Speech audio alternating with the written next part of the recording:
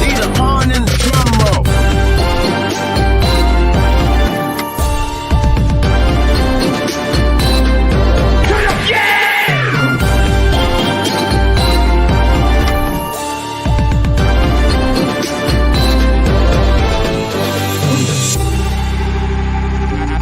Never talk to them boys that sat on them benches. I never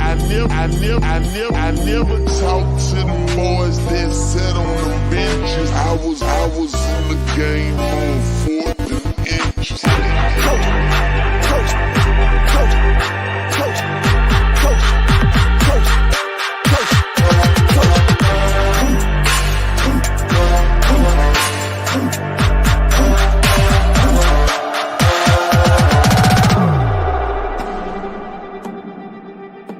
Now it's time to go to work.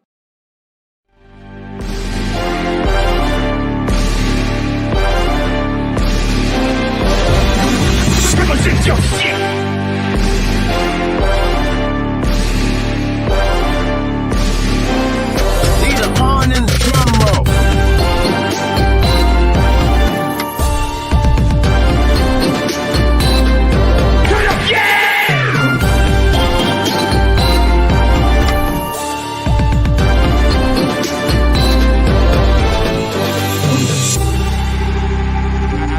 Never talk to them boys that sat on them benches. I never talk to them boys that sat on them benches. I was in the game on 4th and inches.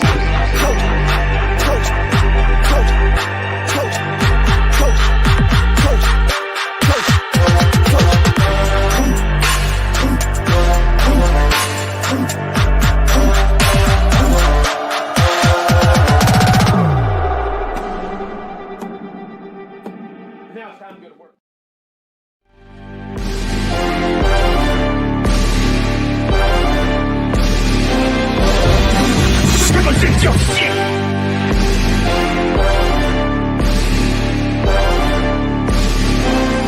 Need a horn and the drum roll.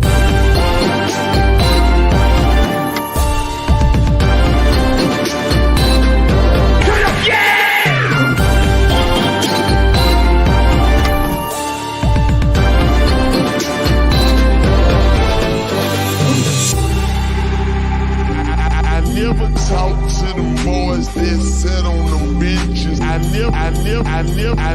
never talk to them boys that sat on them benches. I was in the game on 4th and inches.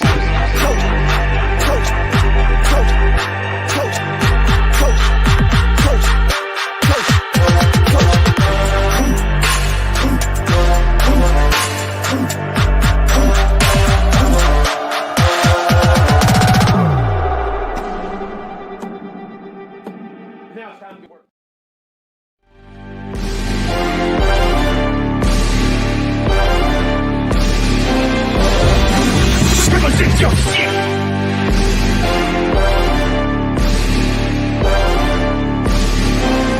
Need a horn and the drum roll.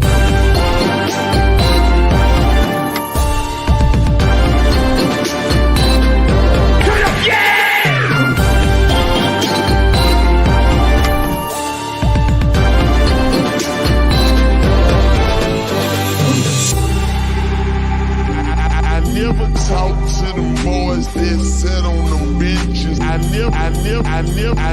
never talk to them boys that sat on them benches. I was in the game on 4th and inches.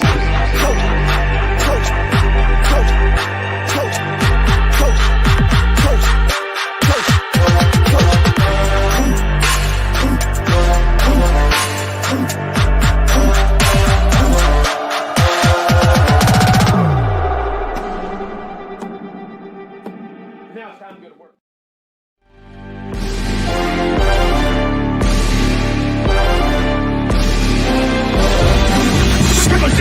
Shit.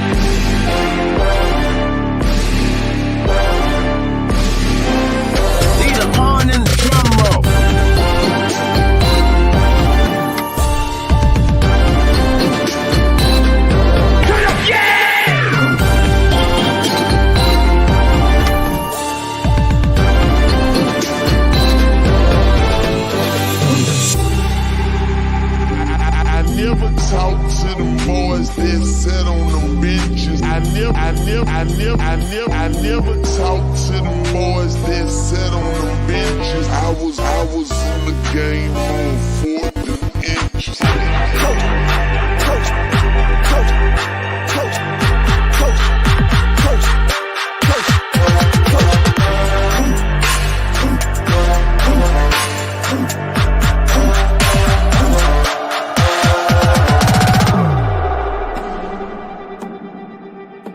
Now it's time to go to work.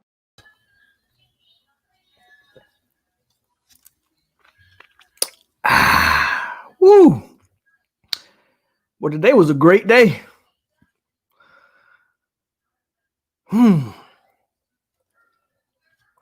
Some damn good juice. A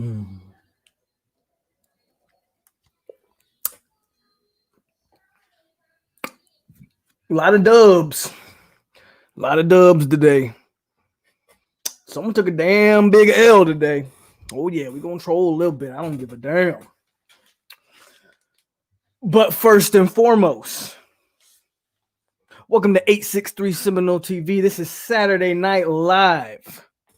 And we got a packed show tonight. I'm talking about, we talking everything tonight. We're going to start off with the basketball.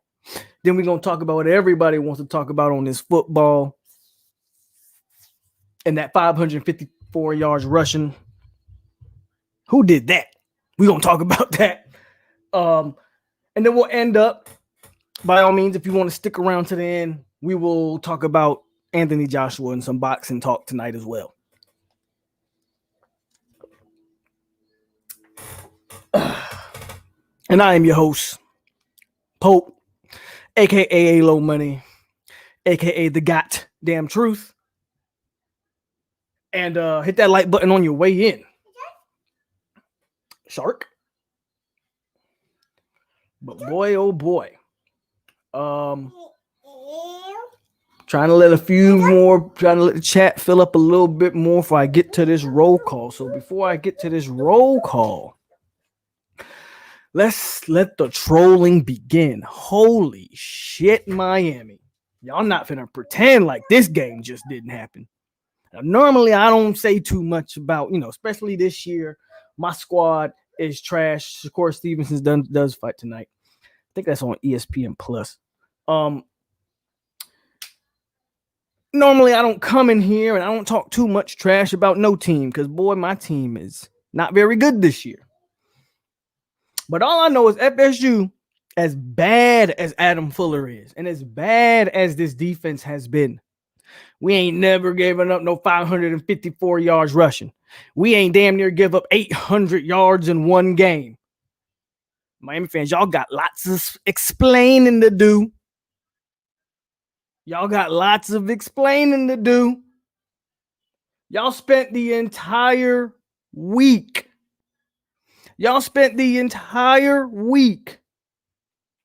Crying and telling me the ACC disrespected y'all. The NCAA is disrespecting y'all.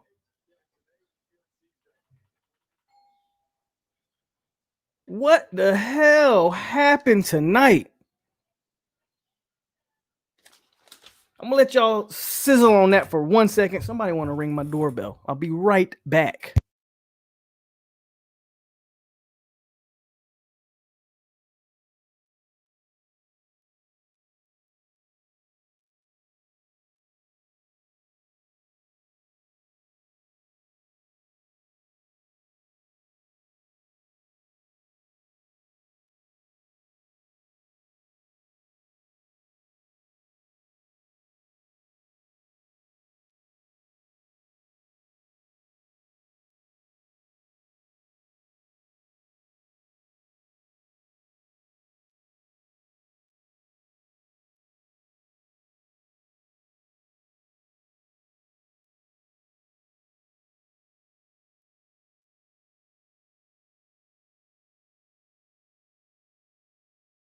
All right, I had a package. Now back to what I was saying. Miami, explain to me Who exactly was disrespecting y'all? Who was disrespecting y'all?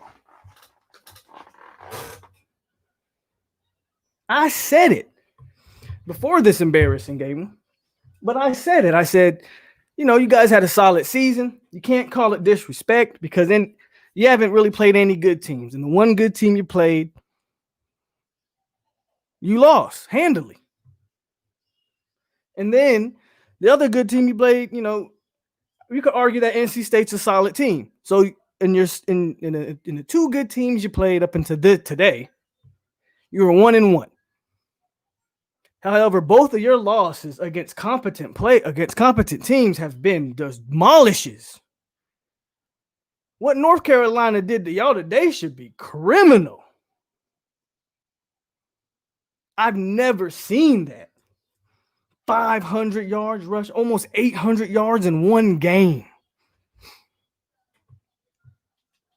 That was incredible to watch. So I'm pretty sure there's not a lot of Miami fans in here now because they don't want to hear that.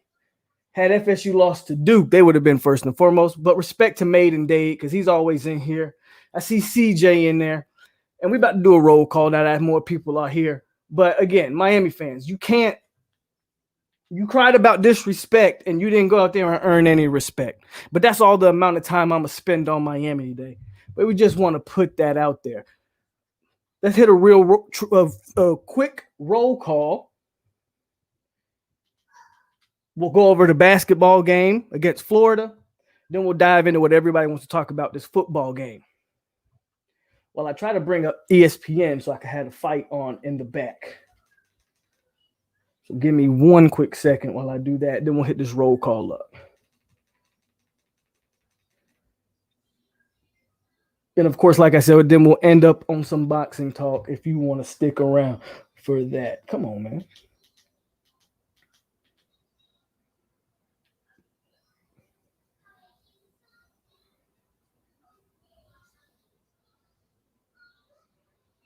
There we go.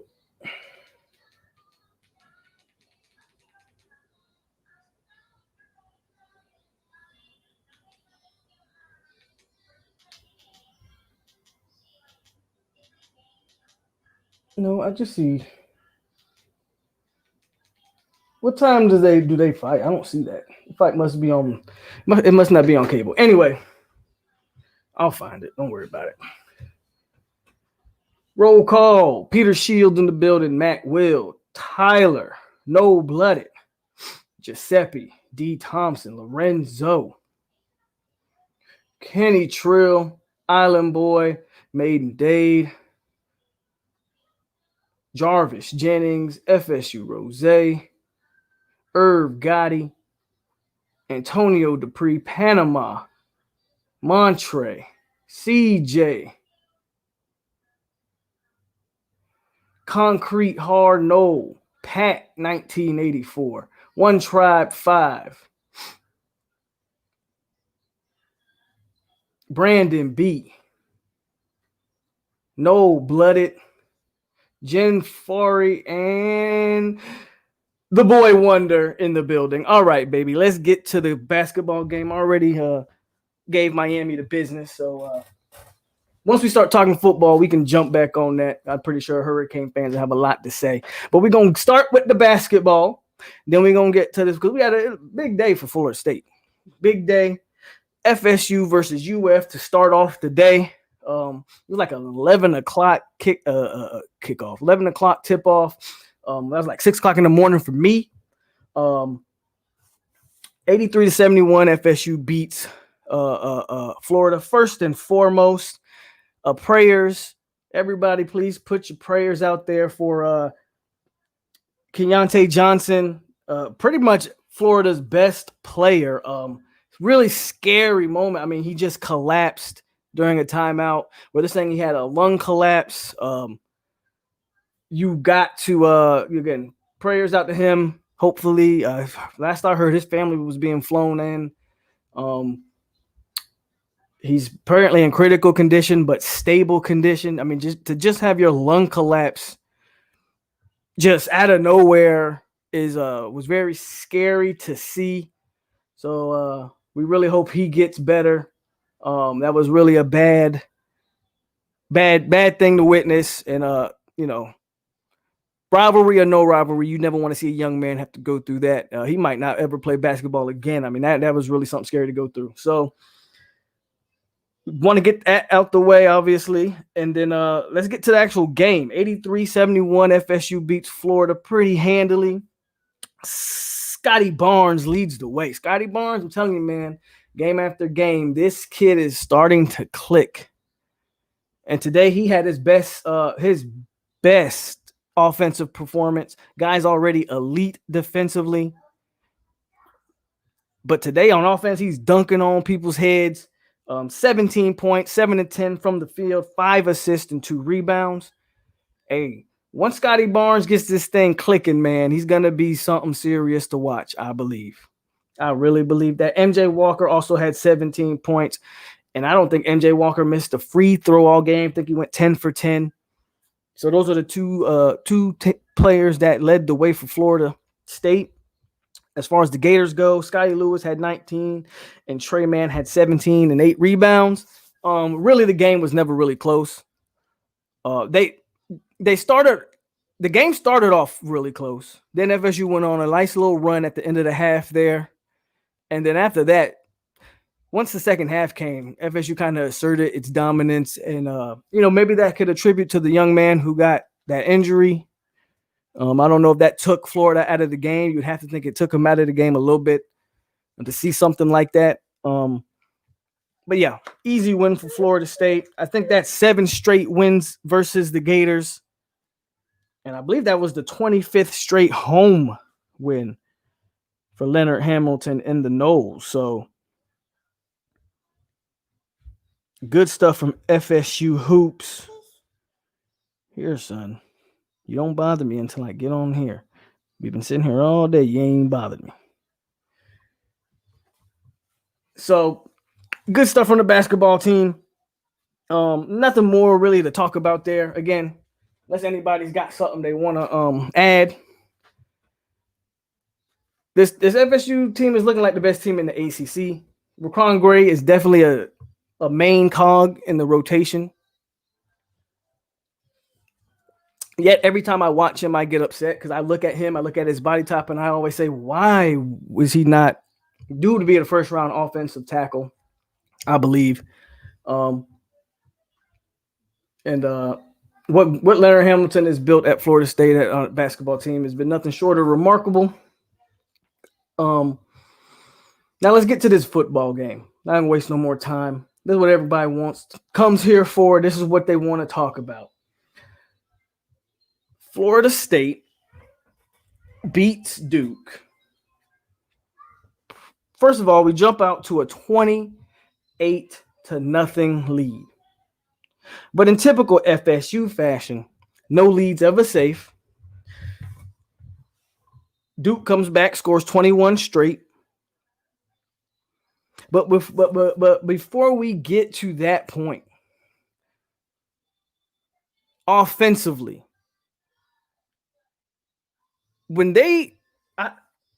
somebody answer this because I don't know the answer to this. Does Norvell or does Dillingham call the plays? Bro, where's my remote? That's my biggest question. The scripted plays out of the game have always been the most effective. But for whatever reason, when it's time to make adjustments during the game, we get way too predictable. They go away from what's working. I mean, we jumped up 28-0. Corbin has a terrible fumble. I'm going to tell you right now, Jayshon Corbin, you played a great game. You played good. You look good. Jayshon Corbin, you better be careful. There's some young dogs behind you in that running back room, including this Trayshawn Ward kid who shows up out of nowhere. There's some young kids behind you who might be more talented than you. We already know Toafili. I've been preaching Toafili from the jump. He's the next superstar running back for Florida State. I love the way he runs the ball, vision, all that. He's got it all. The only thing Toafili may lack is a breakaway speed. That's probably it.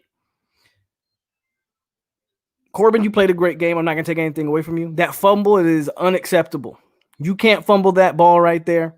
And you keep messing up on them carries. I'm telling you, man, there's some young boys behind you that's going to come take that spot.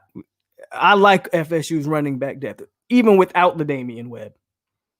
I like FSU's running back depth. I mean, Ja'Kai Douglas. We didn't even see. We saw Ward before we saw Corey Wren tonight. So that tells you FSU's running back depth is something to really pay attention to. Corbin, get it together. Darius Washington, I think you could be a guard. You cannot play tackle. Missing Love Taylor really hurts this offensive line. Robert Scott, the true freshman, I thought, to me, he's played well all year. Of course, he's going to have his mistakes. He's going to have his bad plays. True freshman, got it. Darius Washington, he just isn't a tackle when I watch him. He's not a tackle. Can't play the position. He needs to get stronger. He gets manhandled off the line. Darius Washington, we got to improve that. I bet you only dressed like 50 players today. So all things considered, a great performance from Florida State. And I'm just strictly talking offense right now. I thought Jordan Travis played a hell of a game. He had a bad kind of a bonehead interception. At the same time, it was the third and long, if I'm not mistaken. It essentially turned into like a punt. Do you want him to throw an interception there? No. But he scrambled, tried to make a play, got it. I'm not going to beat him up too much. It's not like that was a bad read. Not like he was reading the field and made a bad read. Tried to make a play when he probably shouldn't have. Ultimately, kind of counted as like a short punt or something. So I won't say it hurt it too much. I think they did score after that, but at that point, FSU's defense was kind of gasping for straws. Still on the offense, though, before I get into the defense. But other than that, man, Jordan Travis did what Jordan Travis usually does. Thought Jordan Travis played a damn good game all around. Made some good throws. He's inaccurate on some of these throws. He's got to bring the ball. I saw him really sailing balls kind of high, and I'm talking about those intermediate and short passes. Seems to be kind of high on some of those throws. If he brings those throws down, I'm not sleeping on Jordan Travis for next year, folks. Whether we get Mackenzie Milton or not, and he hasn't. He's being crystal ball, but he has not transferred to Florida State, regardless of what other people may have said. He has not transferred to Florida State yet. But whether or not we get him or not, I'm not sleeping on Jordan Travis. He has mechanical errors that need to be fixed, but I think he can be a damn good college quarterback. And what he does with his feet cannot be taught, trained, coached, nothing. He's electric. Just his ability to make people miss is something that you cannot duplicate. Those type of things that he does when he has the ball, you either have that or you don't. I don't know if Mackenzie Milton can do that, especially coming off a devastating knee injury. I believe his throwing can be fixed to the point where he can be a damn good college quarterback. Whether we get Milton or not, I'm probably still riding the Jordan Travis train. Did he make some? I won't say he made any bad throws, but he made some inaccurate throws at times tonight. But he also, everybody tells me about this guy's throwing arm. He passes the ball very accurately down the field on these deep passes. He hit Ontario Wilson right on the money where he could only make the play on the ball. Those type of passes, man. Jordan Travis played a damn good game. The running backs as a total played a damn good game. Corbin, Toffili played very well. Again, Trayshawn Ward comes out of nowhere, played a good game.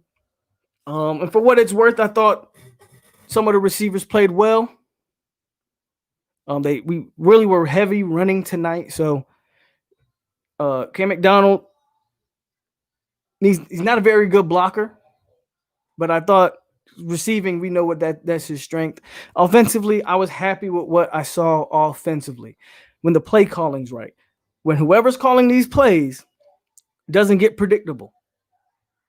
We did see Tate Rodemaker for a little bit. He's not ready.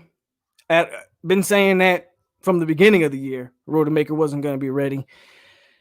But getting the snaps was still good, I believe. It's good to get him out there, let him get some snaps. The more snaps he gets, the better his development should be. We'll see if there even is a game against Duke. But the amount of players FSU dressed out tonight, I don't know. We might not even. It's not Duke, but Wake Forest would be our last game. I kind of feel like that game won't get played, and that's just me. But maybe it does. Defensively now, let's talk about the defense. You know, FSU jumped out. First of all, it's so good to have Hanson Nasruddin back. He really makes up for poor linebacker play. He really does. And I always said that. He makes up for poor linebacker play. It was damn good to see Nas out there, really all over the field. He got him an interception. Only if we would, I don't know how many more wins Nasruddin gives you, but only if we would have had him from the beginning of the year, you know? I know he accepted the Senior Bowl invite. He hasn't said that he's going pro yet. I would kind of think he go if he's gonna play in the Senior Bowl. I kind of feel like he's gonna go pro, but maybe there's a chance he comes back. Maybe from what he hears, he doesn't like his draft grade, and I think he could definitely come back and improve that. Good to see him out there. Trying to start with some of the positives.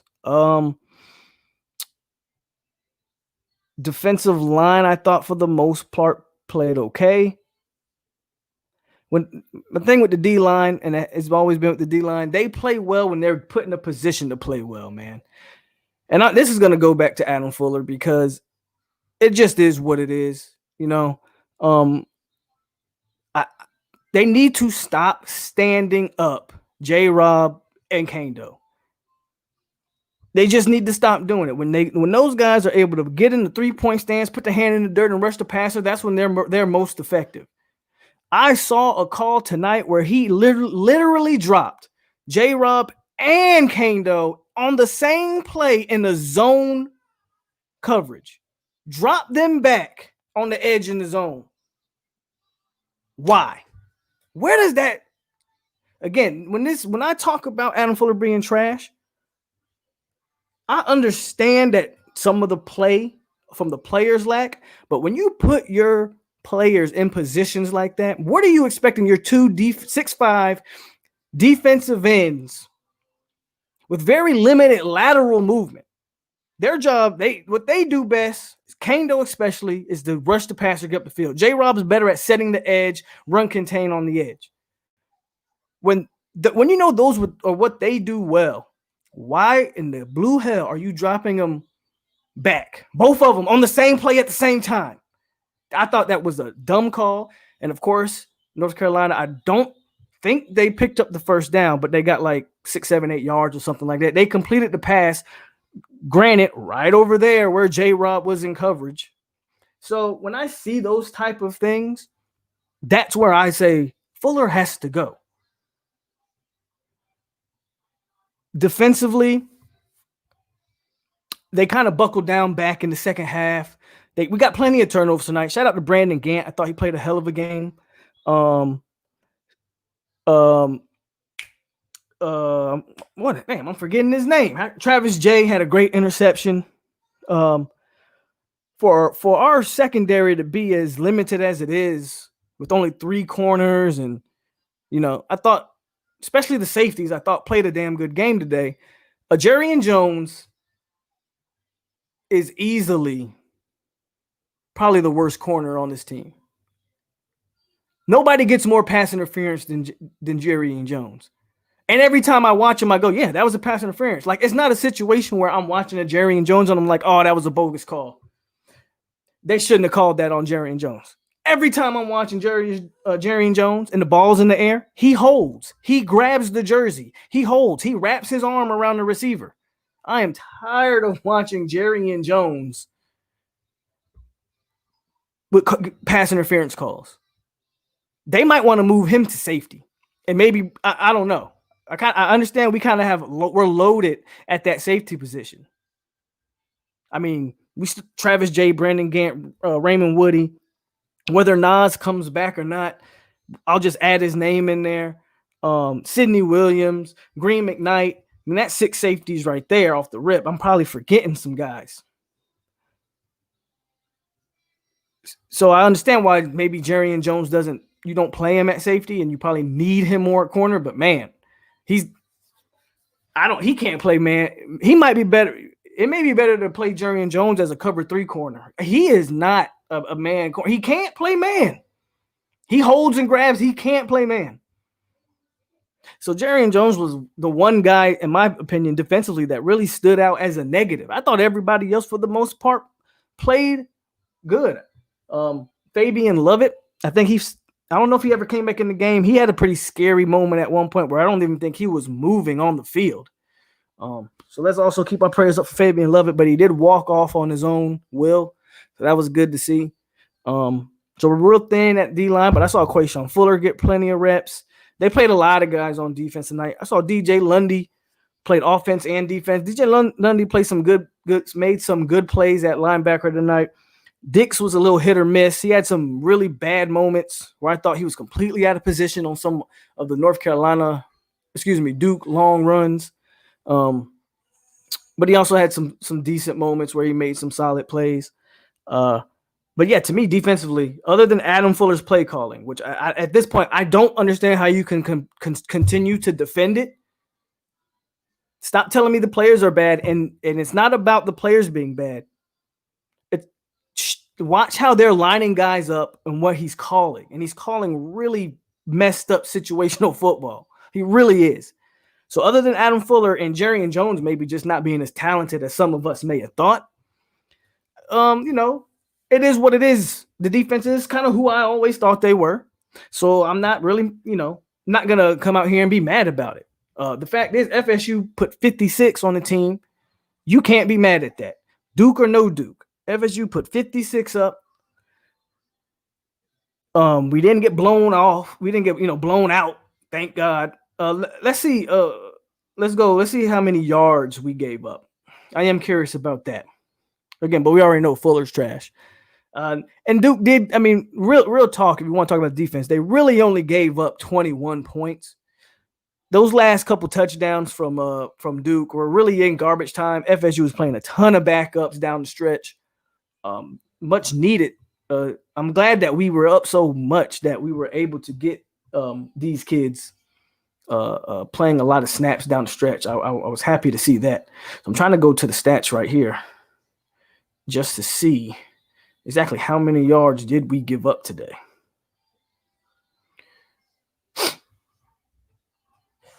Let's see. Oh, and shout out to LSU. LSU was up 14-7 on Florida. This will be an amazing day if LSU if LSU can pull out this upset. Oh my God, this is the best day. This is the best day in Florida State all year. If LSU pulls this upset, come on, guys. Let's all be rooting for LSU right now. Up 14-7 on those Gators. And I'm trying to find the game today so I can see. There it is. So let's check out some of these stats. FSU gave up 393 in total yards. That's a win. For Adam Fuller defense that has consistently given up over 450 yards all year. I think they're averaging over 450 for the year, something like that. To give up under 400 yards, hey, that's a plus. And what did I say before the game? I said if Adam Fuller gave up over 450 yards to Duke, he should be fired tonight. Well, guess what? I guess Adam Fuller will be able to keep his job, which he was going to keep anyway. But I'm not going to call for his job tonight. Only giving up 393 yards, only 148 yards passing. We did give up 245 yards rushing. But we caused 4 turnovers. Really, at the end of the day, what saved FSU is Duke has horrendous quarterback play. They have terrible quarterback play. So you were able to get the kind of game we got tonight. 3-6 on the year. Again, still not up to FSU standards. But yeah, that's pretty much the recap. 56 points. We were able to give up under 400 yards defensively. I don't really need to ask for too much more. I know it's against Duke, but we can't sit here and pretend, you know, we can't sit here and pretend like a lot of people didn't go into this game nervous. Like, are we really going to lose for Duke in the first time in our history? But no, we were able to beat Duke again. I think that's 21-0 against Duke. So we're able to keep that streak alive. Speaking of another team, they can never say they lost to Duke. Miami can't say they never lost to Duke. So, hey. And yeah, we can continue to troll Miami all last night. I don't care how they feel about it.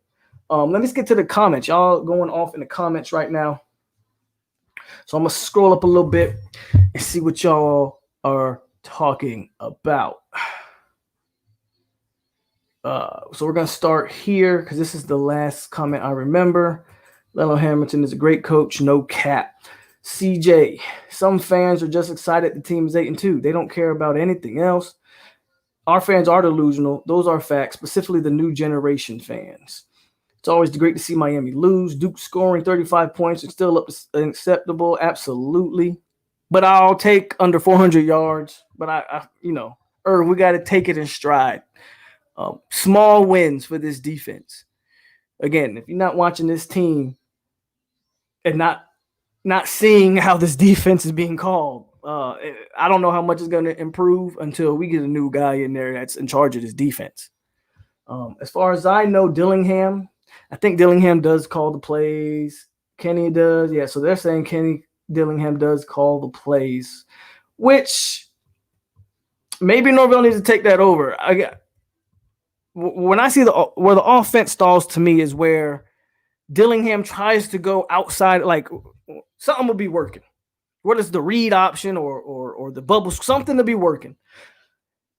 And then Dillingham will do something like completely off the rip, like run a double reverse or some crazy shit like that. And you're like, why? I understand trying to add little wrinkles. I understand trying to keep the defense on its toes. But I've always been a believer, man, if you can't stop it, why am I going to stop running it? Okay, I'll switch up once you show me you can stop it. And, so Dillingham really throws me off with his play calling. Ward looked good in the bowl game. This shouldn't be a huge surprise. I didn't know Ward played in the bowl game. I know Sheffield got a ton of carries in the bowl game. But Ward did look good tonight. Like I said, some young horses back there, man. Corbin got to hold on to the football or he will lose that start, I believe. Douglas finally showed why we received the scholarship. Dillingham can be better at play calling. I like Jay at corner. Why does these kids still have the body shape of high school players? They need to put in some muscle. Jarian was frustrating. Yes, as I talked about Jarian Jones, I don't think he's that good. He ain't showed me that he's that good. He had a lot of hype as a big-time transfer for Mississippi State this offseason. I haven't seen it from the jump with Jarian Jones. I'm sorry. Call me crazy, but if he can develop a solid arm, Jordan Travis can be an NFL quarterback. Sorry, I'm sleeping on Travis. I'm not. Kane say, I'm trying to figure out how y'all beat UNC. Then we beat y'all by 42, but we lose to you. Y'all gave up 60 to them boys. It's crazy season, but how y'all give up 60? And then where was this great offense? If anything, I thought y'all would have lost in a shootout. I thought Miami would have went, 60 to 65, something crazy. Y'all, North Carolina's defense was putting the clamps on De'Aaron King. And, I mean, what are y'all, just De'Aaron King or bust? I mean, I don't know, man. Y'all tell me. Y'all the Miami fans. Travis is kind of fragile. I agree there. I think we don't go get a transfer QB. JT a full off no COVID season. He could really work. I still say bring in Milton if he wants to come because he does more inside the locker room than just, as an extra body. I mean, I think he can really show this really be an improvement to this quarterback room, not only on the field, but off the field. Show him how to prepare, all that stuff. I mean, Mackenzie Milton has played in big-time games. I know he went to UCF, but he's played in big-time games and he's won them. You can't discredit that. His value would be real big to Florida State, I believe. Easy answer. We showed up. I just don't see Irv Gotti like how Miami goes the entire week of being disrespected. The ACC don't respect us. The NCAA ain't showing us no love. And you come out here and this is how you play. It's not a big deal to lose to North Carolina. Again, if you lose in a shootout or you lose in a close game, sometimes you just lose football games. To give up 60 and 800 yards, like Miami just did not show up today at all. Somebody got to explain it. Jordan Travis is a game changer as far as I'm concerned. He's our best. And that's where I'm at with it, Giuseppe. You can say what you want about sleeping on the man. What he does with the ball in his hands, you can't replicate it. You can't duplicate it. There's no one else on that offense that is as electric as he is. I just don't think you take the ball out of his hands. I know some people are talking about let's move him to receiver. I don't think you depend on another player to get Jordan. He is best when he just has the ball in his hands and is able to make plays. You refine his mechanics. You allow the game to slow down for him. Give him work. Man, I think you could have something in Jordan Travis. I really do. I've seen less talented quarterbacks be more successful at the college level. I'm telling you, Jordan Travis is good enough to be a college quarterback. Jones is a nickelback. Jones should probably be a safety. Milton transferred to FSU. He just started following all these FSU players on the gram. Even coach. I mean, it's dope to see, but again, until pen is the paper, I'm not going to sit here and say he's transferred. It's cool to see him following every guy, but I've seen that story before. I've seen guys start following guys only to end up elsewhere. So, yeah. Travis needs to work hard this offseason on his accuracy. How about them Kang? Jerry and Jones is doo-doo. I know it's Duke, but it's crazy how the older guys quit on the team, then the younger guys go out there because the young guys are hungry. The young boys are hungry. A lot of those older guys, I hate to say it, were some entitled guys who thought the game was just going to, I guess, come to them. And these younger guys are kind of out to prove something. You can say what you want. I know a lot of people haven't been happy with the transfers, but I've been upbeat on it since it started happening. Now you got to replace them. You still got to build depth and build a program, but the foundation is laid. In my opinion, the foundation for FSU is laid now. That's what you see. All these freshmen you see, the Stephen Dixons, the DJ Lundys, the McClendons on the edge, the Josh Griffins on the edge, Quayshawn Fuller, Raymond Woody, Brandon Gant, Travis J. All these guys I'm naming are freshmen or sophomores. That is the foundation on offense. Lucas, if he stays with the team, we did miss our center tonight, Maurice Smith, but that's a true freshman who's been probably your most, outside of Love Taylor, Maurice Smith's probably your most consistent offensive lineman all year. Robert Scott, freshman. Thomas Schrader, freshman. Your foundation is already in place at FSU. Now you build on it. Now you add to it. I don't think this team would be down forever. It's going to take a few years because these guys have to get to that level. And then also you have to bring up guys under them to sustain it. But in my opinion, I'm happy with the foundation that FSU has right now. Bro, this is what we have been for a long time. All flash, no substance. We also got lucky as fuck not to lose to UNC. Yeah, we got lucky. Because they didn't make any halftime adjustments. Jones is trash. I wouldn't call it luck, but they definitely didn't make any halftime adjustments. And USC came on strong in that second half. But in my opinion, we didn't get lucky because we outplayed them. In my opinion, for the majority of the game, we played the better game. We need Amari Gainer to play more in the defense. Where the Miami fans at tonight? Beautiful day today. They probably, a lot of them, again, shout out to the guys that's in here talking. I know CJ ain't never scared to come on here. Maiden Days always showing his face. So shout out to y'all. I guarantee you somebody you won't see tonight is like a new King God. He's not going to show his ugly ass tonight. But the Miami fans are here, and shout out to the ones that are actually in here talking. Hamza said the other day, just because he accepted the invitation doesn't mean he's going pro. Right. I like Brownlee. I think he has a bright future. Can you play in the Senior Bowl and come back to college? I would have to believe this year you can't. Normally you can't because you're a senior, right? More times than not, unless you're like a grad transfer. But most seniors know. Obviously, it's the Senior Bowl. They can't. Their eligibility is run out. With this year not being a thing, really, with no eligibility being exhausted this year, I think technically he could go play in the Senior Bowl and come back. I don't see why he couldn't.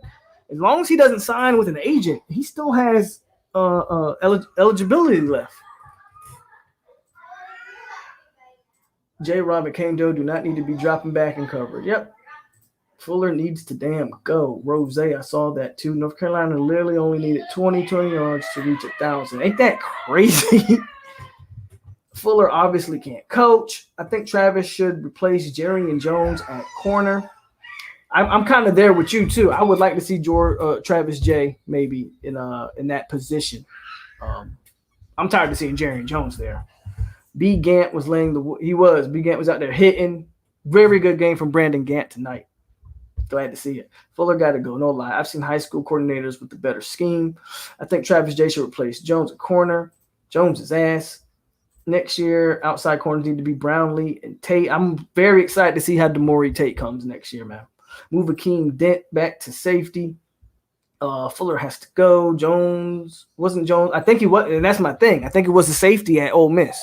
I could be wrong there. Again, not Ole Miss, but Mississippi State. Didn't watch him last year. But when they first brought him in, I recall them saying that they were really focused on him being a safety.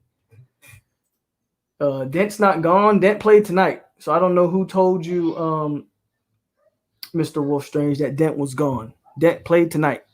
Now, unless you're telling me that you think Dent's going to transfer when the year's over, but Akeem Dent played tonight. Fuller isn't as bad as Baker. Well, look, this game tonight, y'all have no excuse, right? Even Adam Fuller didn't put up this type of performance. But I would say Fuller's total body of work is probably worse than Baker's, but I feel you. After tonight, I probably would be saying the same thing. Fuller is hot trash. I'm all about calling Charlie Strong, man. What do you think about the uniforms today? I liked them. They're not as. I saw a lot of people complaining about them. I personally, they should have went black on black with the gold helmet. Now that would have been cold. We would have been looking cold. I'm not a big fan of the black on garnet, but I didn't think it was ugly. It was so. Not enough for me to complain about it. But I think the black on black with the helmet would have popped nice. That black on black and gold would have popped nice. Not a real big fan of the garnet pants with the black tops. Fire. Oop, my chat jumped on me. Fire Fuller. Players out of position. Bring in Charlie Strong. Players actually aren't that bad. It's the coach not put. I've only been saying it all year, Antonio, but I've had plenty of people come on here and argue with me and tell me, nope, the player's garbage. I think people are finally starting to see what I've been seeing since the jump.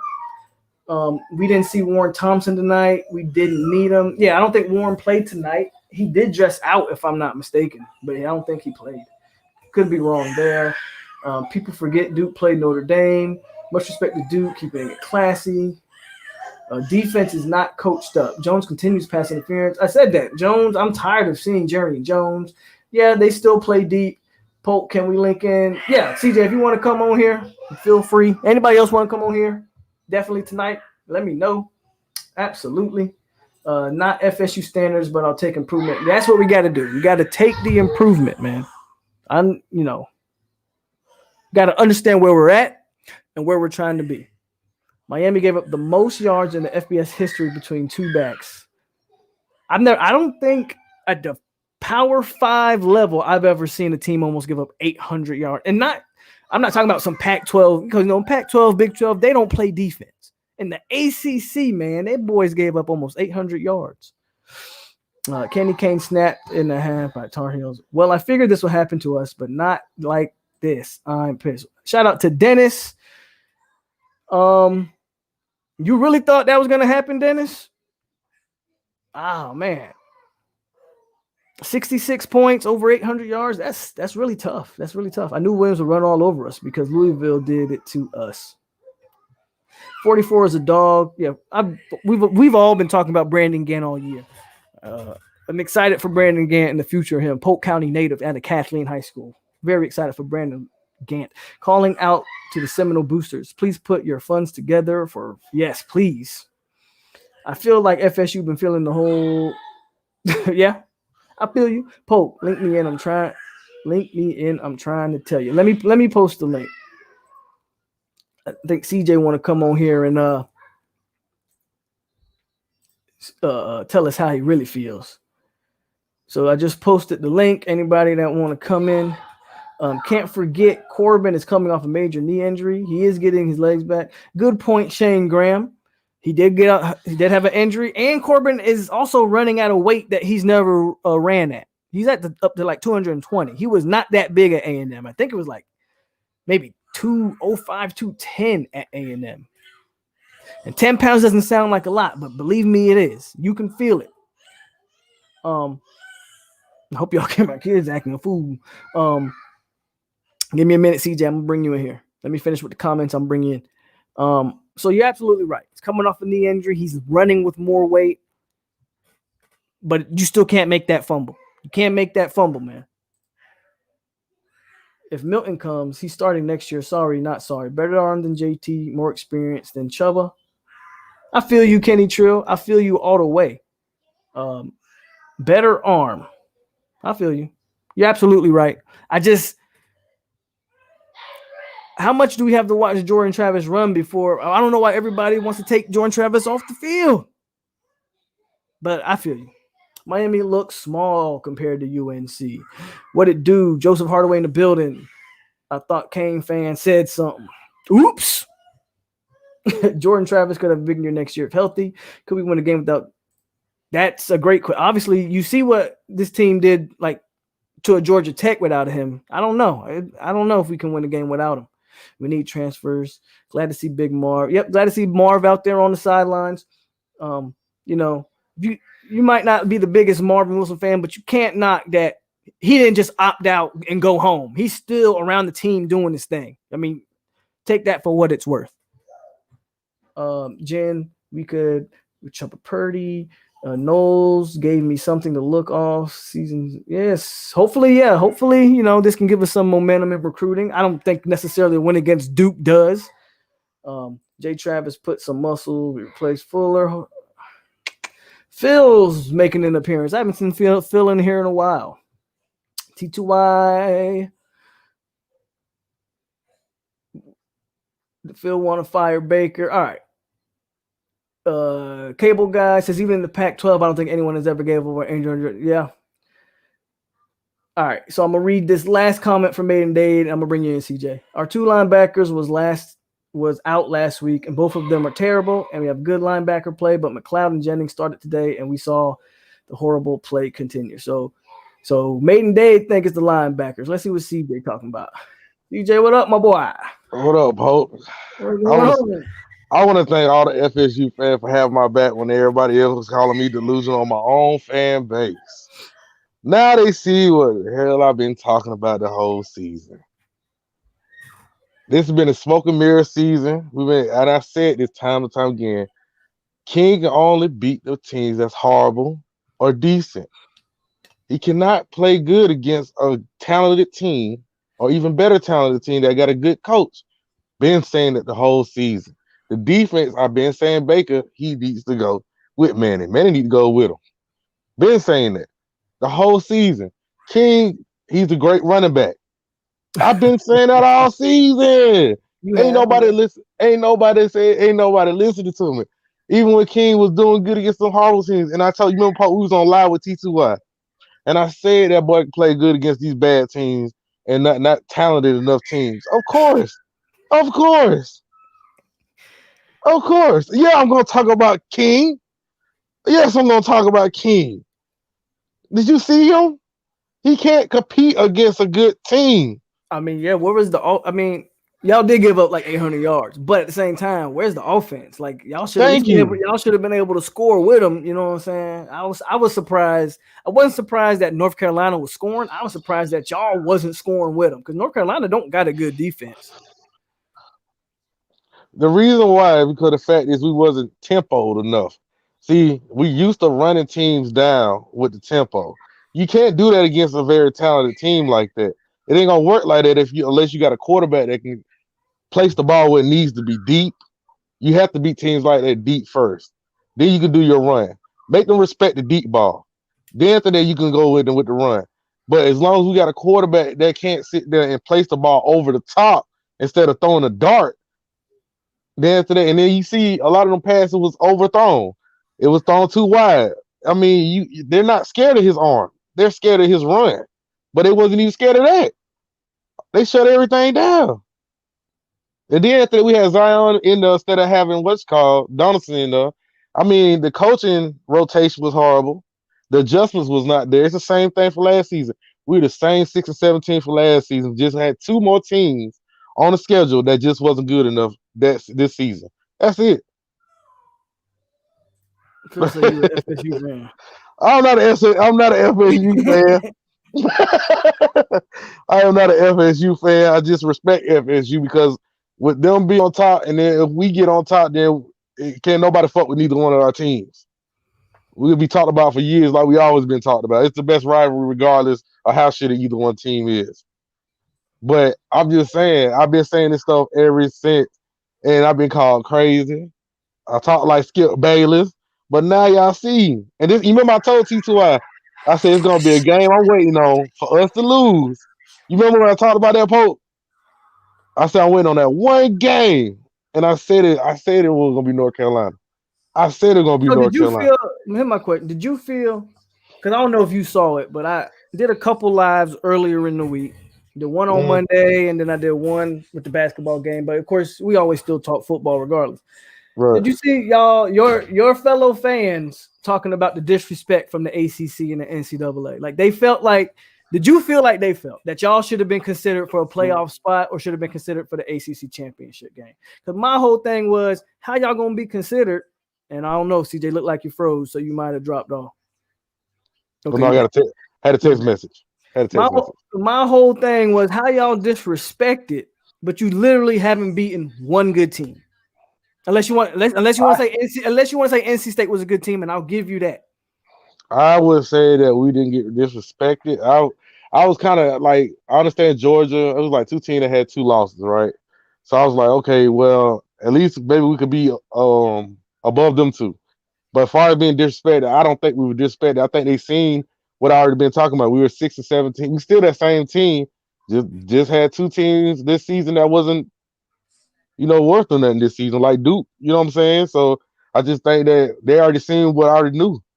So I don't think we were disrespected. We weren't ready. I said we didn't need to go to the AC championship. I said that. We ain't even ready for that. As long as Manny Diaz is there, I don't think we're ready for nothing. It's just gonna get worse and worse by the season. We're gonna take more. A lot of y'all felt like, obviously you didn't, but it was a big thing. I was arguing back and forth. Like a lot of y'all felt like Miami had a case to be, and I kept saying your best win is against NC State, and outside of that, a Louisville team that's 2 and whatever they are, like y'all, maybe Pitt, I guess. Like that was my whole thing. Like, what was the good teams y'all played? And then when you do play the good teams, y'all get beat, and you see what UNC just did. Yeah, I mean, you remember I agree with it, and everybody would give me hell about that. Say, "Are you a Miami fan?" No, it's not. It's not. If I'm a Miami fan, I'm a diehard. It's tatted on my arm. But at the end of the day, you got to recognize real, and really, we ain't there. We ain't gonna be there because look who our head coach is. And then after that, you got a defender, a defense coordinator that don't know how to adjust, don't know. He got a striker thing going on. I mean, we should just go back to basics. I mean, just go back to 4-3. It was working for us when Mark Richt was there. So why would you just go into this striker jump with Blake Baker? Sit him down or fire one of them. It don't matter. Get him out of there. I'm just saying, we play shitty teams. We play teams that rebuilding. Like when we beat Florida State, yeah, we won. But shit, y'all rebuilding. You know what I'm saying? Y'all rebuilding. Duke rebuilding. But a lot of y'all, and the crazy thing about that is, a lot of y'all was saying that was a good win. Like before this game, listen, before this game, I was like, what's the good Miami wins? FSU, Louisville. NC, like that was this is what the Miami fans was telling me, and I'm like, delusional. like, My delusional family. yeah, and I was like, bro, okay, Louisville maybe at the time could have been a good win, but you see how they played out the rest of the season. They not a good team. I didn't even think the Louisville. I don't even think the Louisville game was a good win. You know, I mean, just because of the fact that Louisville is let's go get a black quarterback from Florida and just let him run. That's kind of usually thing. what they do. Yeah, you know what I'm saying? So I'm like, okay, we beat Louisville and it was ranked. Okay, that's the only thing. The only thing good about that is that the fact is that they were ranked at the time. Other than that, we really didn't beat a legit team. No, and I sit there and agree with y'all when y'all said that, because the fact is, who did we beat that was a real good team? But y'all was, when I say y'all, I'm talking Miami fans, not you, but y'all was saying, y'all said delusional. Y'all was saying, you know, beating the worst FSU team in the history of the FSU. That was a good win, apparently. I was like, oh. I mean, take it with a grain of salt. It's just trash talking to me when it comes to that. But other than that, like, you gotta recognize. You gotta wake up to the facts. Facts is, man, King ain't the answer. We need a defensive coordinator. Hell, shit, we really need a new head coach because he don't know how to prep worth a damn. He don't know how to get the team excited about a game. As you can see, we lay down and just stay down sometimes. So I'm just saying, man, it don't look too good. Like, and then we got Alabama at the beginning of next season. Come on. Come on. A lot of people saying this is what Manny Diaz. This is why Manny Diaz got fired from Texas when he was the coordinator over there. Yeah, he got fired. He got fired. Giving up, having given up this type of game right here. Yeah, he got fired from Texas. I think he got fired from La Tech. He got fired from every job he coached, I think. To be honest with you. So are you calling for Manny's head? Man, I've been calling for Manny's head after last season. Hold on, my wife calling me, bro. Hold on. I've been calling for Manny's head since last season, man. I've been calling for Blake James' head.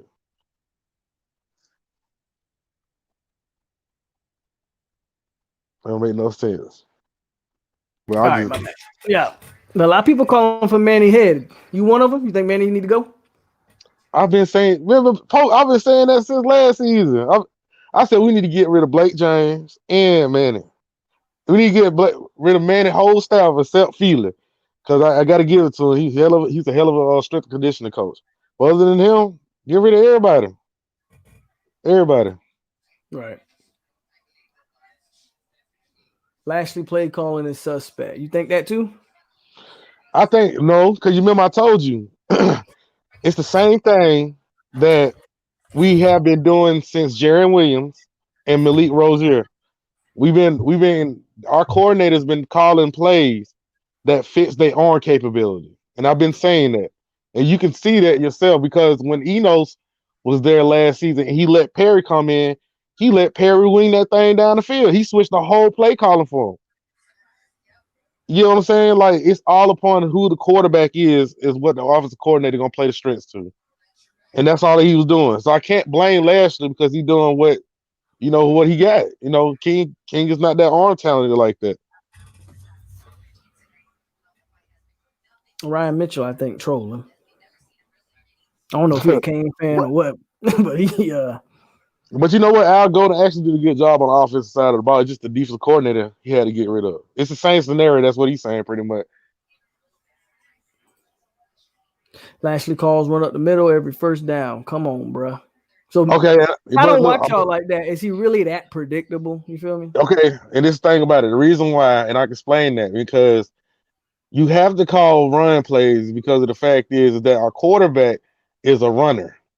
So he's going to put his whole trust in the RPO to see if he can get the linebacker to snag on the running back or himself where he can make a decision. Like I said, Lashley is just calling plays that fits King's capabilities. So that's why he calling those type of plays. If he had a passer that can throw like Trask or shit, even Jordan Travis, they can put the ball over the top of a wide receiver close enough where the wide receiver can make a play, he wouldn't be doing all them run plays like that. But if you got a quarterback that's a runner, what you gonna do? You're gonna try to do run plays. That's all in the scheme. Mm.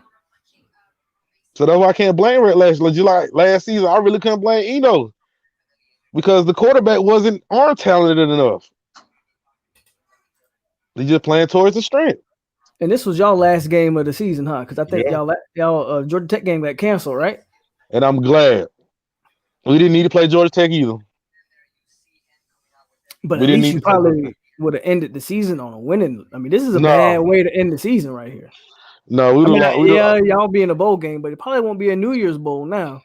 We didn't shit. We don't need to go to a goddamn ball. If we playing in like a they talking about some Texas A&M or Florida. We play somebody like that, I don't man. want to see. We might well not even, just go ahead. Don't even book no plane tickets. Just stay home. Yeah. Tell them we got corona. Just tell them we got corona, man. Because at the end of the day, you got to be realistic. Yeah, I know I went dark, but at the end of the day, you got to be realistic, man. This team with many head coaching this stuff, man. We might well get ready for another bad season. We're gonna win another 6-7 games, go to another bowl, and we might lose a bowl game. And we got a good enough team to play against. And we got a North Carolina or Clemson to play against. It's over with. Just stay home.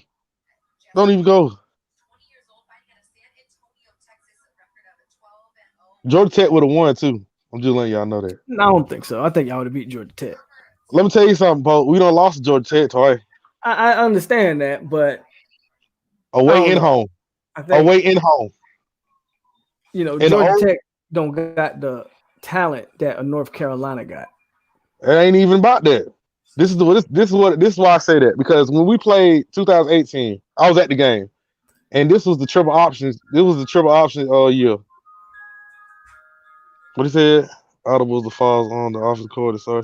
I mean, I ain't gonna say it ain't him as well as far as the offensive coordinator, but still, you gotta think about it. He has to call towards the quarterback strength. He still has to do that. But anyway, Georgia Tech, the 2018 season, I went to that game, and that was the triple option season. That was the last season. Paul George was coaching Georgia Tech. Shit, they ran the ball, and I goddamn throw and did the play action pass every time to the left, and killing us deep. And then after the 2019, Manning was the head coach. That's when they had their first year head coach, and they went in the wires in a spread option. And we lost at home against Georgia Tech with a they had a quarterback that wasn't even that good. At least now they got a freshman. He got an arm and he can run. And their defense does play hard. So I mean, we would have lost that game too. But I'm gonna be called crazy. But I've been telling folks, it's not gonna happen. King is not the savior. The defensive coordinator is trash. Manny is trash when it comes to preparation adjustments, player rotation personnel. I'm just calling it like I see. Does Ed Reed have any say so? Fuck no. Not one iota word. Period. So as the chief of staff, what is his job? What is he doing? He's just observing. He's observing and he's putting his input in every now and then. He has no pull. He said in his conference, he has no pull. He's just there. What do you think about getting Cristobal?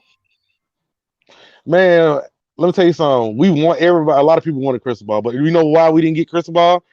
Because the fact is, our athletic director, which is Blake James, does not like him. That's why. He doesn't like him. That's why I say James need to go, because he's more of a biased athletic director than he is a winning athletic director. But would you want him though? Hell yeah. Okay. He's aggressive. He's an aggressive coach. He's an aggressive coach. He's an aggressive coach, and he played for us back in the day. So, that'll work perfectly, man. But we got 2-3 more years with Manning, unless they fire him sometime soon. So, and Blake James' contract ain't up till 2024. So we pretty much screwed for another couple of years in my book. I mean, yeah, that's a bad way to end the season. Apparently T2Y has going live now. I guess he got some stuff he want to get off his chest. T2Y don't usually go live after games. He over there. They over there arguing. I had went over. They over there arguing, What they going back argue? and Who forth. they argue with? Who he I argue don't with? even know, man. Cause I don't even want to go over there. Cause I know I'm the crazy one, so I'm not gonna go over there. I just put over there. Ooh, I ain't. But I told y'all so. That's all I had to say. But see, I know what I see. I watch the game. I don't sit there and just be like, oh, we got a first down. Fuck them first down. We need touchdowns. We Yeah, I need the feel you. defense to stop. You know what I'm saying? It's cool that we getting these first downs or whatever little short passes, but guys, come on. We need touchdowns. We need deep balls. We need to be having a balanced offense. Our shit is more run heavy than it is pass. But hey, I'm the crazy one though. But we lost bad, and I knew we were gonna lose against North Carolina, and I called this out. And I had a feeling we were gonna lose this bad. I didn't. I did. I knew a loss was possible, but to give up 60 points, 800 yards, 500 yards of rushing, I thought that. Hey, Well, I ain't mad to see it, but I didn't see it coming. I mean, you look at the Clemson game, right? Clemson at the time was number one. Everybody was healthy. North Carolina, I ain't heard nobody unhealthy, and they came out of what preseason ranked pretty decent. And Right. so It was you know what number I'm saying? 5 at one point. Yeah. So you gotta think about it. If they up there with Clemson at that time, and then even though they fell off and lost what 2 games this season, I think it's I think they, two I or three. think they lost 3. They lost 3. Okay, so they lost three. They lost three, but at the same time, they still got our number. North Carolina still has our number at the end of the day, and I knew that. And they quarterback, they running back, man. That's all I gotta say. Quarterback runner, you got a quarterback that can throw. Or you got some. Sam Howell, they didn't even really need to use him tonight, though. Them running back, y'all couldn't do. He was really. I didn't watch too much of y'all game, but the times I would flip over, he was embarrassing y'all. I'm talking about running over dudes, like in midfield. Like I was like, man, what is going on this defense? Y'all couldn't Man, tackle him. Shit. listen, the interior Nestor's the only one that's good enough. Um, who our defense and Roche, he been ghost for a few games. And who the other damn end we got? Was it the linebacker play or was it more so the defensive play calling? Both. Or what? Or Because what just was the issue? the issue was that the coordinator wasn't putting them in the places to do something positive, That's what I and then always. and then on top of that, the linebackers couldn't do nothing because they was in a zone where they had to sit there and read instead of going sending somebody on a blitz or something like that. They wasn't playing off instinct, so they got blocked by the offensive lineman most of the time, and that would open up a lot of gaps. It was a more hurry up and wait kind of thing. So it's on both calling in well, it's really on calling. I'm just gonna call it like what it is. You're really on the play calling. It was all about the play calling tonight. I can't even and the tackling was kind of shitty too. So I mean, Yeah, that tackling was bad. yeah. So I say it's both players in the coordinator. What stat you want, Jen? Because I talked about the stats earlier. We actually gave up under 400 yards of offense today, so I'm just happy to see that. I think Travis had like 282 combined yards, some touchdowns. Overall, good game. Good game from the Seminoles. Man, everybody pissed off, but I ain't pissed off. I'm just glad people seeing what I've been seeing for the whole season. Smoke and mirrors.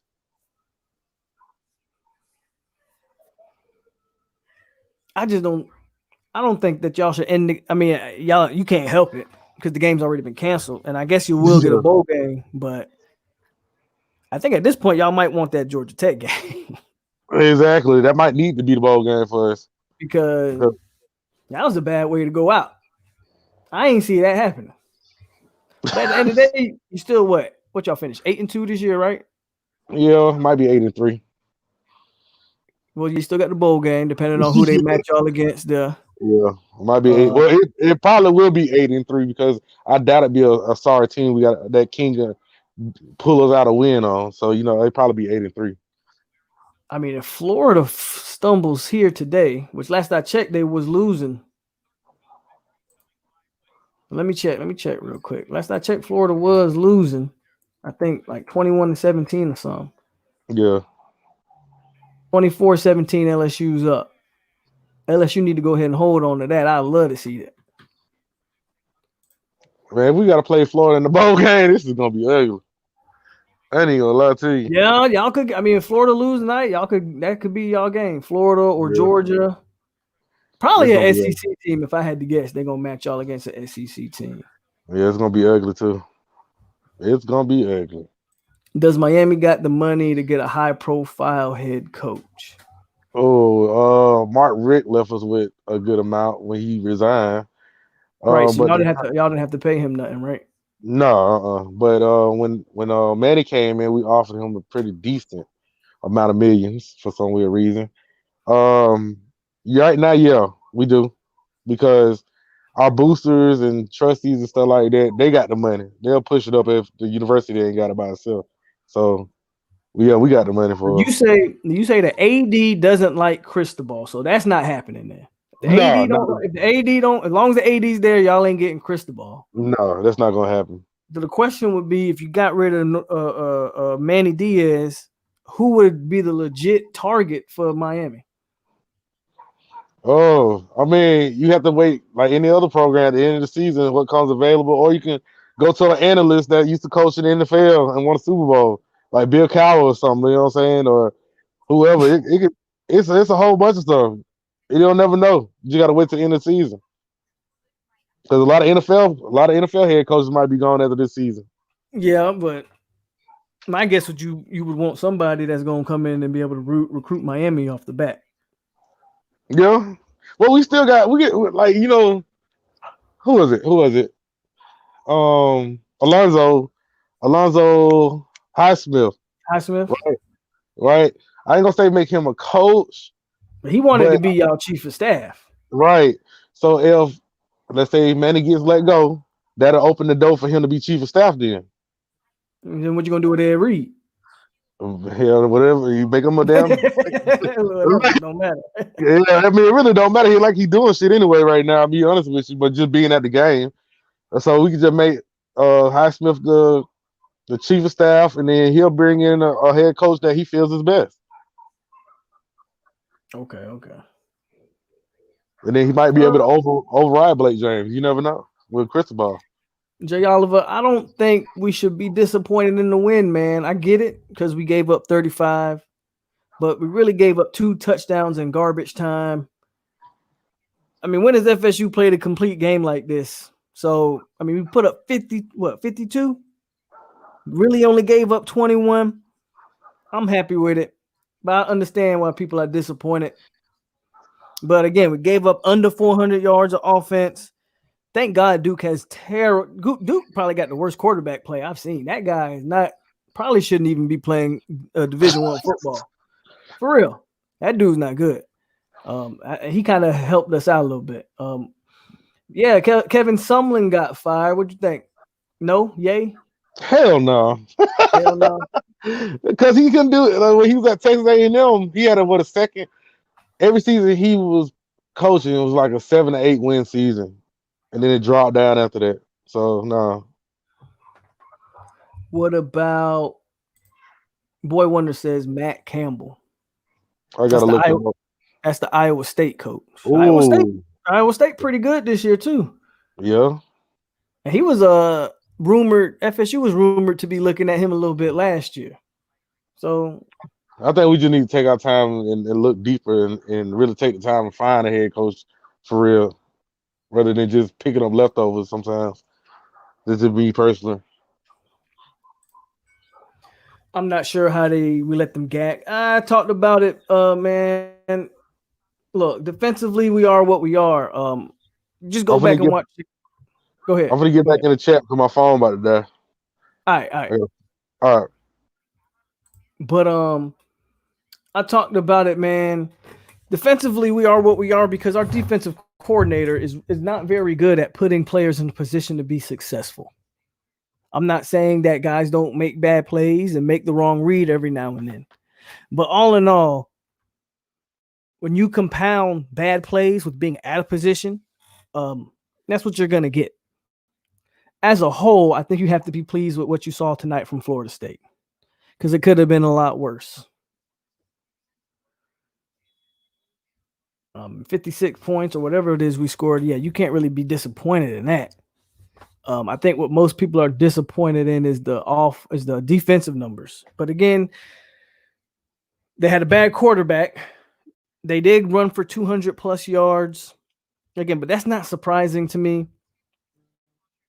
Our linebacker play is not the greatest. Again, Steven Dix was really hit or miss tonight.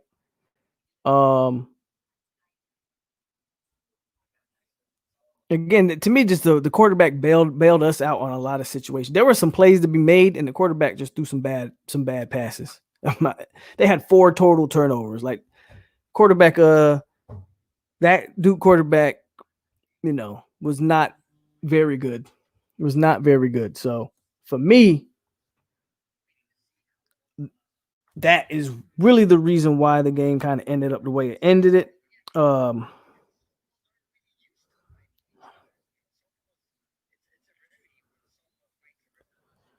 But again, I talked about that earlier. Adam Fuller, man, he just doesn't do it for me. He just doesn't do it for me. Sniper says, "POLK, we did make adjustments defensively in the second half. They killing us on the outside zone runs, but in the second half, it was shut down." Again, I said it, 21 points. You can't be too mad at 21 points, man. That's what I feel. That's what the defense really gave up. Them last 2 touchdowns was kind of really in garbage time, where we were playing probably some walk-ons at that point. Really, really thin tonight. So all in all, man, FSU had a great game today. Basketball team had a great win. Hey, to believe the Duke QB, yeah, he did not. That dude, man, I don't see it. He did not look great. I'm watching. If you can hear it, I got the Shakur Stevenson in the back. He's not fighting yet. But what else we got? As far as football goes, I mean, that's it really. Hopefully they get some. I don't think the Wake Forest game is going to be played. Because of that, this is a solid way to end the season. I don't see us playing a bowl game, not with 3 wins. I know we qualify for it. I just don't see it happening. It may be possible because I think Boston College, who did become bowl eligible, declined their bowl game. So you have a potential. Maybe you need to fill in a bowl game. Maybe you call Florida State. I think Mike Norvell would take the opportunity to play as many games as he can, because I think he understands when you have a team this young, the more snaps, the more practices, the better. The more you can train this foundation, the better. But, this may very well be the last game of the season. It's a nice way to end the season. And let's see if does that put us in a position to have some recruiting. Adrian, I think your thing is dead. Does that put us in a position to have some recruiting,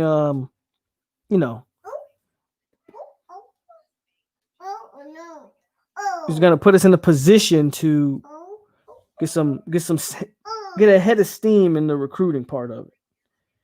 That's what it boils down for me. Because right now, this is where this team is at. Recruit. You right. Fuller got to go. His scheme is too not to be desired. 35 points is still 35 points. I hear you. But again, I'll take 35. Here, man. Go. I'll take the 35. When I'm watching it and I see that that 2 touchdowns were given up in garbage time, to me, it's 21 points. So I'm okay. And again, we had like 49, 50 people dressed out. We did not have a lot of depth. So they played a lot of backups down the stretch. I'm cool, man. I'm cool. Do we have a good linebacker coming in the future on the team now or in recruiting? I think Steven Dix still has the potential to be a good linebacker. I'm not done on Dix. There's a chance that Patrick Payton is a linebacker or a defensive end. Some people like him better at linebacker. Some people like him better at end. To me, his tape. I think he's more effective off the edge rushing the passer. But I thought he plays. I think he plays standing up well as well, very well. We'll get on the potty. Andrea, come here. So for me, we got some guys that's potentially coming here and play.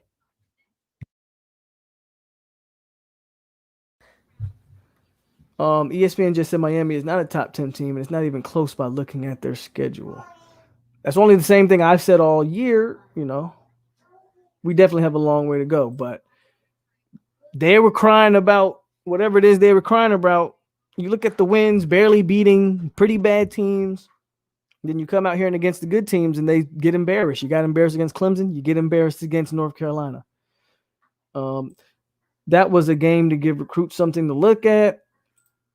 Good to get rid of players that weren't about team. I'd rather watch these guys. And I agree, Derek. And if you don't kind of see that when watching this team, were there some – how many penalties did we have today? Let me check. I'm going to check. I want to check and see how many penalties we had. We had most of the penalties that I remember were them damn pass interferences by Jerry and Jones. That's just me. I don't recall any bonehead type of personal foul plays or, you know what I mean? That's really where I'm getting at. I don't.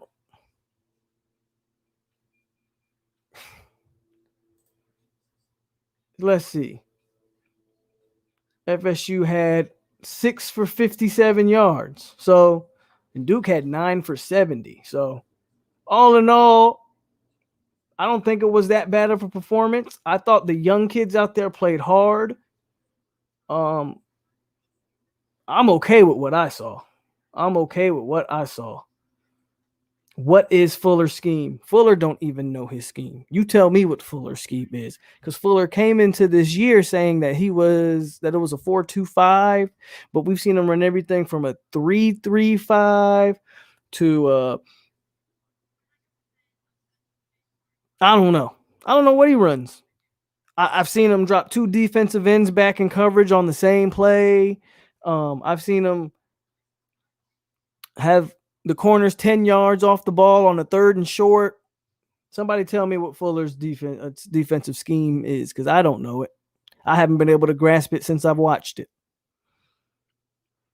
And on the what? I don't think Chico's going to need to go potty. He already went in. Okay. But I put him on the potty just in case. All right. What was I about to say? On a serious note, though, from what I watch, he runs more of a 3-man front than he does anything else, which I am not a fan of. Let's just hope we can finish in the top 25 on recruiting. It's going to be all dependent on how they close. I was a defender of Fuller, but after today, no more. We did what we needed to do today, unlike the U. Absolutely, Clayton, we did what we needed. Man, if we don't feature Toafili next season, I've been saying the man was the best back on the roster for a while now, so I'm glad to see Toafili get his chance. Disrespect you. And doesn't make a difference. Peyton might as well be a DB because Fuller gonna – thank you. Yeah. We got a 6'5", 205-pound DN/linebacker. His playing weight will probably be like, I'll be on a modest side and say by the time he steps on the field at Florida State, he's at 215, 220. If he's already 205, I think they can put 10, 15 pounds on him in a spring and in a summer. And they're going to drop 6'5", 220 DN or outside linebacker whose gift is rushing the passer. Yeah, Adam Fuller's going to drop him back into the flat zone covers like that's what he's going to do to him, because that's what he does with J-Rob and Kando on a consistent basis. That's what he's going to do with them. Wonder if Norvell demotes Fuller, brings in a qualified D coordinator. Norvell says he's always evaluating. If he's always evaluating, there's no way you can keep Fuller on the staff. Fuller been playing Madden too much. Ryan Mitchell, we'll see. It's a win, but it was Duke. I don't see how this will help with recruiting. Fuller's a joke. He gave up points. It is a win. I think, any positive, it's positive. So, we might be okay. It's a positive. If anything, for me, it's for me, Corey, it shows recruits that there's a lot of playing time available, if anything else. Fuller's scheme gave up a lot of points. We seen Fuller run everything but there you go. There's his scheme. Everything but the scheme that he was said to run when he got here. Fuller supposed to run a 4-2-5, but he been running odd fronts. Yes, he does. Runs odd fronts. Majority of the snaps are hell. I've seen two guys on the line, and I'm not a fan of Janoris Robinson and Joshua Kando standing up. I'm just not a fan of it. Young generation come. I don't know what Allen Boy getting on right there, but I mean, if you want to, those are the negatives of the game, though. Really, the defensive, but it's been the defense all year. I've told y'all the defense is what it is at this point because the guy calling the defense doesn't change anything. It just doesn't change anything. I don't think our personnel should be a odd man front like Corey Hall was saying, but that's what he consistently runs. Consistently stands up the DNs. Sometimes we only got 2 down linemen, and everybody else is standing. He runs everything but what, to me, he needs to be running. And that's not even to get started. And that's just the front 4. That's not even getting started on the back half of the defense, where majority of our DBs have looked lost throughout the season. Like they don't have any situational awareness. And it makes the players look bad when on a 3rd and 4, they're 15 yards and off the ball, and everybody watching is like, why doesn't he? You don't think the players know that maybe I should jam in this? The players know, but the players also have to do what they're told. It's no coincidence that they line these guys 10 yards off the ball and the ball goes there and they pick up easy first downs. So that's where I'm with it on Adam Fuller. And I've been on, if nothing else, I've been consistent that Adam Fuller needs to go. That he's not the answer. So that's where I'm at there.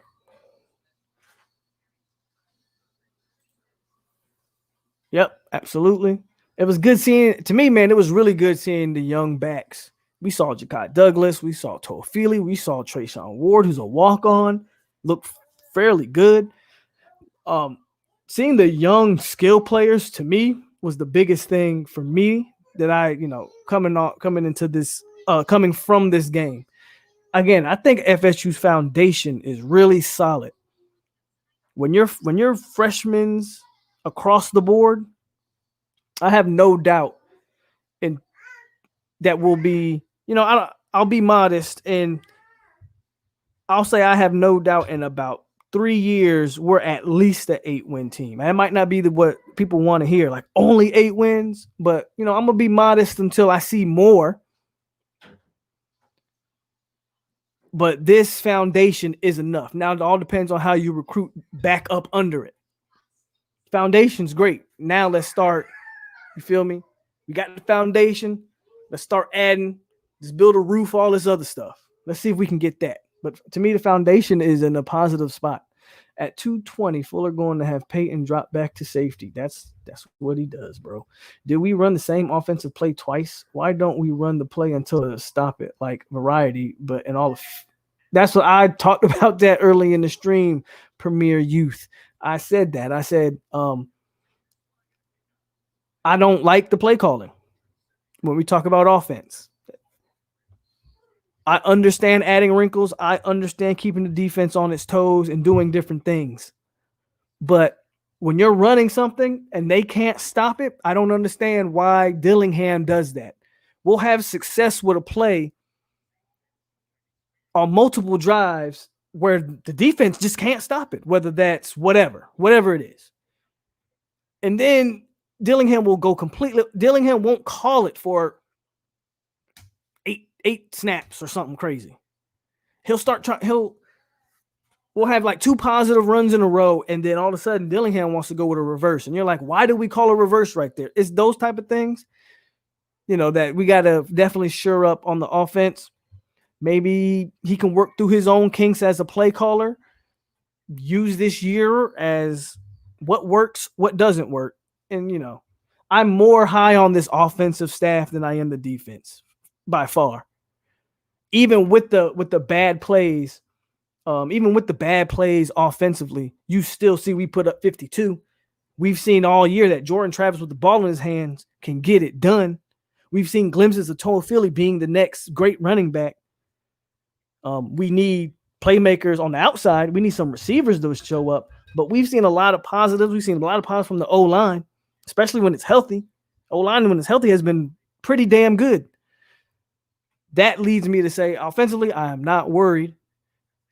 Defensively, I'm going to have worries until Adam Fuller shuts me up and proves me wrong, and I'll come on here and tell you I was dead wrong about Adam Fuller, or until he's fired.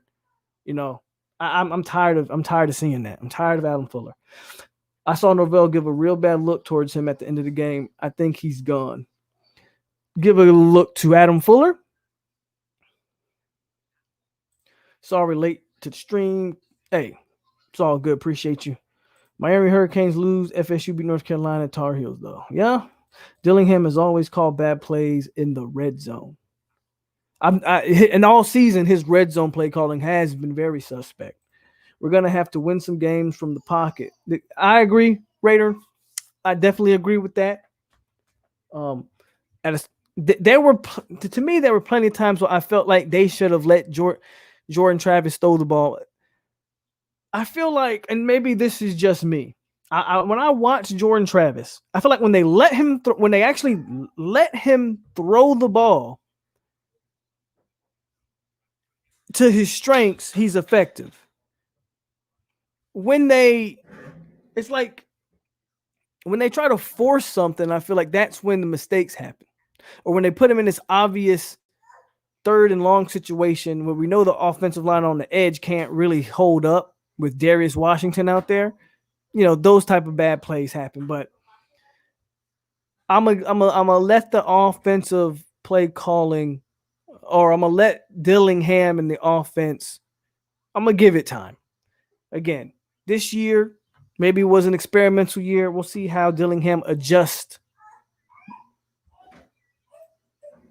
I still think that maybe they don't have confidence in his arm in the tight spaces in the red zone. That's really what I think.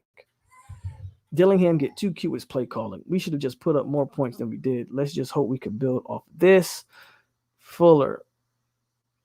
He really did give Fuller a bad look. I wish I would have saw that. Since LSU put Johnson at QB, they almost looking like the championship team against Florida. Hey, if they beat Florida, Miami gets waxed. Florida loses on basketball and football in the same day. It's a great time to be a no, baby. Hit that like button if you ain't even hit that like button yet. His mechanics have to get right. He throws off the balance. A lot takes. I agree with that.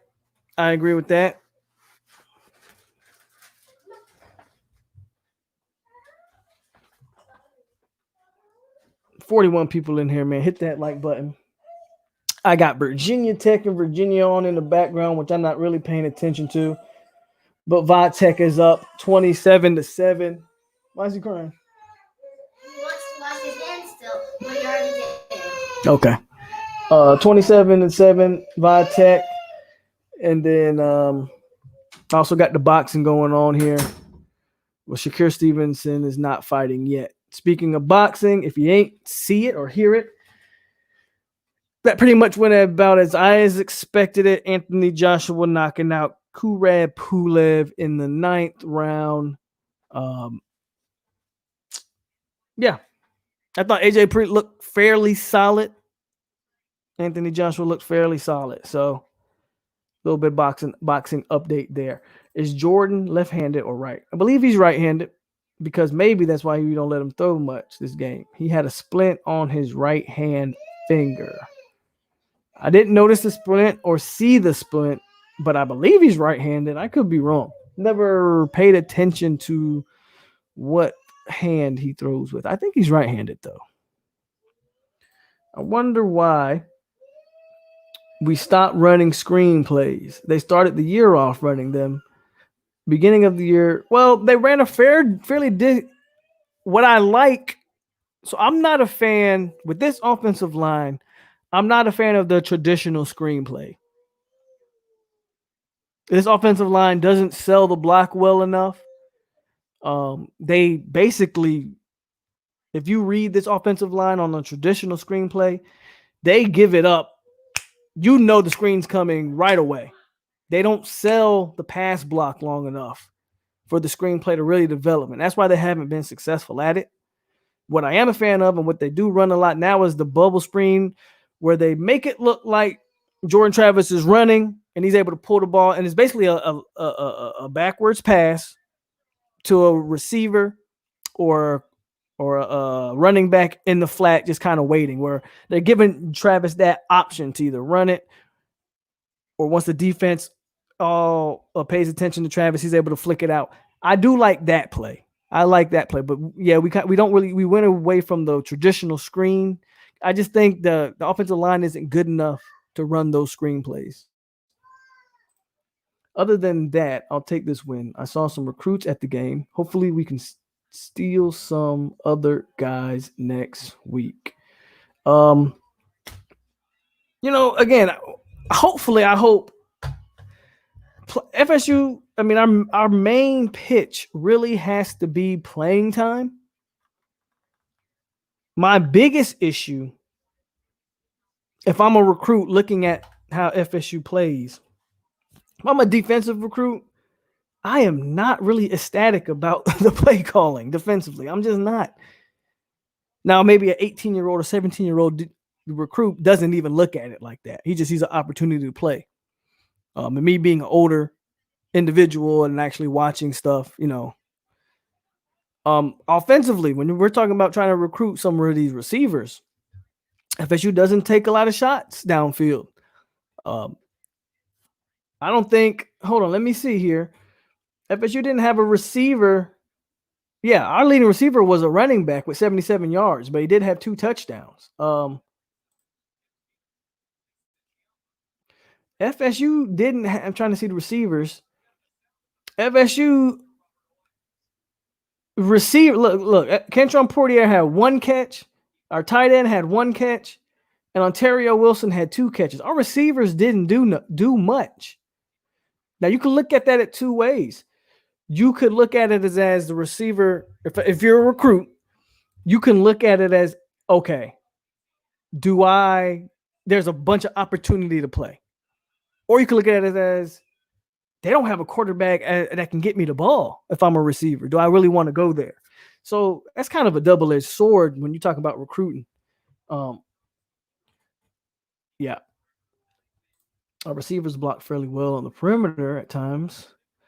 The recruits attended the game. I didn't see any recruits, but I wouldn't be surprised if they were there. I think the way it works is if you come on your own, you're allowed to go to games. It's something like that. I could be wrong. Hold on a second. So happy to see Knowles in the win column. Yes, sir. Jordan Travis reminds me of a quarterback we played in the national championship game. Jordan Travis can be an effective college quarterback, guys. I'm sorry.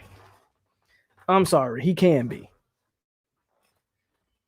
And I don't necessarily believe this. Nick Marshall could throw the ball way better than Travis. I don't necessarily believe that. Nick Marshall's inability to throw the ball is one of the reasons why Auburn didn't score more points in that national championship game, because Nick Marshall left points out there on the field. Every time people tell me this guy can't throw, I watch Jordan Travis throw a dime down the field to Ontario Wilson or Tamari Ontario and Terry. Like I've seen enough of Jordan Travis on the deep ball to know that he has the arm and he has the deep ball accuracy. Where I think he lacks is the tight throws, short intermediate throws, and the accuracy. That's where I see him. That's where I see the accuracy get way off on the short throws. And that's where the mechanics and stuff need to be worked on. I think Jordan Travis has enough to be a really damn good college quarterback. We need to recruit the state of Florida. Let's keep all the talent in the state. We let the outside take talent. Sniper, right. Corey agrees with you, but I don't. Farmer was there. Kobe, the tight end, and Chambry. So talking about Joshua Farmer, it's good to see that he was there. But his buddy just recently committed, and a lot of people were saying Farmer and this other kid, and his name, I don't remember his name off the top of my head. But they were a package deal. Well, his buddy just committed. His buddy just committed to Maryland. Yeah, his buddy just committed to Maryland. So maybe that's something to look out for. I agree, Brandon. He needs work, obviously. I'm not saying that he is Peyton Manning. But if Marcus Mariota can win the Heisman with his limited throwing ability, but he was in a system, and he one thing about Mariota, he was very accurate, but didn't have a great arm at all. I don't see why Jordan Travis can't be. You can sit here and say he can't throw, but again, for a guy who can't throw, I've seen him throw that ball down deep. I've seen him throw off of one leg, just throw the ball deep. But for a guy that can't throw, maybe it's just me. I'm not saying he's a great passer. He's enough to be a good college quarterback. That's just me.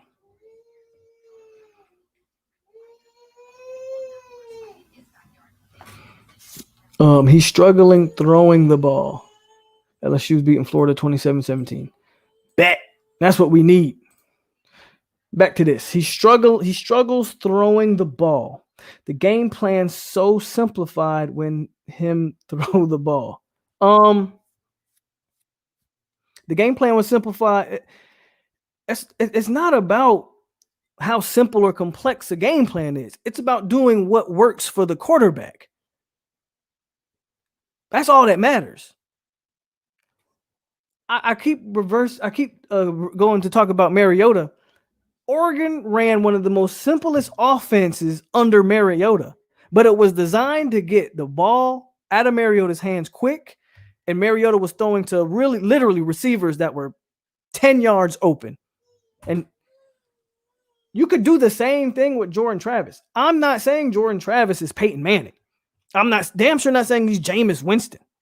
He doesn't have that type of arm talent. He's good enough to be a good college quarterback. And you see that they have adjusted the game plan around him. You need some better offensive talent, mainly talking about receiver. And on a lot of these plays where Jordan Travis is, the offensive line is breaking down. You get a more stable offensive line, I think you can get a lot better play out of Jordan Travis. For a guy who can't throw the ball, he's been our best option as quarterback. You know who could throw the ball? James Blackman could throw the hell out of a football. Big, nice arm, all that. And yeah. So all that he can't throw the ball stuff, dog. He throws it well enough. Let's give him a full year in the same system. Travis should be fine if Dillingham can develop him. No pocket awareness. Now that's the most ridiculous thing anyone's ever said. The dude scrambles. How's that no pocket awareness when he's scrambling out of the pocket, making plays with his legs every time? And it's not like he's James Blackman where he can't feel the pressure and takes sack after sack after sack. Like, what are we talking about? So we're going to have a Jordan Travis argument. Okay. So he says no pocket awareness, no mid-range, not outside the hash. Every throw is a broken play. So every throw is a broken play goes back to the no pocket awareness where those two contradict each other. If he had no pocket awareness, he'd be James Blackman, taking sack after sack after sack. He has very good pocket awareness. Could it be better? His entire game could improve. I'm not saying he's a finished product, but to say he doesn't have any pocket awareness is really a stretch. Now, the mid part of this statement, where the mid-range, I agree with you on the short and intermediate passing. I've said as much. He's inaccurate on the short and intermediate passing. Tightening up the mechanics will work that out. It'll help that out. He gets the ball out, but he's very inaccurate. Like today, he was throwing everything that was short and mid-range high. Everything was high. So I was like, man, he's got to bring the ball down. And that, we're talking about a guy who has had a ton of different coaches, and with his 3 years, finally getting his first opportunity to play where no one would play him. Now he's getting his opportunity to play. He's been FSU's best option. And to me, he's done nothing but improve. I don't know. I don't know what we're not seeing from him. I mean, y'all act like James Blackman was setting the world on fire. Like Jordan Travis has been the best quarterback FSU's had since DeAndre Francois' first year. Like seriously. LSU's in the red zone. POLK as a QB, if you can't throw the ball to an open receiver. Now, Sniper, let me ask you a question. Name me a receiver who's getting open. Because I saw Ontario Wilson get open 30, 40 yards down the field and he hit him in stride, right on the money between two defenders, where only Ontario Wilson can hit it. You're telling me the man can't throw, though. What are we talking about? Which one of our receivers can even get separation like that? Not very many of them.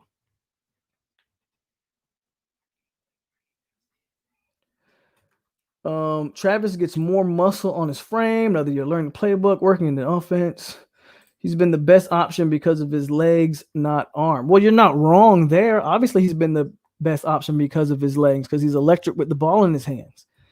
Have an open competition with Milton. Chubby made the best man win. End of story. You keep saying he can't throw, but let's be honest. Who the hell is he throwing to? That's what I just said, Brandon. We keep talking about he can't throw. Name me a receiver that's getting separation. Oh, how about name me receivers that weren't dropping balls? Because I saw, what game was that? I don't think it was the NC State game. I think it was the Louisville game. I saw Keyshawn Helton and Warren Thompson all dropping balls and Jordan Travis hitting them in the numbers. But we're saying he can't throw. Who's he throwing to? Who's the receiver that's getting separation and helping him out?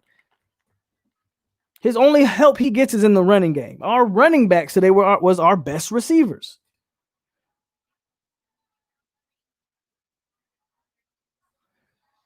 Hold on. This chat jumped on me. Jay Jackson says, Travis is awesome. He very may well have lost all our games. And that's my thing. Without him, how many games has FSU won? There's a good chance without Jordan Travis, we don't beat Jacksonville State. Like, legit.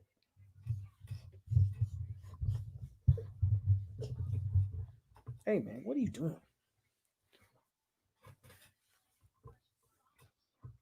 Stop.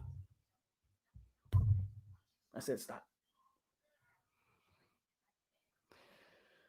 Using a tight end would have helped a lot. I thought Norvell, that was the thing coming in. Everybody was like, Norvell actually utilized tight ends. Now they hit, well, then go. Because you're not finna touch my microphone. They hit Cam McDonald he had a nice little screen run, where hit him on a screen pass. I've been confused about the inability of using the tight ends as well. But the way I think they like to use the tight end, I don't think Cam McDonald excels in that. I think what they like to do is kind of use him as a blocker on those plays where, you're acting like you're blocking and roll out. The problem is Cam McDonald's not a very good blocker. So, hey, man. What's your problem?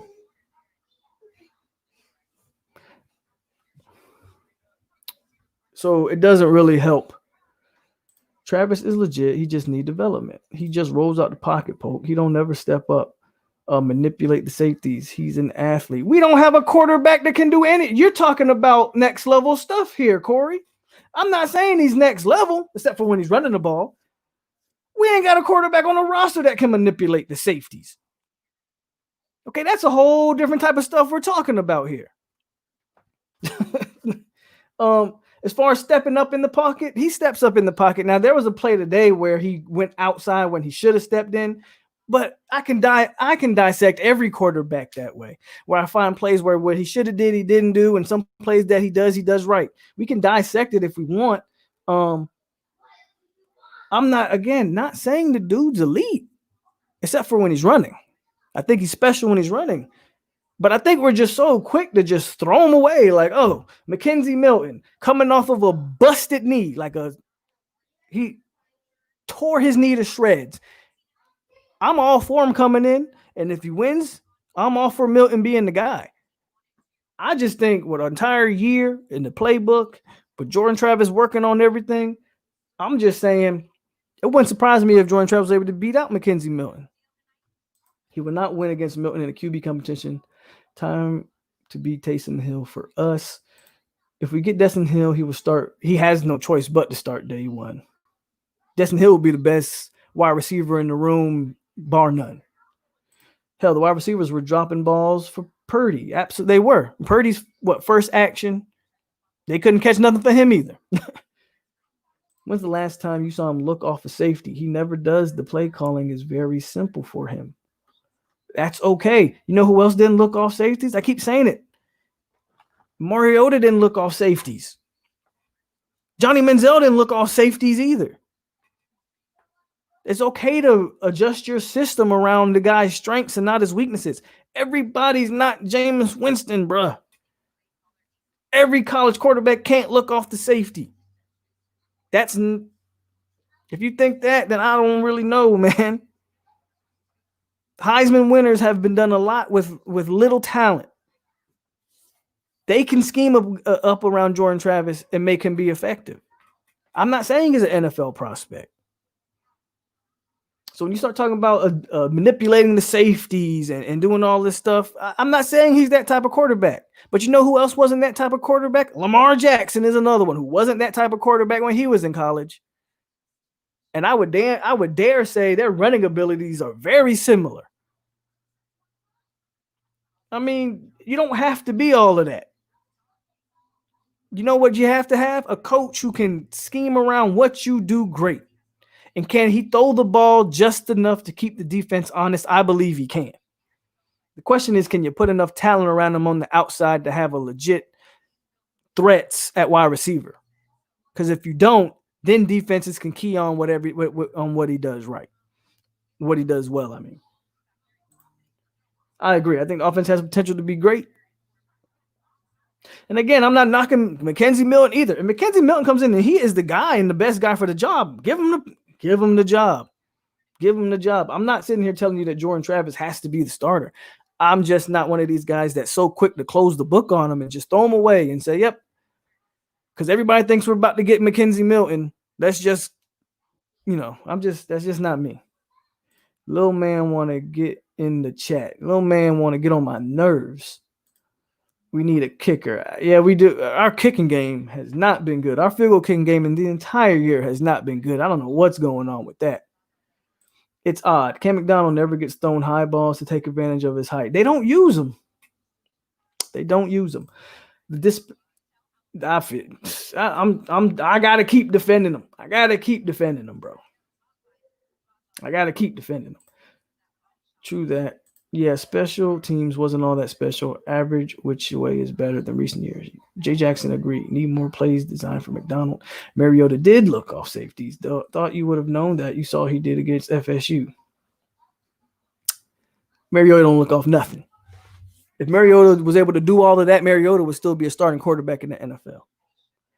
Oregon was able to scheme Mariota wide open receivers. They had good skill position players, and Mariota was able to hit wide open receivers. Now, if you want to talk about one game against Florida State where I don't remember all the nuances of Marcus Mariota in that game, but Mariota's strength was running and throwing quick passes, really up the seams. That was his strength. Destin Hill remind me of Jamar Chase.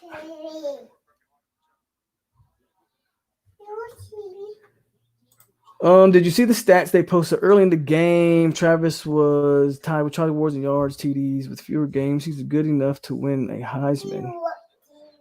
Travis finally he needed to do a lot more than just run to win a Heisman. Travis finally needed the coach just to say, you guys work with exactly. No one gave the man a chance up until now. And I've said it from the beginning. I think they lucked into him because they didn't want to give him an opportunity. Remember, they went with Tate Rodemaker, who does not need to be playing college football right now.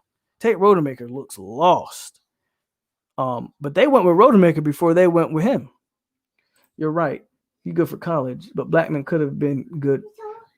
Yeah, no debate there, Corey. Absolutely. I think, had Blackman got his entire career with Jimbo, I think Blackman probably would be an NFL prospect. Because Blackman had tools Blackman had the tools that, as far as his arm talent goes, we'll definitely agree there. Jordan Travis doesn't have the arm talent that James Blackman has. Jordan Travis, I don't think, has different dimensions on his arm. When I say that, I mean he can't change speeds, right? He's not like, in my opinion, I don't see him being able to change the speeds of his passes. Everything's kind of just is what it is. There's nothing special about his arm. I'm not even going to pretend that. To me, he throws good enough to be a college quarterback, though. What's improvement from last season to this season? He has improved on. We didn't even get to see him throw last season. You can't say that. We didn't get to see him throw last season. They used him as a gimmick player last year. Jordan is another Lamar.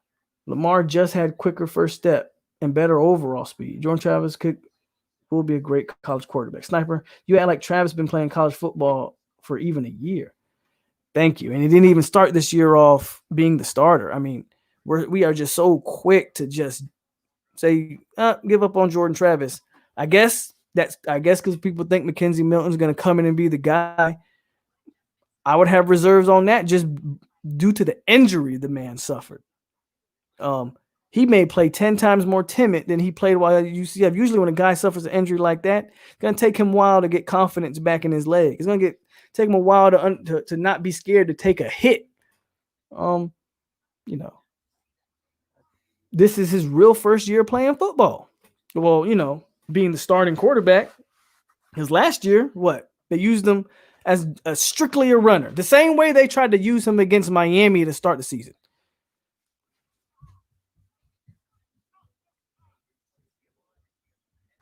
Yeah, but this is his first year playing. No one's saying that this is his first year in college. This is his first year actually playing football. They didn't use him at Louisville. He transferred to Florida State. They didn't use him until the Boston College game. And again, they only strictly used him as a runner. This is his first year actually being used as a quarterback. Live action games. Sniper Game's going to die on this hill tonight. I don't blame you, bro. If that's how you feel, you should die on that hill, Sniper. Because that's how I am. If I believe in something, whether I'm right or wrong, I'm going to die on it. So, Sniper Gang is not feeling Jordan Travis. He's going to die on that hill with his sword and shield in hand. Anybody who thinks Milton is better than Travis on this FSU team, I don't, see, Lorenzo, I'm not going to say that. I think Mackenzie Milton could be better. If that knee's not the same, if he can't move like he used to move at UCF, I don't know. I think Mackenzie Milton's a better thrower. Mackenzie Milton could be, he could be better. I'm not saying he can or can't be. I'm saying what I saw from Jordan Travis this year, after not being, obviously, think about this for a second. Stop. Think about this for a second. Jordan Travis took over against a Jacksonville State team. Think about Jordan Travis's place on the depth chart. James Blackman started the year off as the starter. Chuba Purdy was probably second string until his injury. Tate Rodemaker was obviously third string, and Jordan Travis was fourth string. What quality snaps was Jordan Travis getting as the 4th string quarterback in practice. He was basically the scout team quarterback. And what do we want from him? He went from pretty much the scout team quarterback to being the starter and leading FSU to 3 wins. Is 3 wins something to brag about? Not at all. But I can make a case that FSU don't win 3 wins without Jordan Travis as the quarterback. T2Y is mad as hell tonight. 27-24 LSU. You need a QB with elite escaping skills with this O-line. Tigers, please. What quarter are they in, One Tribe? What quarter are they in? Douglas is actually really fast. Toafili too. I know Ja'Kai Douglas is really fast. A healthy Milton versus a healthy Travis. Who are you taking? I would take a healthy Mackenzie Milton. But the reality is he ain't healthy, or we don't know how healthy he is. Not everybody can bounce back from a devastating knee injury like that. That's just the facts. But you give me the total package of Mackenzie Milton, yeah, I'll probably take that over Jordan. Mackenzie Milton has proven more at the college level than Jordan Travis, absolutely. My point is, a guy coming from 4th string to getting his first time playing, let's see what happens after he gets this entire year to process and develop and watch film on what he was seeing. But the potential of him going into next year's spring and fall as the number 1 guy, getting all the number 1 reps, you might see a completely different quarterback from Jordan Travis. To just assume he's not going to progress any from what we've seen, I think is, a little bit short-sighted. Louisville old coach was very high on Travis. Yeah, Petrino, because Petrino like those runners and guys like that. Travis just need a coaching staff to believe in him. We must be patient. Why do fans try to find something or anything to complain about? I never understood why people bash players when they're actually playing good. I don't want to say to defend Sniper a little bit. I don't want to say he's bashing him.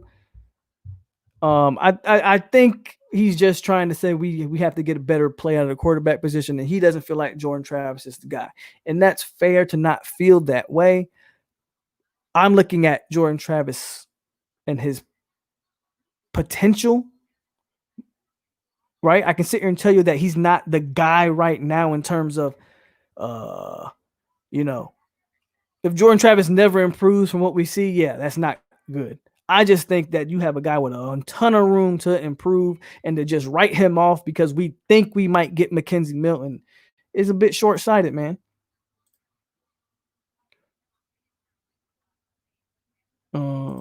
They need to do better play calling. Think about a jump pass with Corbin. We always run with Corbin. So predictable. I said that they do get predictable for sure. It's the 3rd quarter. LSU up 3, and Florida looks like they just scored. So LSU's gonna disappoint us, guys. LSU's gonna disappoint us. I think, and the argument is all over the place. My argument is that he just isn't as good as QB as y'all may think. Not saying he's a bad QB. And my argument is that we don't know how good of a QB he is, and that he, coming from where he came from to now and where he could potentially go, I don't think that you just say he's not a good quarterback.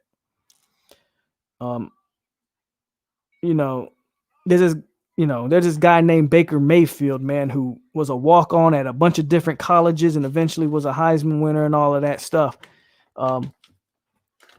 I just don't think you write the book on a Jordan Travis right now. I think that'd be a disservice.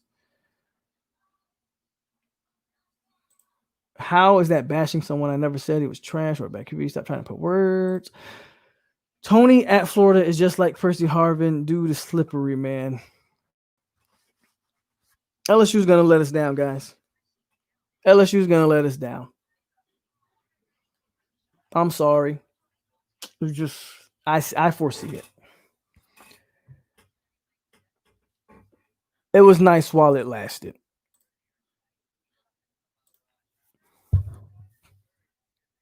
So it's going to be up to Bama to beat Florida, because I don't think LSU is going to get it done. That was a nice little conversation on Jordan Travis, though. Absolutely. What else? What else are we gonna argue about? So the fan base is split on Jordan Travis, which I get it. I just think he just the third quarter. That's what worries me, Anthony, is that it's just the third quarter. How much offense are we really confident in LSU? They haven't been good all year. To think that they're going to be able to keep pace with Florida, yeah, I'm not sure, man. I'm not sure. And that defense hasn't been great either. So that's why I think, now Florida's defense isn't great, but LSU's has probably been worse. I wouldn't be surprised if Florida might pull away down the stretch. Bama, I think so. I think Bama's going to kill them too. UF is hopefully going to get wrecked by Bama next week. That's what everybody's hoping.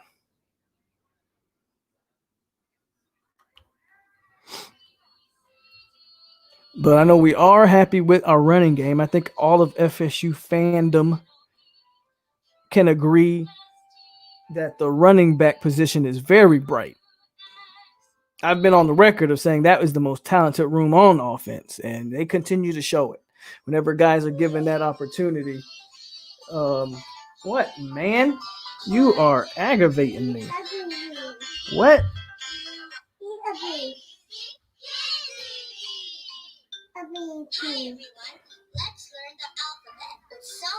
Bro, you want to watch?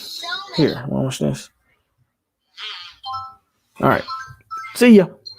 But yeah, the running back position is by far the most talented position on offense. We just got to sure up wide receiver, man. And that right now, that's not a position I'm really confident in. I'm not confident in what I see on the roster, and I'm not confident in what we're potentially. Right now, we have one wide receiver committed. So I don't know. You're gonna have to find something in the portal, maybe, but we got to add some. We got to add some real talent on the wide receiver.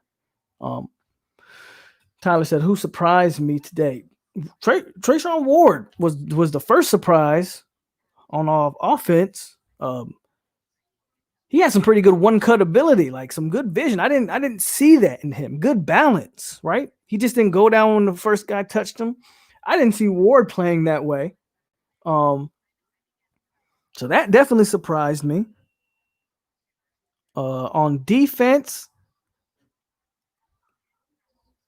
Nas surprised me only because we haven't seen him. But Hampson Nasruddin looked great. Quayshawn Fuller, I thought, played a solid game. Quayshawn Fuller played a solid game, which was good to see. Brandon Gant was surprising. Brandon Gant is a guy who I think a lot of FSU players, they just look at him and they know he is a dog. They know he can be better. We've seen him really not be put in a position to be great. And something happened today where I feel like it all kind of clicked for Brandon Gant. And he was everywhere on the field tonight, laying big hits, getting interceptions. Should have had another one if Jerrion Jones doesn't get a pass interference. So Brandon Gant was another one. Again, man, the foundation here is very good. A lot of young players stepping up, making plays. Gave the young line some love. Hope you and your family are staying safe. Oh, always, man. We're good over here in Hawaii. The run blocking did look good. Running back position is solid. The O-line is better. Just needs some playmakers at receiver. Toafili's small. Definitely. He's definitely small. What do you want, dude? Are you sleepy? Want to take a nap? Well, you stop pressing stuff. That's why you did that. Don't have kids, man. I have no faith in this team. I mean, pertaining to what, Encyclopedia?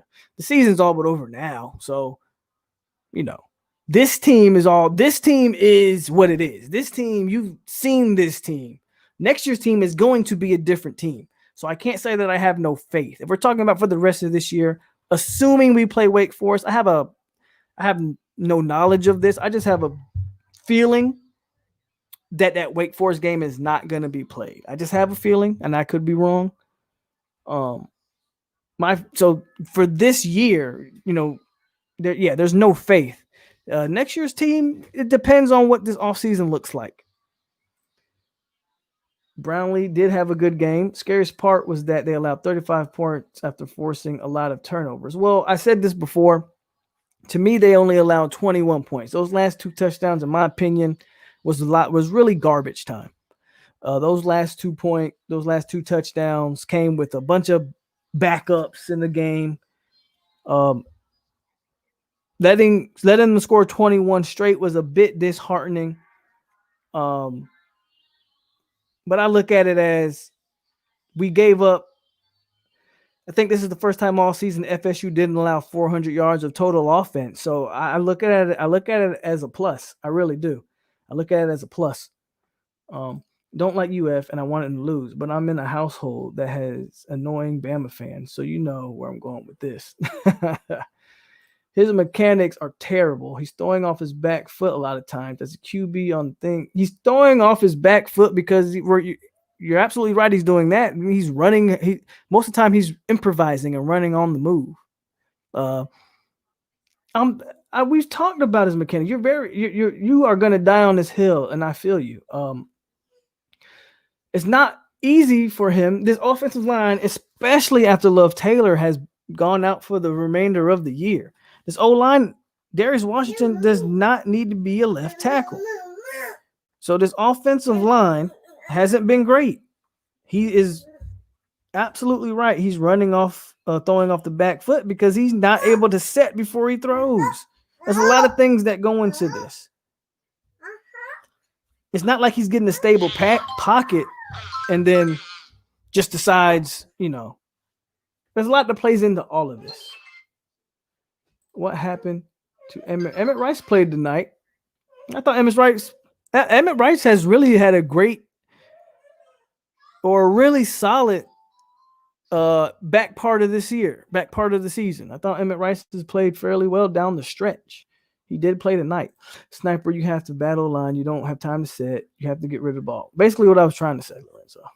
Next year, DB backfield, Tate Brownlee, Travis J. Green. Trevor Lawrence would not survive this O-line. Yeah, I'm over here in Hawaii. I'd rather have Alabama win it every year than UF, Miami, or Clemson win another one. Why couldn't we say the same for Blackman? Because Blackman felt ghost. Yeah, because Blackman felt ghost. So you're really comparing apples and oranges, because the difference between a Jordan Travis and a James Blackman was James Blackman, especially early on in the season, and if you don't believe me, go watch the Georgia Tech game. James Blackman had a pocket. It wasn't that he was throwing off the black foot trying to scramble out the pocket. James Blackman had a pocket and wouldn't even throw the ball. He would hold on to the ball, force his own sacks, or would scramble. And it's one thing to scramble and be a runner and have more confidence in your legs, which I'm pretty sure Jordan Travis has a lot more confidence in his legs than he has in his arm. James Blackman was running out of the pocket when he didn't need to. You're not a scrambler and getting sacks. Completely different scenarios here. Okay, Jordan Travis is improvising on the run, and you can talk about him throwing off the back foot all he want. I'm watching the man throw dimes down the field, whether it's off the back foot or he's set. He throws the ball better on the run than James Blackman was throwing the ball when he was set in the pocket, ready to throw. I don't really get the, like where you're trying to go with the James Blackman, Jordan Travis thing. James Blackman was given the opportunity to be the guy. And we watched James Blackman against a sorry Georgia Tech team fold, bust under pressure, like he's consistently done. Would James Blackman have been better with Jimbo? Yeah, I'll give you that. But guess what? Jordan Travis has probably had the same amount of different offensive coordinators and offensive systems than James Blackman has, but it's pretty apparent Jordan Travis can make plays that James Blackman just couldn't make. Sniper Gang, give JT some credit. He's doing enough to win. Coco Melon, that is a show for my son. Travis got us 56 today. Isn't the day to trash him. Like him or not, it's his job to lose. Who laid the wood on the QB causing the fumble? That was Gant. Gant was out there hitting, man. Without JT, FSU would be firing Norvell today. Find a transfer right tackle and move Love Taylor and Washington. Definitely, I definitely agree with that. Find you. We pick up another tackle in the portal. If Love Taylor comes back, you move him inside, and you move Washington inside. Yep, I agree wholeheartedly there, Anthony.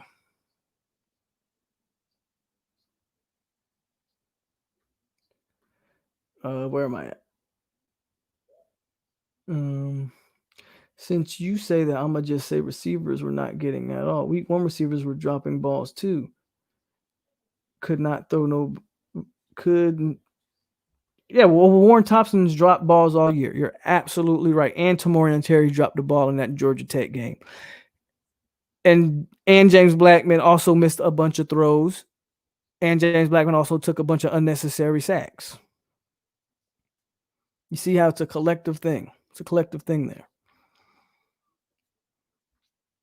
Sniper, you say that you're not saying JT's a bad QB, but damn, bro, you're bringing up the negativity about him like you really feel that way. James Blackman played scared. Granted, he was hit his whole career, but the Georgia Tech game, he was definitely overthinking. That was my thing on the Georgia Tech game. In that game, he really showed that he was shell-shocked, that he suffered from PTSD. He was feeling ghosts in that game that just didn't exist. That game did it. That game showed that James Blackman was damaged goods at that point.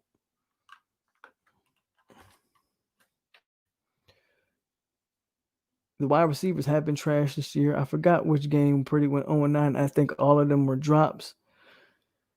I think that was what game was that Purdy came in and I don't think he went all of them were drops, but a majority of them were definitely drops. I mean, he had 2 touchdown passes that were drops, one to Helton. Never said that he sucked the QB. I'm just not good at throwing him. Yeah, okay, but I've already addressed that. See, that's where we're arguing about. You're saying one thing, but arguing something different. You're saying that I'm not saying that he sucks, but his I've said that his mechanics need work. I've said that. As far as not being good at throwing, I've seen worse throwers. I think he gets a bad rap for throwing, and I've seen this guy throw the ball down the field accurately. Has been my only argument. I definitely said his mechanics need work. That's why his short and intermediate game is so inaccurate, because his mechanics need work. Definitely. But when you start comparing him to James Blackman and saying, well, why didn't Blackman da da da? I don't know where you're really going with the argument. You feel me? LSU on the Florida 10-yard line. That was was it the Louisville game? LSU just scored. Thank God. So the Tigers are keeping the hope alive. We are all rooting for the Tigers tonight. Terry dropped a touchdown if he keeps running. Yeah, I addressed that. Terry dropped a touchdown in the Georgia Tech game. Absolutely. Absolutely.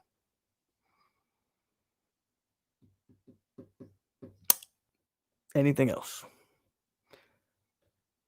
All those sacks that Blackman also gave up in that game, Travis doesn't get sacked.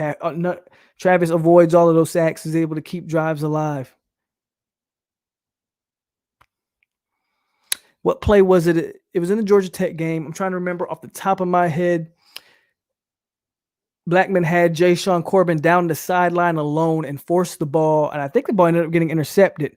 I think he forced the ball to, I don't know, was it Tamorian Terry or Keyshawn Hill? And he forced the ball one way, had a Jay-Sean Corbin running down the opposite sideline wide open and forced the ball. And I think it got intercepted. You guys know what play I'm talking about if you remember. See, those are the type of plays, right? You can't ignore that when we start talking about James Blackman versus Jordan Travis.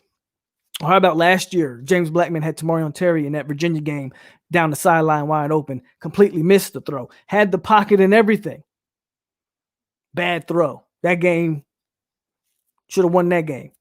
Or to keep the game going, misses Trey McKitty with an easy throw for a first down. James Blackman short arms the throw. See those, so we can go back and forth on, well, this guy dropped the ball, and I can say, well, James Blackman did these bad throws. You see what I'm saying? You see where we can continue to go with this? Portier had one catch today, another one that was ruled out of bounds, one catch for 8 yards. But I think, Portier's got some size and stuff to work with. At the end of the day, we got to get these guys. These guys have to get better at all around. Our wide receivers have to get all around better, route running and all that stuff. If Travis plays and starts against Georgia Tech, we wins hands down. Brad Johnson's son doing well at QB for LSU. Tyler, that's what I said. They look about the same size as Cam McDonald. He doesn't better than Travis. I don't know what we're going right. If Mike Norvell comes in and builds an offense around Travis from the beginning, do you think we will win other games other than Georgia Tech game?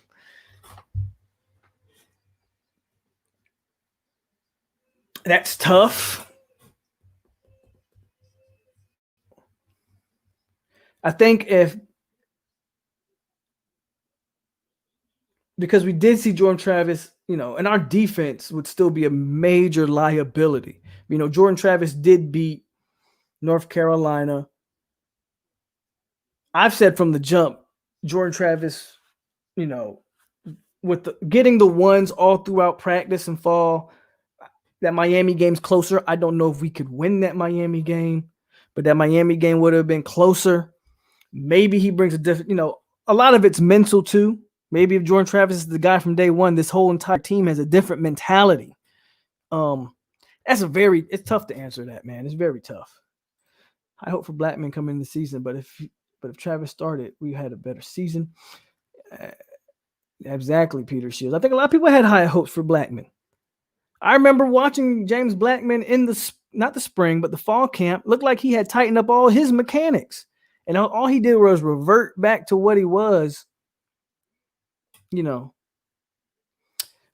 Like they say, man, you can be perfect shooting on the range, 40 out of 40, and hit every target. All that stuff's great. But when real bullets start flying, if you can't hit the broadside of a barn, what use are you? And sometimes I think James Blackman was a great practice player when he knew he couldn't be hit. And I think when the live bullets start flying, I don't think James Blackman had it. Does Fuller still have his job next year? I think he starts. I think he will be FSU's D coordinator next year. The question is at the end of next year, where is Adam Fuller? That's the ghost of Florida State helping Brad Johnson's son against Florida tonight. There you go. I meant Blackman throws better than Travis. In a bubble, in a nutshell, you're absolutely right. If you're just going to compare throwing the ball between 1 and 2, you're absolutely right. Blackman has a better arm than Jordan Travis. Probably a little bit more accurate. Not by much, though, but he's a little bit more accurate. But definitely has the bigger arm. And with all that better throwing arm that we're talking about, how many bad passes or bad throws did James Blackman make that lost us games? Well, we're talking about a little bit of everything, Walt Bell, including we're arguing about Jordan Travis and James Blackman, I guess, and how bad of a quarterback Jordan Travis is. I don't think Robinson, didn't record any stats. I don't know if he lined up tonight or not, but he didn't record any stats.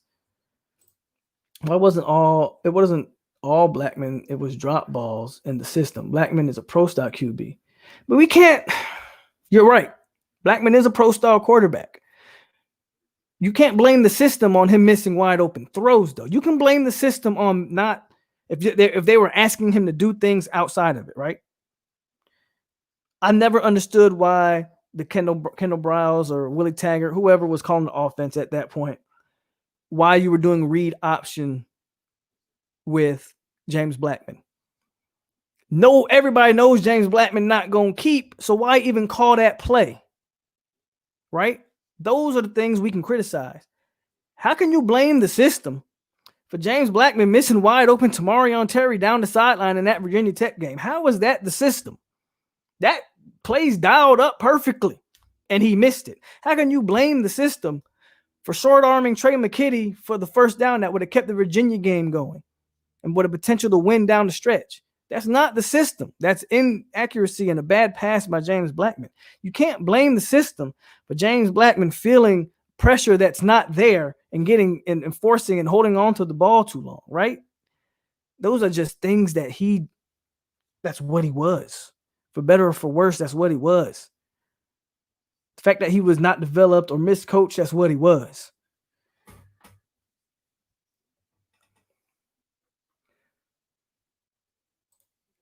Did you see Terry's tweets about missing Florida State? Durden been tweeting too. They need to stay out. At least Tamarion Terry missing Florida State has been positive. Durden, I feel like when Durden tweets, he's looking for attention. Durden always has been talking about playing in the SEC. I stopped following Corey Durden, so I can care less what Corey Durden tweets.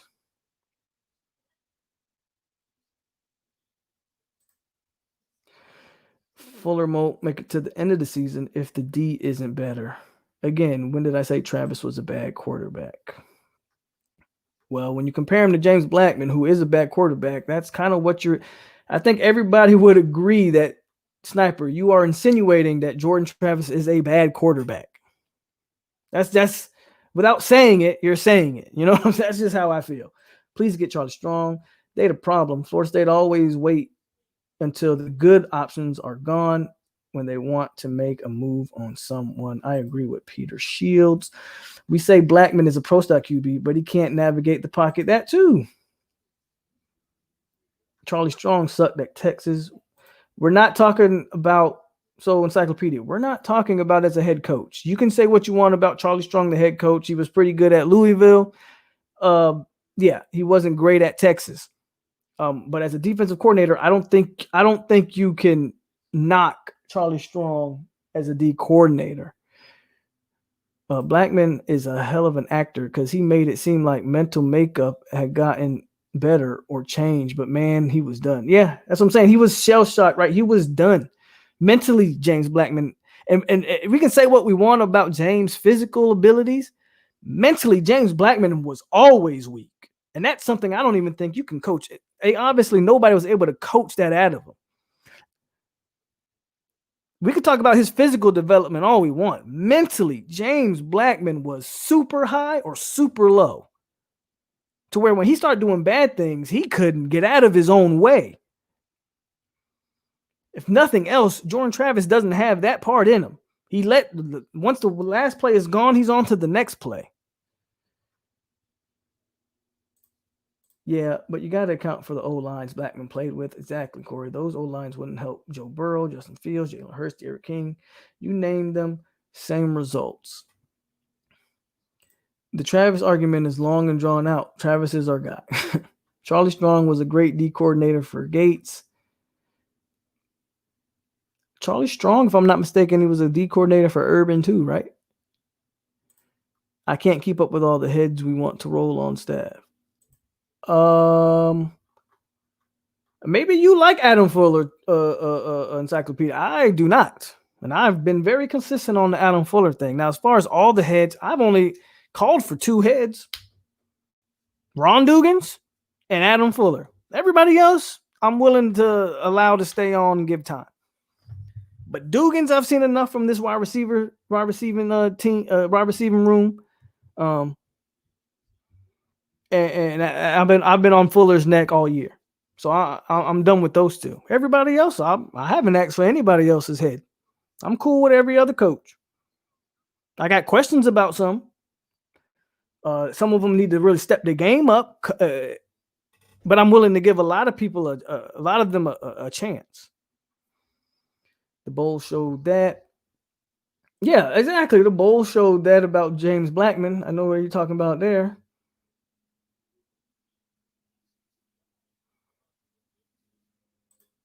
And as a whole, FSU played a good game in that bowl game. You can't blame the offensive line for the Arizona State game.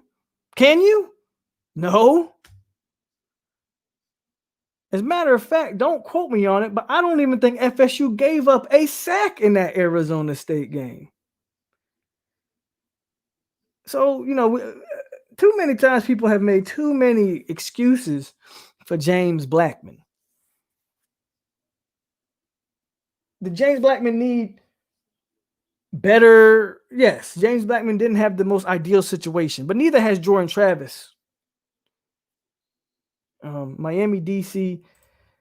Oh, yeah. I can say what I want about Fuller, but boy, he ain't never gave up 800 yards of offense and over 500 yards on the ground. So that was crazy. I said if Adam Fuller had given up over 450 yards to Duke, then he should have been fired.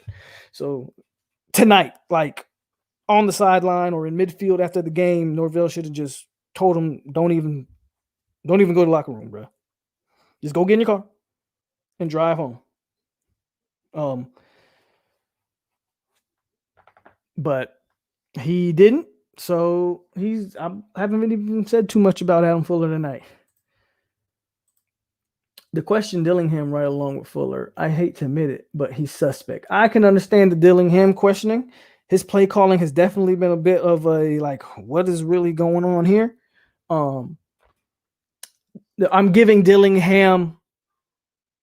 For me, that's because they do this themselves. Dillingham and Norvell are going to be like this for me. Norvell being an offensive coach, I have to believe he has a ton of. I have to believe that he has a ton of input on the offense. So for me, I'm giving Dillingham a break. He is playing a quarterback that he didn't probably plan on playing at all this year. He has had to work with a patched up O-line. Because to me, when the O-line has been healthy, they've been pretty damn good, but we've always got a guy missing here or there. His offensive talent at the receiver position isn't great.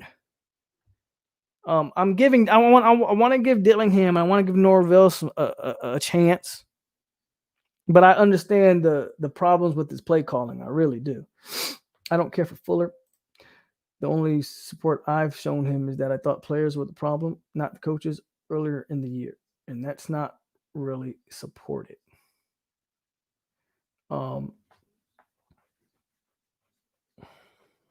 Yeah, I feel you. But a lot of those players, man, we were calling out ain't playing. A lot of people were telling me Marvin Wilson sucked. Again, we can talk about the players when it comes to that defense.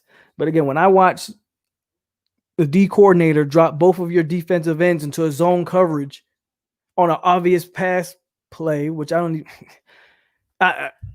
just the fact that you got both of your D ends in coverage at any point during a game, for me, unless that's a special type of talent, right? And neither one of those guys are special like that to be dropping back in coverage. Tells me all I really need to know. He literally only had one season in a pro style system as an 18-year-old true freshman. Came to FSU because Jimbo never fully got Jimbo. Came to FSU because of Jimbo. Never fully got Jimbo treatment and voice. Well, for one, James blamed Jimbo for that. But I understand that he came as a pro style quarterback. But the pro style has nothing to do with the passes being missed. Again, they were throwing the ball a ton with James Blackman. I was never a fan of them trying to run any type of RPO can work, but any type of option type plays with a James Blackman, yeah, I never understood it. It was dumb to do, but the plays that I have talked about, again, the missing Tamarion Terry, the missing of Trey McKitty, that Arizona State game, we can blame the system all we want, but these were drop back passes. And a lot of what Kendall Briles wasn't, like, I think people get it twisted and think Kendall Briles was trying to run some type of like what we're running now. What we're running now is more of a traditional option spread option offense. Kendall Browns wasn't running that. You know what Kendall Browns does? Kendall Browns runs a air raid, which is another fancy word for spreading it out and passing it a lot. So when we say pro style, understand that that's what the pro style necessarily is. Look at the NFL now. A lot of teams are air raiding it out. That's what Kendall Brown was running, air raid offense. So I think there's this misconception that, it was all spread option type with Kendall Browns. And that's not the truth.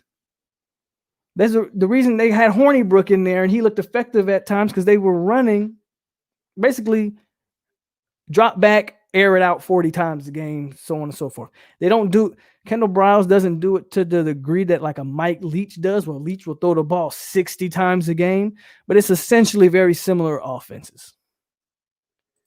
Man, the only coach that deserves praise is Alex Atkins. He's working with the pure garbage. I think the running back coach could deserve some praise there. I think your defensive end coach can deserve some praise. Because I think Kando has really played his best year, because it's really the only year he's been healthy. As much flack as people want to try to give J-Rob, I think he's probably had his best year. And, I would JPP, John Papuchis, I would give him some props. I would give that running back room some props. Hell, I give Chris Thompson, I think, coaches the tight ends. I'd give the tight end room some props. They just don't utilize them. There's some coaches that deserve some handshakes. If we had Jimbo, he would have fixed the mechanics for Blackman, and he would have made them throws. Okay.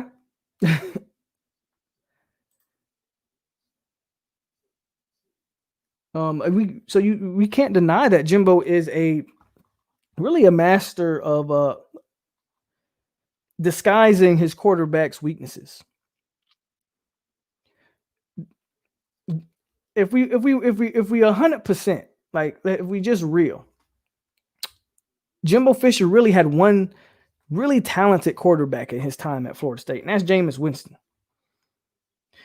And the reason I say that is look what the Christian Ponders, look what the EJ Manuels did in the pros, man. They were not very good pro quarterbacks because Jimbo is very good at masking masking your quarterback's deficiencies. To me, I always knew EJ Manuel would struggle in the pros because EJ Manuel never was able to. I think EJ Manuel would have been better in like a spread offense. EJ Manuel was not good at throwing receivers open, anticipating routes or anything like that. EJ Manuel was very, guys open, throw him the ball, or I'm going to hold the ball, Christian Ponder didn't have any elite traits, didn't have a big arm, didn't have any elite traits, but was a smart enough player that Jimbo was able to work with that and call the best he could. The one true talented guy he had was Jameis. What he would have been able to do pretty decent job with James Blackman. I don't know. Jimbo Fisher wouldn't have been able to fix the offensive line, but he didn't get, at the end of the day, like we're talking about Jimbo. James Blackman didn't get Jimbo. He just didn't get him. Jordan Travis, again, has had just as many different offensive coordinator as Blackman, and yet Jordan Travis is taking this opportunity and he's trying to thrive in it, and he's making the most of it. Like, come on, some guys are just made up differently. What up, Hurricane Kilo? Tough night to be a Hurricane. Bryles' offense and Jimbo's were totally different. You can't say they were. I didn't say Bryles and Jimbo. You're not listening. I said Bryles and Mike Leach. I said y'all use that word pro style offense as like, hell, what Jimbo runs to nowadays, and Jimbo has adjusted his offense. They don't even run that in the NFL. I said the NFL has gone more to a air raid, really 5-man, spread it out type of offenses in the NFL. Shotgun is everywhere. There is no such thing really as a pro style offense anymore. We have to stop this. This is 2020, and teams are running the spread option and all of that. So we gotta, I didn't say they were the same. I said this pro style offense. This is this delusion that this pro style that there's pro style offensive quarterbacks nowadays. That James Blackman would have been awesome in a pro style offense. What Kendall Briles run that? How was Kendall Briles able to get more out of Felipe Franks this year than he was out of James Blackman? And Felipe Franks was terrible at Florida. Someone answer me that. We stop blaming the scheme and just say that the player just didn't have it. He didn't have everything because Felipe Franks has looked better than James Blackman looked under the same coach. I'm back. Just like T2I stream. He had to let out some frustration. What was he talking about? Do you think we keep Odell after this year? I don't think Odell's going anywhere. There's been some rumors that maybe Odell will retire before he would have let them fire him. Odell's got to close out on this recruiting. We don't got no defensive tackles committed. Odell's got to do something, make it shake down the stretch here, but I don't think we let him go. Norvell won't let him go. Or they won't, let me put it like this. They won't come out and blatantly say Mike Norvell's fired.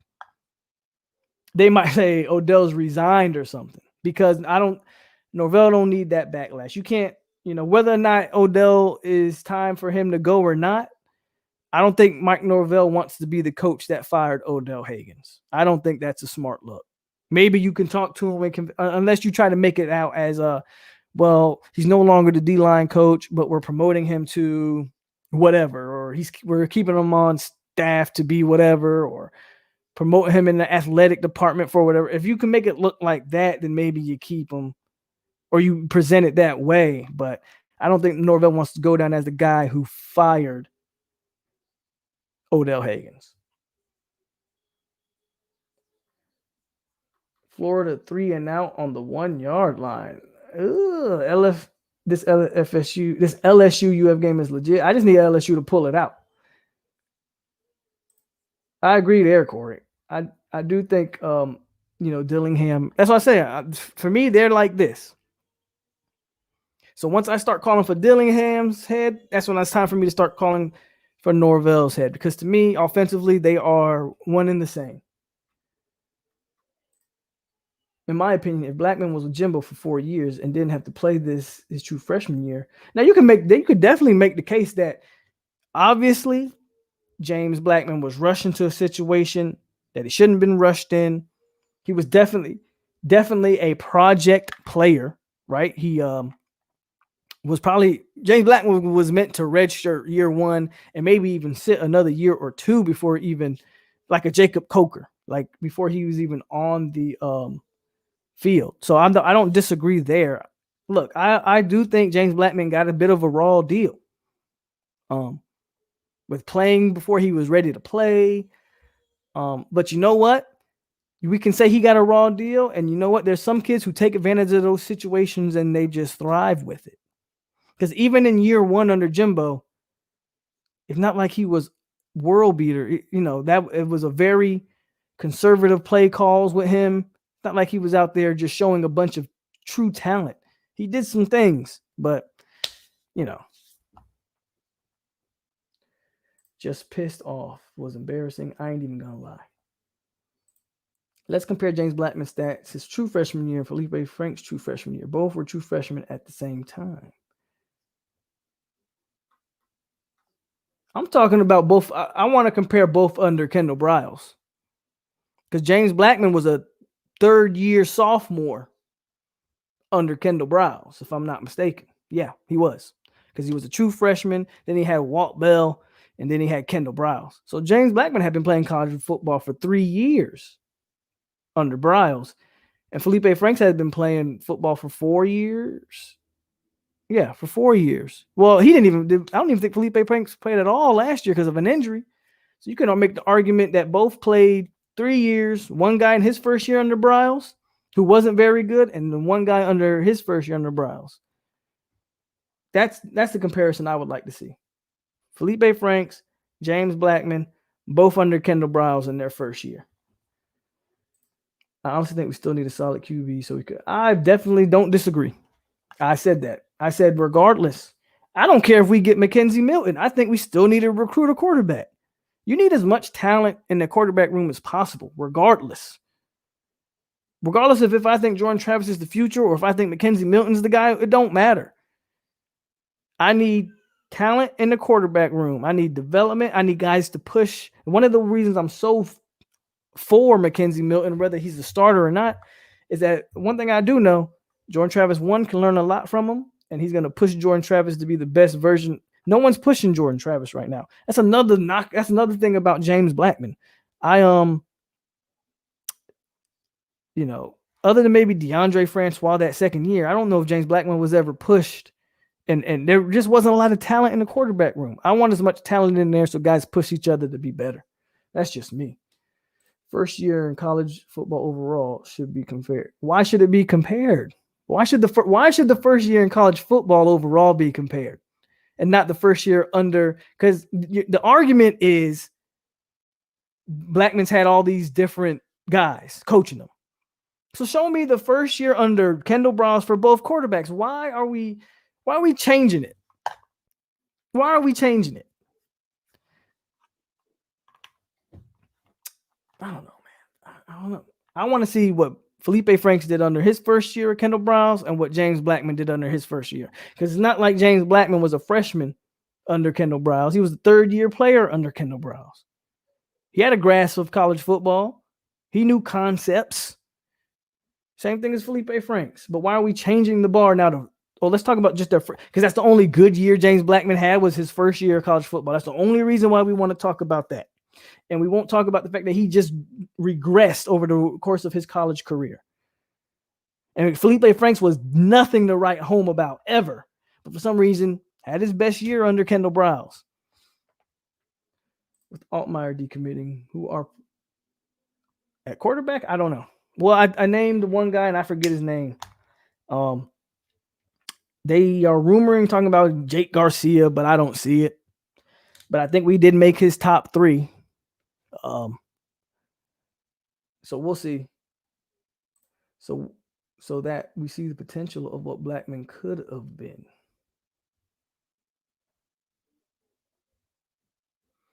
Jimbo ran spread 2. Jimbo ran a lot of different stuff. One of the beauties of Jimbo's offense was he was diverse with it. He could run a lot of different things. You could utilize a fullback. He could make a tight end your primary guy. Jimbo ran a lot of different things. Jimbo could pick up pace when he wanted to, even though he preferred not to. Jimbo is Jimbo's a true offensive mastermind. Unlike, these last few coaches that we've hired offensively. I think people get enamored with the spread and the speed of it, but I take what Jimbo does all day.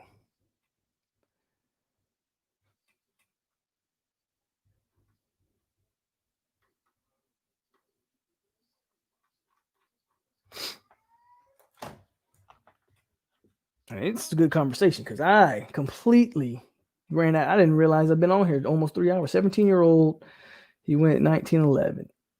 If that's not good, I don't know what is. 34-34, man. I don't know. I told you, man, I don't think LSU's going to pull it out, man. I want to see it, though. Bro, what is going on? No, I'm not buying that crap.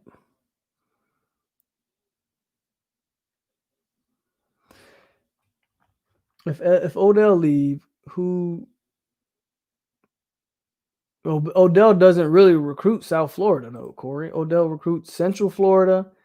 Odell's very good in the Virginia, Maryland area. Odell ain't recruiting South Florida right now. Your primary South Florida recruiters are David Johnson and Dugans. And it ain't like they're doing great right now in South Florida anyway. But Odell doesn't really recruit South Florida like that. Garcia would be nice, a 4-star Cali kid who decommitted from USC. Yeah, I don't think there's any real weight to that though. Just my opinion. Polk, we still own FSU too. You own 800 yards of offense on that ass. That's what you own. You own a 60 burger on that ass. That's what you own. On a team that our sorry asses beat. So, Dennis, that's what you owning tonight.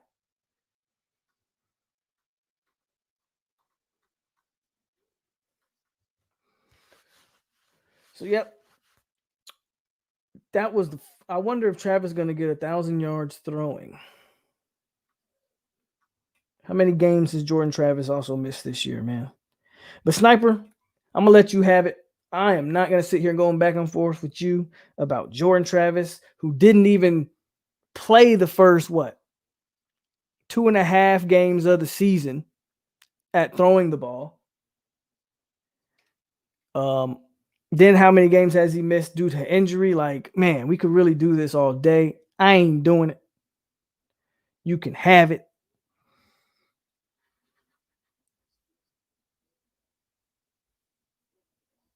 I want Bill laughing at me when we laughing at Dennis. Yeah, Dennis, you got to take all of that. All of that 860 points. 800 yards, 60 points. At the end of the day, Dennis, guess what, though? You guys had a good season. Just stop telling me that you guys were done wrong and that the ACC disrespected y'all, because we all know that wasn't true. Now we making excuses. I'm not making no excuses. They're facts. Like that's like saying a guy plays 4 games and a guy plays a full season and you're comparing the stats. Like, what do you this guy had a better season because he played 8 games and this guy only played 4 games. Well, duh, he's gonna have better numbers. I mean, man. Anyway, like I said, I'm not doing it no more with you, Sniper. You can have it. You got it. James Blackman was always better than Jordan Travis. We beat the Canes 7 straight games in a row, a record for the series. We know, but they think they own us because they've won the last few years. But we know. But they had, again, 60 points and over 500 yards on the ground. Dennis, you really want to open this can of worms? How about Florida driving the struggle bus tonight? I'm loving it. I'm hoping LSU pulls it out. This will be a great day for No Nation. We beat at UF in basketball. We put 56 on Duke. Miami gets demolished by UNC, a team that we beat. And there's a good chance Florida gets knocked out the playoff picture tonight with a loss to LSU. So I'm loving every bit of it. Be nice to play Miami in the bowl game. I think we would beat the Canes.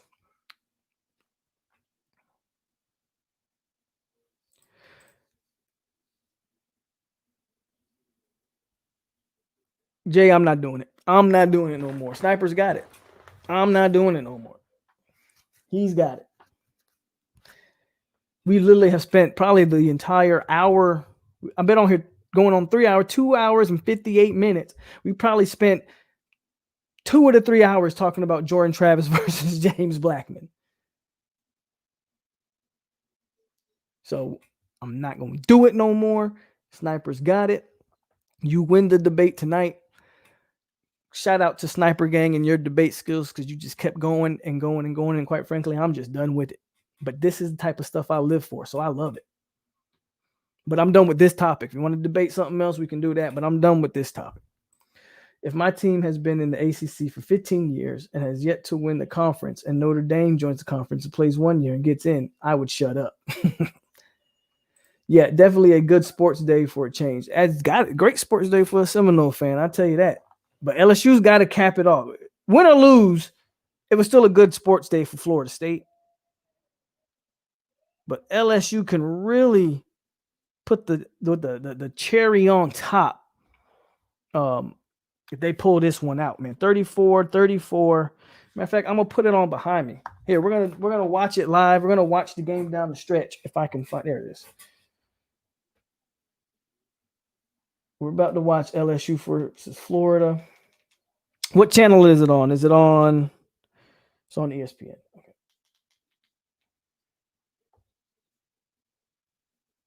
And I'm gonna turn it up, and we're gonna watch. We're gonna watch the last few minutes of this game.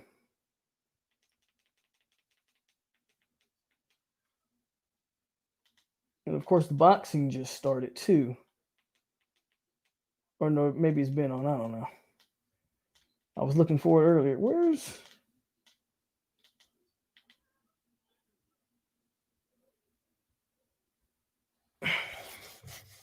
Okay, here we go. I gotta try to turn it up.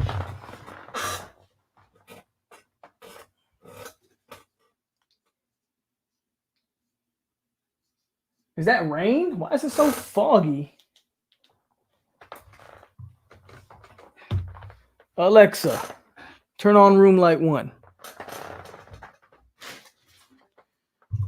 All right. I ain't asked you all that. I don't care about none of that.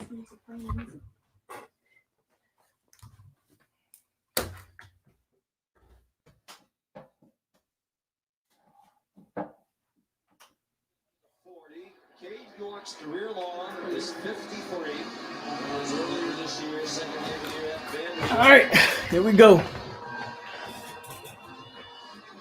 I don't make conservative here.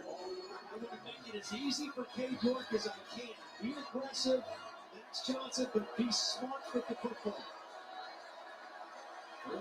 Good point, Wayne. The easy five, Curry. Lose yards, that could be a big deal. A couple of yards difference could be the difference between making the field goal. Once spring come and Milton there will be a QB competition. If Milton wins his first year of the system, that should tell you. Well, I already said Milton's a better quarterback. It doesn't tell me anything. I'm curious about his play after the injury. It wouldn't surprise me if Milton won at all. Go knows, Robert. Wouldn't surprise me at all. I just don't think it's a given that he's gonna win. Florida player just kept LSU drive alive with the dumb penalty for throwing someone's shoe. Oh, I thought he had a name down there, Odell. Nah, Odell is a Polk County dude. What's up, Chad? We about to watch. Chad, we tuned into LSU Florida. Normally I wouldn't do this, but LSU has a chance to make this maybe the best sports day for a Seminole fan in the last how long? Basketball team beats the Gators. We put 56 on Duke. Miami gets decimated, destroyed, demolished, owned. And now we have a chance for LSU to completely crush Florida's playoff dreams, which Alabama was going to do anyway. But I love to see them lose to a bad LSU team.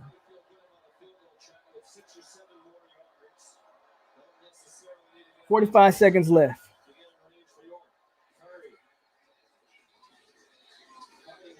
LSU looks content to just run the clock out and try the field goal. You got to do what you got to do, I guess. Sniper says it's a given. I said I wasn't arguing with no more Sniper, so stop it. Certified shooters, what it do?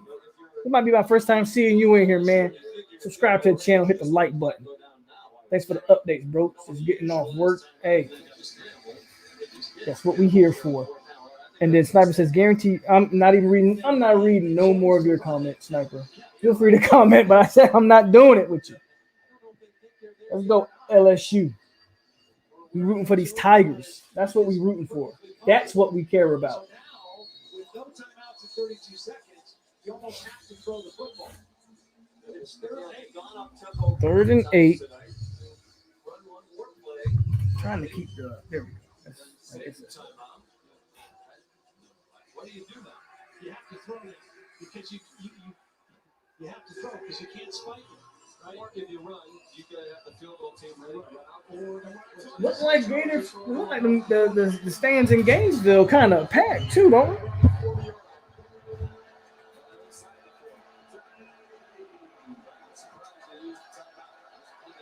They pick up this first down. That was a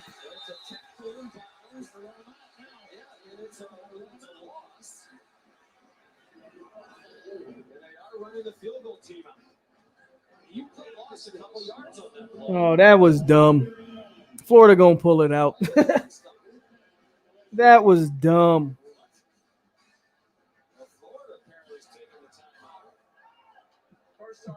Dan Mullen with a timeout.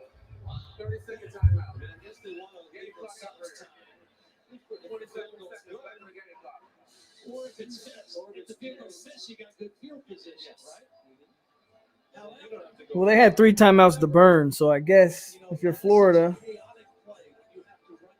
it makes sense. It makes sense if you're Florida, I guess. Hit the like button, folks. We still got 30 people, man. We've been going on 3 hours. Hell yeah. I'm subscribed. Sometimes I catch your lives. I have my own channel and me serving my country, getting ready for my PCS move overseas. You good certified. You're not the only person that,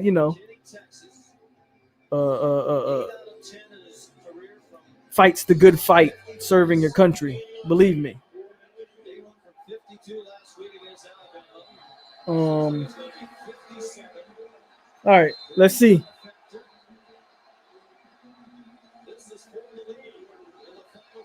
LSU. Oh! Let's go! Let's go! LSU, let's go! Roll Tigers.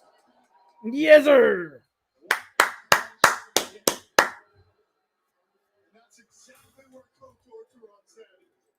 Bro, I'll tell you right now, the Army don't give a damn about no COVID. Believe me when I tell you. I've heard certain installations do, but it doesn't surprise me that game was packed at all. But I agree with you. It's a 50-50 call because you take away scramble. Man, he hit that field goal, man. He had plenty of room left on it, too. Look at that. And he doing the chop. He could have hit that thing from like 65, real talk. That was a big kick. That kid's got a leg. He could have hit that from like 60-something. Oh, my God. This kid is getting on my nerves.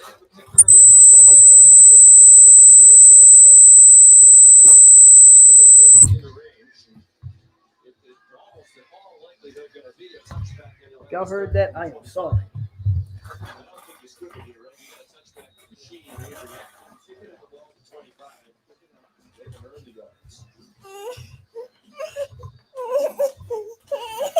What are you whining for, bro?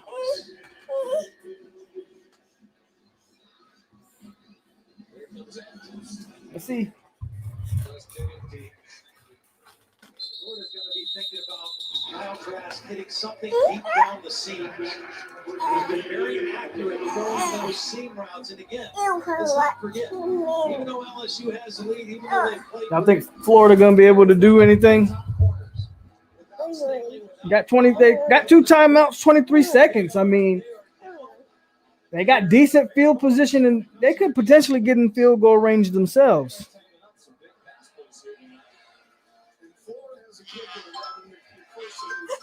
Hey, stop whining. This season, LSU with 3 safeties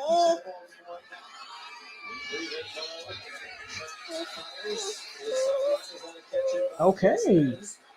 For Trayvon Grimes, we'll have to rely on the camera because we can't tell where they are from there. They're at the 40-yard line. Wilson the dumb man. Yeah, he met. Yeah, that was a stupid. I know Mullen is pissed.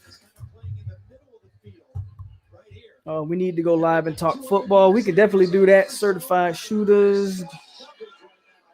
All right, here we go.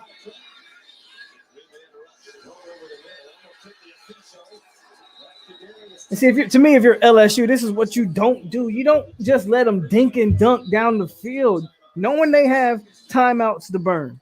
Why are you letting them just dink and dunk you in the field goal range? Put pressure on Kyle Trask, man. They get 2 plays underneath. They're getting closer to field goal range. Do you now go to man coverage and try to bring some pressure on Kyle Trask? I hate prevent defense, man. I hate the prevent defense because you see they rush 3, drop everybody back in zone coverage, and you just dink and dunk them down to. I hate prevent. I think prevent is the worst defense you could ever call, unless it's a Hail Mary situation, But at this point, I think you should have been rushing Kyle Trask and trying to get him out of his comfort zone. Just let him sit back and dink and dunk you down the field. Gators got a good chance of getting this field goal here, man. Little Polk, make sure you sign with Miami after high school, buddy. Florida at the 44. Florida going to end up winning. Come on, Tigers, hold on. I mean, at least rush 4 at him. See, they only do a 3-man rush here. See my problem with it? Dink and dunk.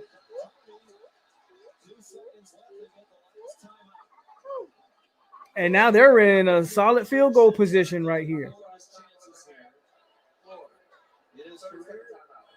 If you're gonna play prevent, then yeah, I get it in a Hail Mary type situation, but this, you know what I mean? Like, come on, man. You just let them dink and dunk their way to potentially tying this game up.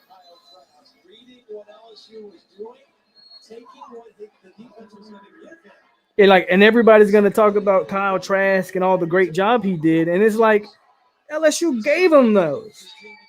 Any quarterback worth their weight is going to be able to complete dink and dunk, wide open passes down the field. But here we go, the moment of truth.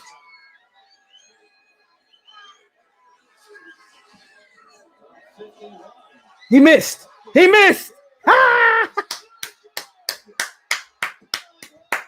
He missed.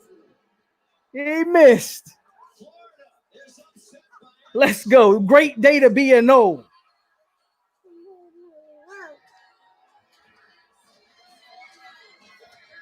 Florida Loop playoff hopes just went out the window. UF got destroyed. And both FSU teams won today, baby. Is it not a great day to be a Seminole? Great day to be a Seminole. The surrender cobra is in full effect. Look at that.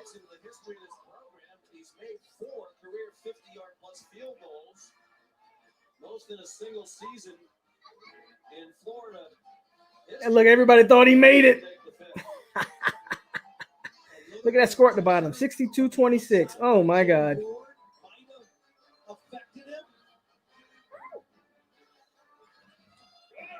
What you mad for? You the one missed it.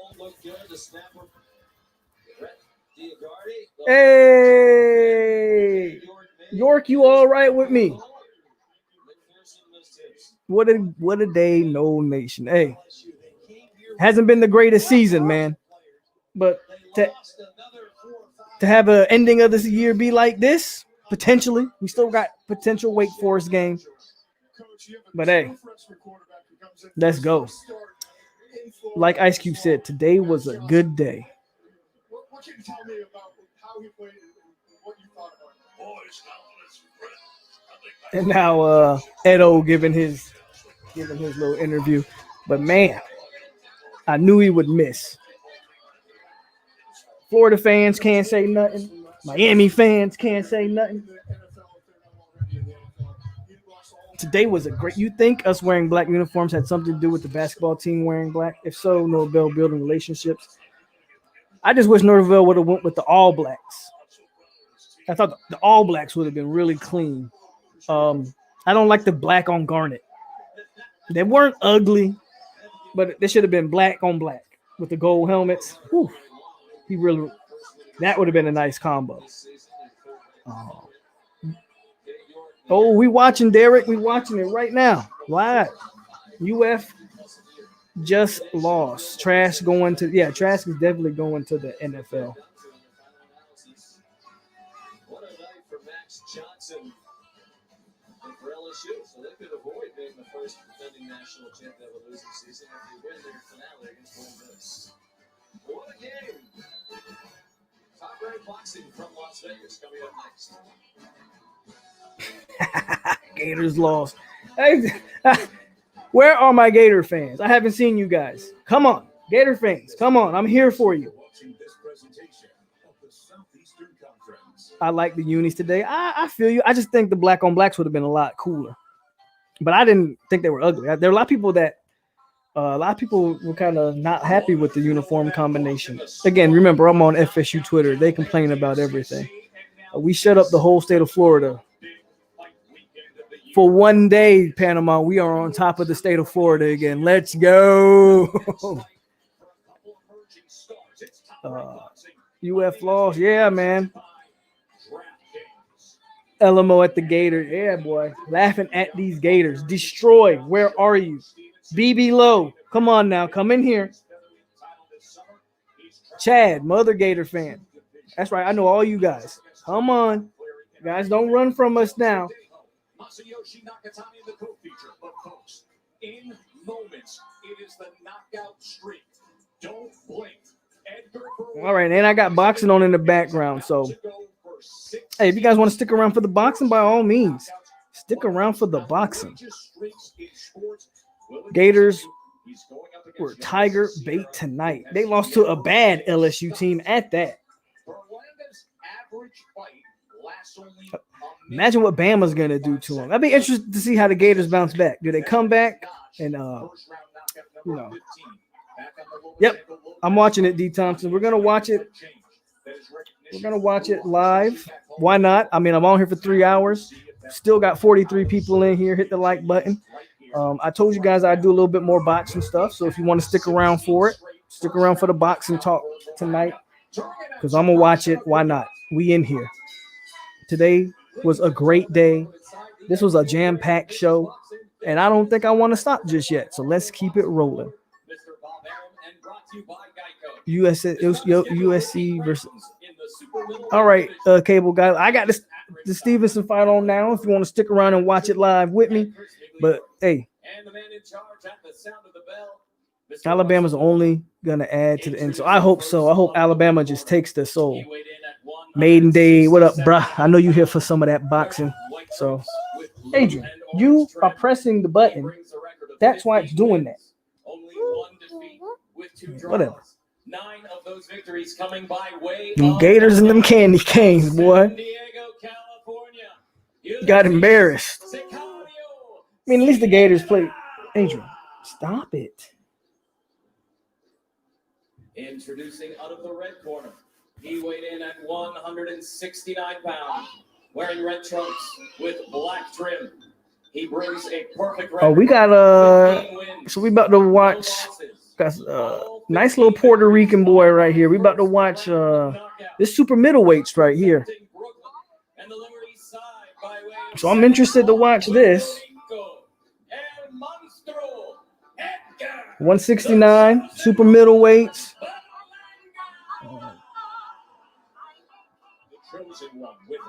When is your first boxing vid dropping? I don't know. Like solo, just straight boxing, man. I honestly don't know. I might. Canelo fights next week if I'm not mistaken. I might do it for Canelo. I mean, Canelo would probably bring in some views. So I might do something with Canelo. We're gonna close this show out with this last event. If you don't know, Anthony AJ Joshua did retain the heavyweight crown today in a solid performance. I thought he would have beat PULEV, and I'm not trying to take anything away from AJ. I expected him to get rid of PULEV. I didn't think it would go past 6. He still ended up knocking him out in 9, but he did what I thought he should have did. PULEV, 39-year-old PULEV wasn't good enough to just wasn't good enough. So, but I'm interested in this young little prospect right here, bro. Because he throwing for the fences, dude. This Puerto Rican kid throwing for the fences. 30 seconds in. Boy, stop whining. Because you're doing it to yourself. Working the jab. Yeah, whatever. Zone as well with Berlanga. There it is. Stop mocking me. To the left hand. You see the legs right there. That's what momentarily Sierra was hurt from the shot. Who's your NFL team? I'm more of a college fan, but the Bucks would probably be the one NFL team I kind of really follow. I'll go with the Bucks. You do a breakdown like a keys to victory. I'll do something like that. Yo, this dude is godly. Is anybody else watching this?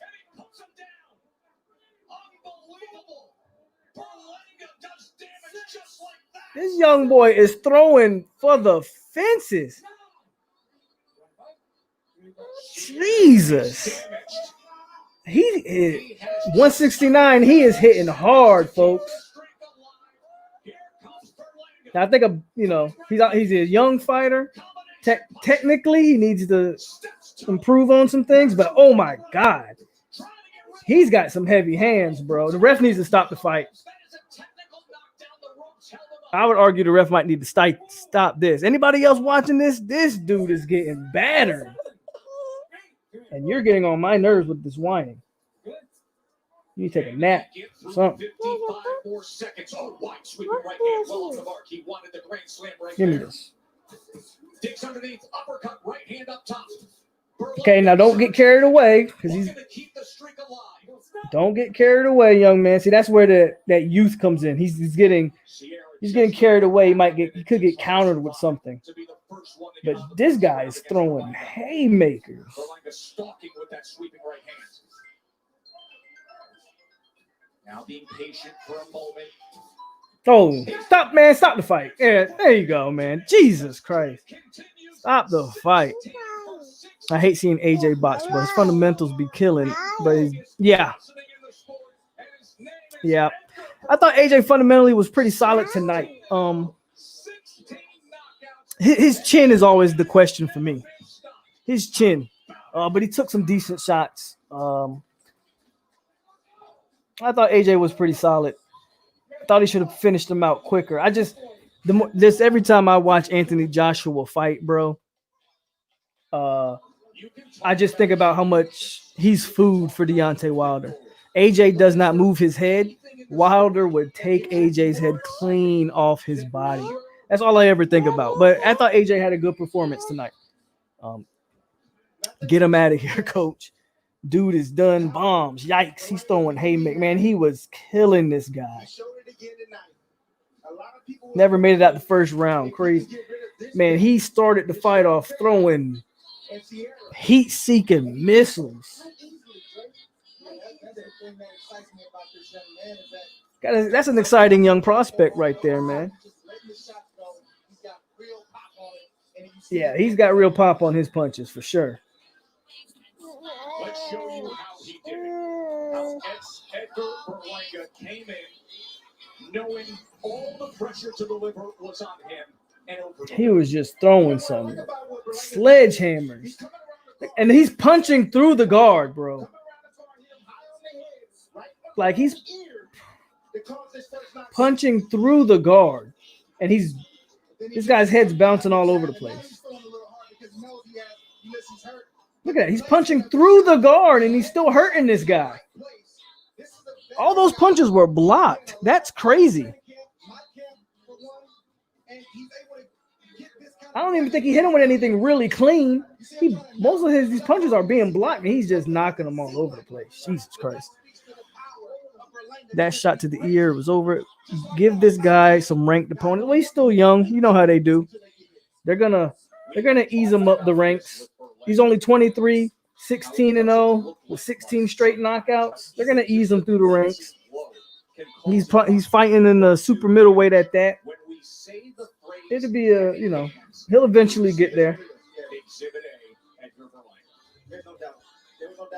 that he was going to get rid of Sierra. I knew Sierra liked to cover up. I've seen Berlanga in his previous fights where he had guys that cover up and get against the ropes, and I knew he liked to pull their guard down to deliver his shot. But I thought Sierra would at least get past the first round. I know the street, the power's real, but Sierra's a veteran. This is how I know tonight is great night, because I'm sleepy at 11:06 FSU 1 and both. Great night, Brandon. You know, if boxing's not for you, have a good night, because if you're sleepy at 11, I feel you. Have a good night, bro. But if you're in the boxing, man, maybe try to tough it out a little bit as we wait for the Shakur Stevenson fight. But that was some pretty good undercard action right there, man. That young dude's a nice prospect. Nice young prospect right there. With that type of power, you might want to watch out for him now. Technically, he needs to shore some things up, but at this point in his career, he's just knocking dudes out. That dude ain't want to keep going. He could have clinched and got out that round. Man, that man ain't want to keep getting rocked like that. I don't blame him. Once you feel power like that,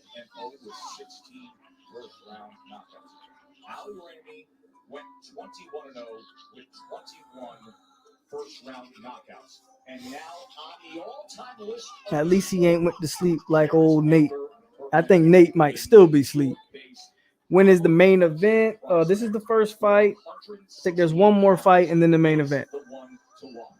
You know, we had a great visit with him the other day, and he takes great pride in his Puerto Rican heritage and the wonderful Puerto Rican boxing fans in New York City.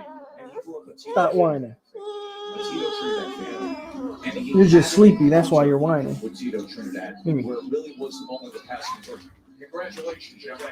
Oh, you're sleepy. Speaking of great games, it looks like USC and UCLA are having a great game. 36-35 down to the wire. So if you want some more football and the boxing's not your thing, definitely go check out that game. Shakur is my guy for real. Okay, Maiden Date, I got a question for you. Because I like Shakur Stevenson too. But who you got? Shakur or Devin Haney? Because Devin Haney's my guy. I think that's a damn good fight. I might take Devin Haney. You know, Devin is my guy though. So but Shakur Stevenson and Devin Haney, that might be a future. I would almost guarantee that's going to be a future world title fight right there. Mentally, he's focused, he's hungry, he has punching power, he has the There's no way those, we are talking boxing, so the politics of it will probably get in the way, but there's no way Shakur Stevenson and Devin Haney aren't fighting for multiple belts sometime in the future. And that's a super tough one. Both of those guys are extremely talented. But I really like Devin. What was the key to I really like Devin Haney. So and him not even making it to 245, which is the longest you've ever fought? I seen everybody talk all he spoke with. Listen, I'm none of those fighters. I'm not Canelo. I'm not Jaime Munguia. I'm none of those guys. That's why I told him after the fight.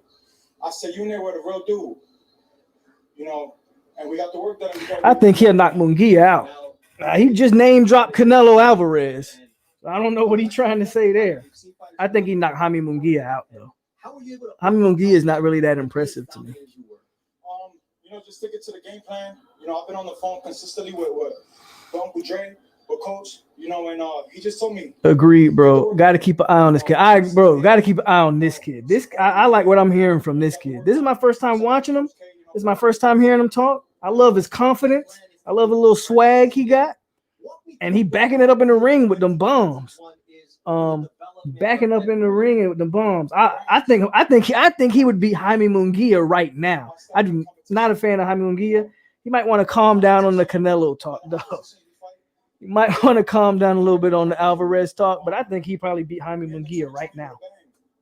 That's what I wanted. And 2021 is a big year. UCLA choked the game. Oh, they lost, Sniper. UCLA just went up by 2 on a field goal.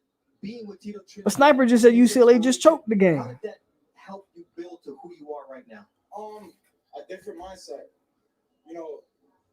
And my son just fell asleep. I knew he was tired. That's why he was doing all that whining. His his hands, you could hear when he throw punches. Watch this kid, man. Edgar Berlanda. Watch this kid. Watch this kid. Irv Gotti says, wow, what a nice return in UCLA territory. Uh-oh. So USC might pull it out. USC might pull it out. Still a good night for sports, bro. UCLA, USC is having a classic down to the wire. And again, man, if you like this boxing stuff, come on in here and watch this stuff with us. He is a monster. Joe, we send it back to you. But I like this young kid right here. Cannot wait to see him get back in there. Giuseppe, you still in here? I know Giuseppe like the boxing stuff too. In less than 1 round of this, what you think about this kid? He threw 56 power punches. He landed 24. Because he was rocking this dude all around the place. Kid got IQ. I like him. I agree, Maiden Dade. I like this kid too, man. We've got much more set to come your way, including another Puerto Rican star in a very good co-feature. Bodejo Against Masayoshi Nakatani. That's a critical lightweight fight. It's coming up in moments. And then the undefeated recent featherweight champion trying to become a 2-division world champion, Shakur Stevenson against Toka Khan Clary in the main event. We're going to take a Shakur Stevenson, he'll be at lightweight in no time. Don't worry about that. This holiday, Guitar Center is the one-stop shop for every musician. He'll be at lightweight because that's where the fights are. I know they got him at featherweight to start him off. Pick up your order curbside. This holiday, make music with Guitar Center. Dear 2020, you had your time. I want to fight for you. Now it's our time. Time to get away to. But hell, featherweight's only what, 126? Lightweight is 130? Today, we break free. Or am I wrong? No, lightweight's 135. Featherweight's 126. Super feather. Okay. He'll be at lightweight. I can see Shakur Stevenson's getting up to 135. They're going to fight one day, hopefully. I've seen Berlanga's last 6 fights, and each one I thought first round stoppage streak would end. This man, this is my first time seeing him, and I'm thoroughly impressed with what I just watched. D. Thompson, first and goal USC, so USC about to pull it out. But no, D. Thompson, this is my first time seeing him, and that was a hell of a performance. And then I like his, his swag, his confidence. A fighter's got to have that about him, and I like that. Bright future, man. And it's not like super middleweight is really deep. You know? You got Caleb Plant. Canelo's gonna fight Callum Smith for I think like 2 belts next week. Here, let's go to super middleweight rankings. Let me see who's all in the super middleweight. Geico's got you covered. Like a blanket. You seeing this? Geico. Expect great savings Daddy. and a whole lot What? more. Mommy needs your help. Okay, hold on. Are you still making a YouTube video? Didn't I say hold on? Power to get the job done. So they got Callum Smith 1. Tried and tested Not quality cruiserweight. moving forward. And David Benavidez, Daniel Jacobs, Caleb Plant, Anthony Durrell, Hugel, Andrade. There's some solid players, man. There's some solid fighters in the middleweight. I think that kid could be somewhere, though. It's using it in a 200-year-old recipe. Bring back Jimbo. Will you stop it? All right. During commercial, I'll be right back, guys. My woman wants me.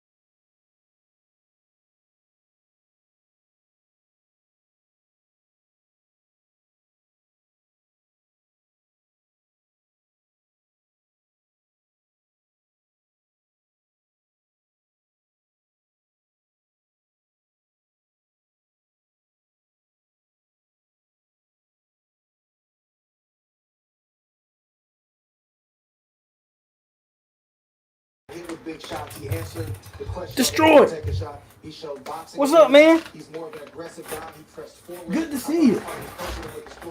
Good day to be a Seminole, boy, I tell you. A boxing fan, you don't forget his name. When I saw his name on the bout sheet, I said, "Oh, USC stole the game. He's the real deal. He's tall. Thanks for everybody who stuck around.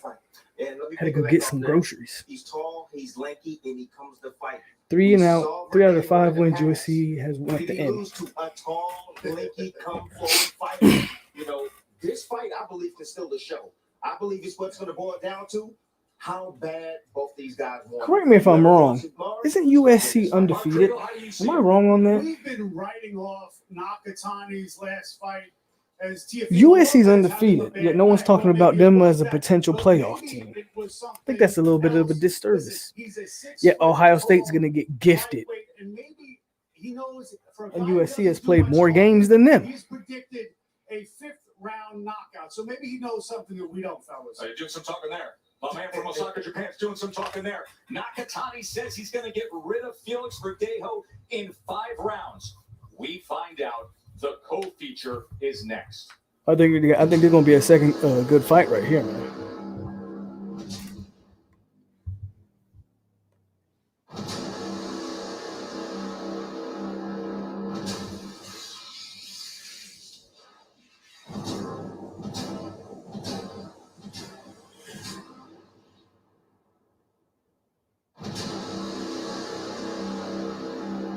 The average NFL play only lasts about 4 seconds. But when you compete in our daily fantasy contest for free for over $1 million this week, it sure doesn't feel that way.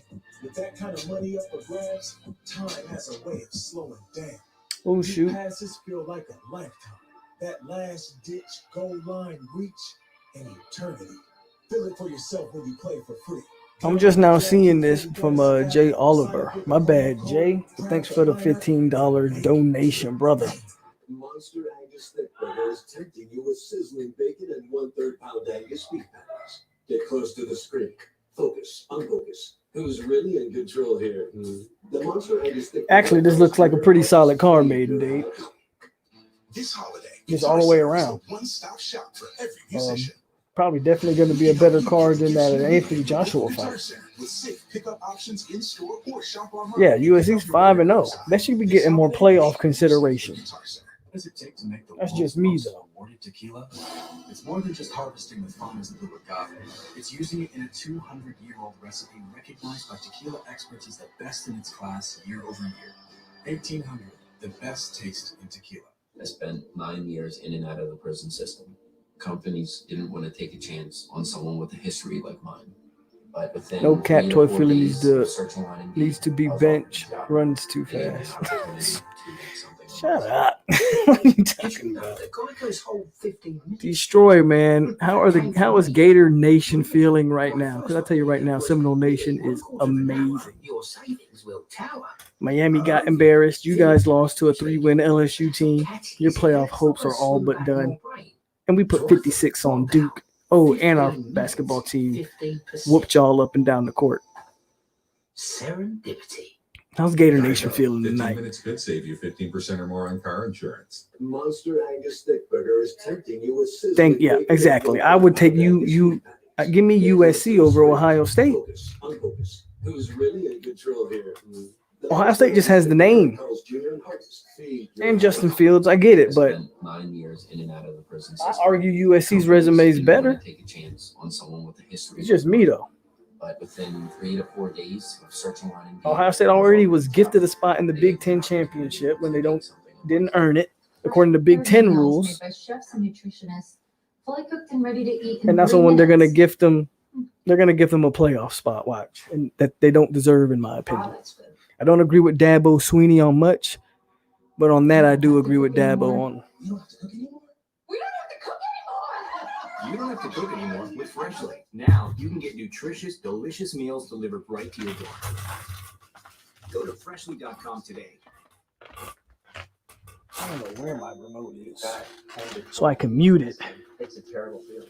For years, until a place where I could go. the fight and comes one back day on. come out, Destroy, how you feel about what see Wilson did? Destroy, choice, where you at, man? We was personalized talking. event. They've got a lab Come there. back. It gets done in the lab, and got the best smile I could ever ask for. Don't put it off because it doesn't have to be that way.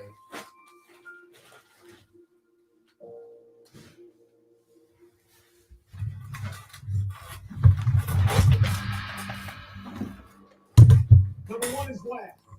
You should laugh every day. Number two is think. You should spend some time in thought. And number three is you should have your emotions move. You're right. You're absolutely right. I think the thing with USC is USC hasn't been good in a long time. Ohio State does have a guy in Justin Fields who will probably be the second quarterback drafted. So I think that's why Ohio State's a more appealing national team. I absolutely agree with you, though. Me and you on the same page, bro. With the NCAA and what the Big Ten is doing for Ohio State right now, I think a lot more people should probably be disgusted about it, quite frankly. There should be a bigger uproar that Ohio State's basically being gifted these opportunities without having to earn them. In all seriousness, Cincinnati has probably earned more of a spot than Ohio State has in the playoff picture. But we got a good fight coming up right here, bro. This should be a good fight.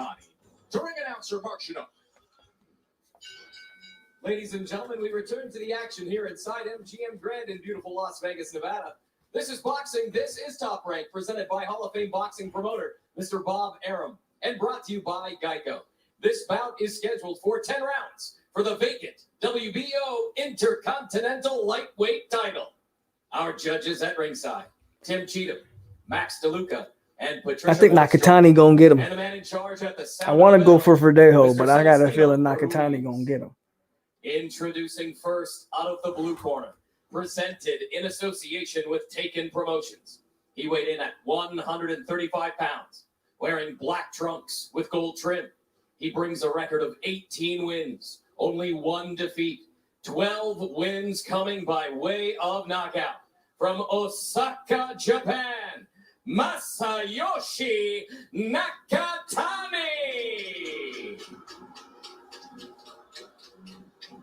Introducing out of the red corner, he weighed in at 135 pounds, wearing blue trunks with pink and black trim. He brings a record of 27 wins, only 1 defeat, 17 victories coming by way of knockout. He is a 2012 Olympian from San Juan, Puerto Rico, Felix El Diamante Verdejo.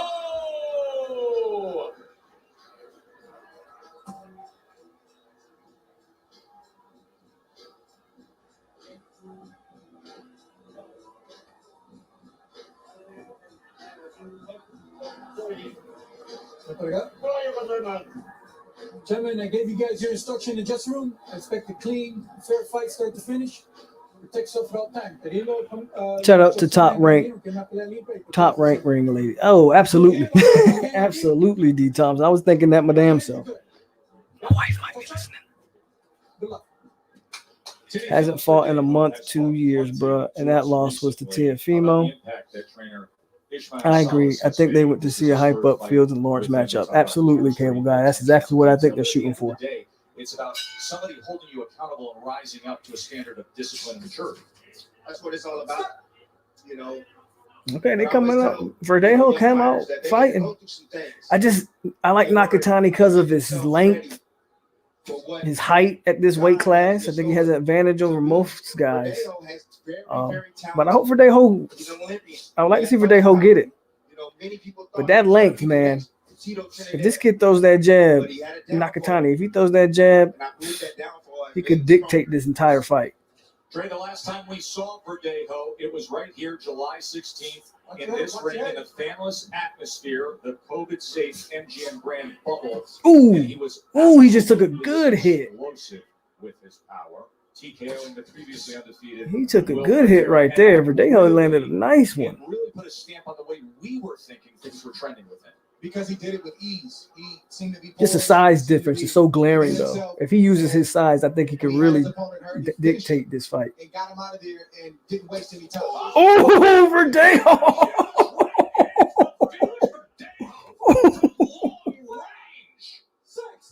Verdejo shutting me up.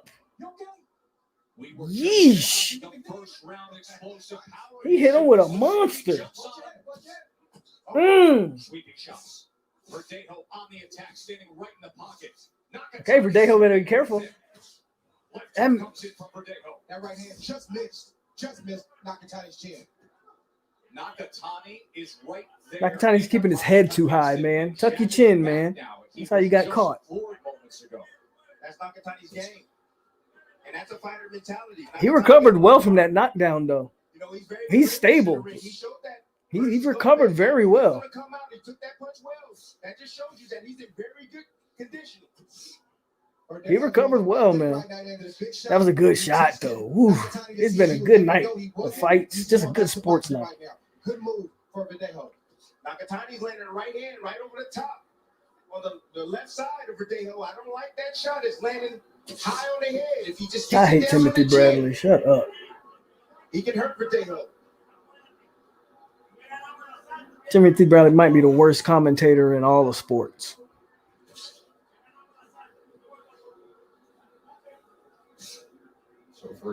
Man, he recovered really well, though. Box Nakatani after Nakatani gets up off the canvas and gets back to it. He comes with a 1-2 combination. Now Verdejo better be careful. Contender from Japan. That was a hell of a punch. And he digs to the body. He hit him flush. I can't wait to see the replay on that one. So a nice bounce back from Nakatani after that huge right hand. We will show it to you right after. Tried to go for that same punch. Maiden Day said, "Yee, get him out of here, coach." Hey, he recovered from it though. He looked like he was almost done. He survived it though. Deep passes feel like a lifetime. That last ditch goal line reach, an eternity. Feel it for yourself when you play for free.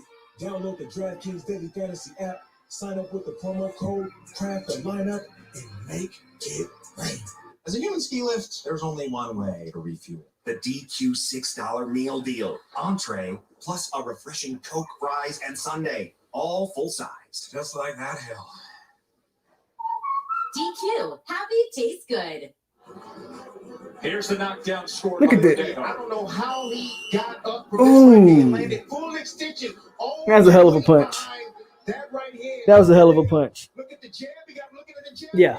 Nakatani needs to use his length more. I agree, Maiden Day. Need to use his length more. That's one of Verdejo's favorite shots. Is the one. That punch was nasty. On the chin, and I'm right there with you. I don't know how Nakatani got up, recovered, and actually tried to finish the round strong. And the mistake that Nakatani made was he stepped straight back, had his hands wide open, created the lane for that right hand of Verdejo.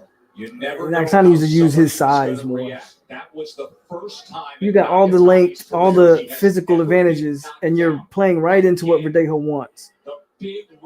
Jab him from the outside with the left, then set up the right hand. He's too close. Can you believe the action we have early on? I mean, we go from that LSU Florida thriller to these two back-to-back first rounds we just saw. The improvement I'm seeing in Verdejo is not just the big right hand that knocks Nakatani down, but everything he's doing in between these combinations. He's poised. You can tell he's thinking right now. And then all of a sudden he'll explode, or he'll throw a jab to the belly, or set things up. You know, his in-between game, in-between punching, that's what's improved the most for me. Joe, you mentioned before the transition with Verdejo brought about by Ismael Salas. That knockdown was exactly how Salas teaches it. Perfect body mechanics, full extension. Salas is a master teacher. He's had success in straightening out other top performers from amateur. He teeing up, man. Macy Ramirez, the two-time gold medalist. Verdejo had long been trained by Ricky Marquez, but this has been a successful. It's already been a real good night of fights. Bernardo. Ismael Salas was very happy about the way he used that right hand to drop. These first two fights have been pretty good. Obviously, the buddy with the first round knockout, and that first round was a good round. Fight's kind of slowing down here, though. Absolutely, and don't get reckless, especially when you have a dangerous guy like Nakatani. Fight's slowing down a little bit. You want to set your offense up, even when you get a man hurt. You know, a hurt fighter is a deadly fighter. And I think he did. I mean, how am I going to argue against the coach? But I thought he was Very, very I foolish. feel like Nakatani's looking for like the perfect counter shot, while Verdejo's he's swinging for the fences, but he's just missing on some of these punches. And Nakatani's not letting his hands go That's the enough kind for of me. patience and poise you're gonna need fighting tough. He needs to be pumping that jab a lot more.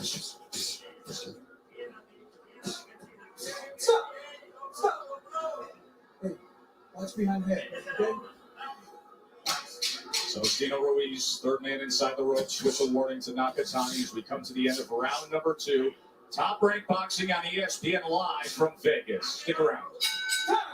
Verdejo getting gas. I can see it. I can definitely see it.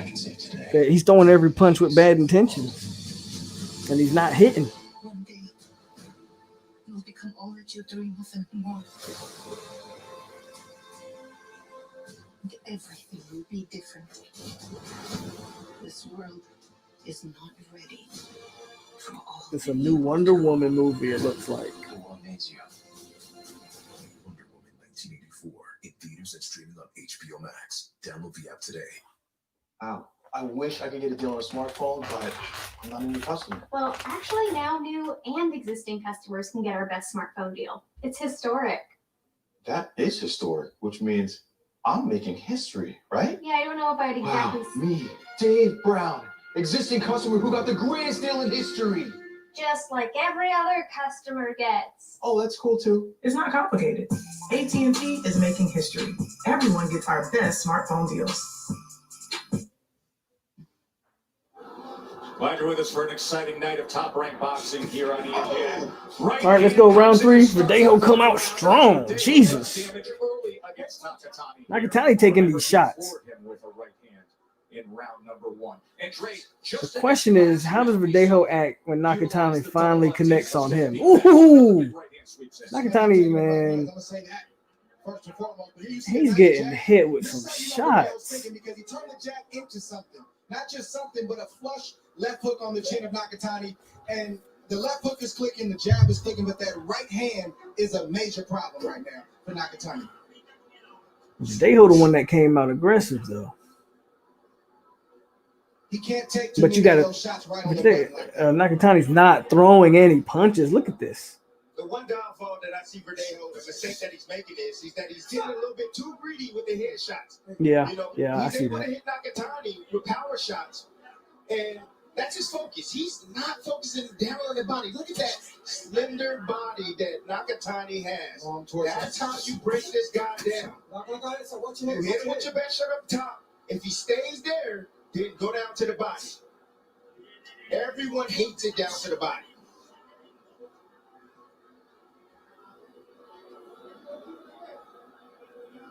The downfall of Nakatani is he is tough, he is durable, but he makes no adjustments. His chin, his head is in the same position. Right. That's what I'm saying. He's not doing that. It's a good point by Andre Ward. Nakatani hasn't done anything to change up. He's just standing straight up and down, doing very little. His jab sometimes from his waist. Doesn't bring his head back. Technically, he's not that great. And Verdejo's landing flush right hands. It's the kind of right hand that if it hits Nakatani in the right spot, it can turn the lights out. There's a lead left hook, trying to come back with the right hand. Nakatani able to slip away.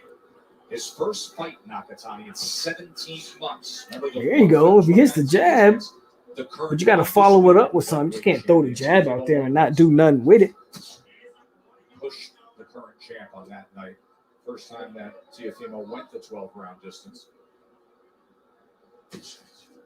Nakatani is not getting as aggressive as we typically see him. You know, That's what I'm saying. He's not throwing any punches. He's countering on both sides. He's stepping and slipping inside his jab and going down to the body and coming with left hooks. And then he's countering over the top of right hands. Nakatani's getting hit with shots, and he doesn't realize why he's getting hit with shots. Good point, Maiden Dade. As a taller fighter, this is not the way you're supposed to be fighting this fight.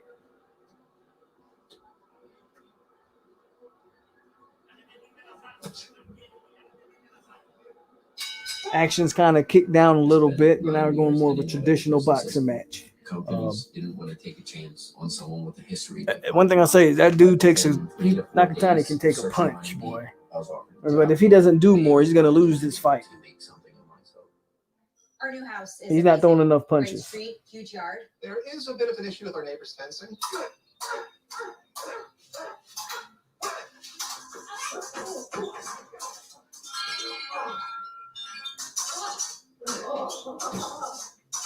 At least Geico makes bundling our home and car insurance easy. Which helps us save even more. Hey, Sarah, Push it. God. What? I know. For bundling made easy, go to geico.com. Go ahead. Should I try the sandwiches? Use promo code 5. Come on, man. That's the only thing I don't like is these commercials. I knew she was your favorite. I'd rather listen to them talk in the corner instead of watching these commercials. All right, here we Round go. number 4 here in Vegas. The story early on has been the right Round hand 4, of Felix 4 of 10. Verdejo.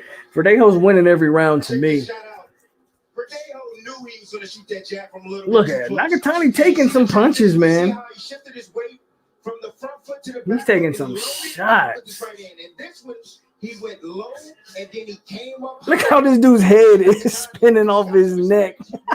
That's crazy. And Nakatani taking some punches, though. Well, he got to throw his hands more, man. You'll notice the 10-8 round on Andre's card, of course. The Verdejo's won every round to me, too. So in round number 1. I agree with Felix Andre Verdejo, Ward's who was card. The blue chipper was the 5-star prospect in the sport, the 2012 Olympian. He was thought of as the next great Puerto Rican fighter, and then a motorcycle accident, the TKO loss at MSG. But he is so focused, so determined, new trainer, new attitude, and coming out here to Vegas to get in his training and to get in high-quality sparring. Yeah, it's called sacrifice. Young fighters out there, you will not and cannot get to the top and stay there. Ooh, hit him again. That's a knockdown. Nakatani 2 knockdowns. coming in. Verdejo met him with power again. You okay? Walk to me. Here comes the same shot. He takes punches, though. And still the whole back half of He this. still looks good on his feet, though. Like, he does not wobbly leg. Verdejo brings that left hook behind that right hand. It's really going to be trouble. Man. Knockdown scored The now. Japanese for dude Felix tough, Verdejo. man. He can take a punch. That pull counter, he can do it all night long. You know, Nakatani, you see the where his hands are placed. He shoots his jab from that position. He doesn't bring the jab back to his face to block the right hand of Verdejo. But to my earlier point, Joe, talking about sacrifice, he left his comfort zone on the island of Puerto Rico, and he came out. Nakatani's not going to throw punches, man. This is going to be a boring fight to watch. Unless only time we get any action is when Verdejo's connecting. Nakatani's not throwing anything. He's here you go. When he does throw, he throws 1 jab, 2 jabs, and that's about it. Doesn't follow it up with anything. He's scared of getting countered at this point. He's been knocked down twice. He's taking some brutal headshots up until this point. That time he followed it up with the right. He missed, but at least you gave him something to think about, you know? That's what he needs to do more of. Pump the jab and follow it up. Follow it up with the right hand.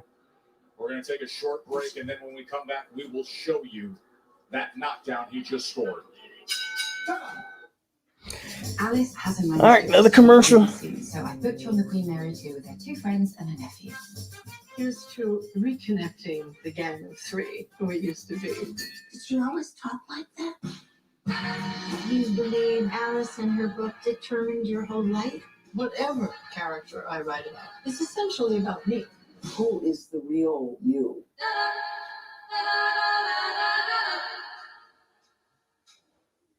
Rated R.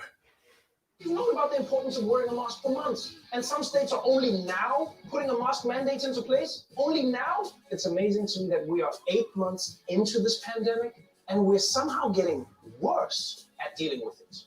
Imagine if I started learning French today, and on day 1 I was like, je ne parle pas français, parlez-vous français? And then 8 months later, after practicing, I was like, me no French, don't speak French. The Daily Show with Trevor Noah. New weeknights at 11 on Comedy Central. Masayoshi Nakatani, who went the distance with the current undisputed champion, Teofimo Lopez. has never been knocked down in his career until tonight. We are starting round 5. He's already been down twice. This is what happened in the 4th round. Damn, man. Look at that. Verdejo hitting him with some mean stuff. But he recovers really quick. Nakatani recovered quick. This man keeps continuously getting up from taking those type of punches. Unreal. What good if you cutting the ring off but haven't? He's not doing anything. He's taking punches. He's pushing the action. Well, like you say, he's cutting the ring off. He's backing him up as if he's the aggressor, but he's not throwing punches. Right now, they're just in the middle of the ring. See, when you have a thinking fighter like Verdejo, you don't want to give him time and let him just think and let him be calculated and think about his attack. You got to stay on top of fighters like Verdejo, guys that are counter punchers, guys that like the space to create opportunities for themselves and for their offense. That's the problem that Nakatani's making right now.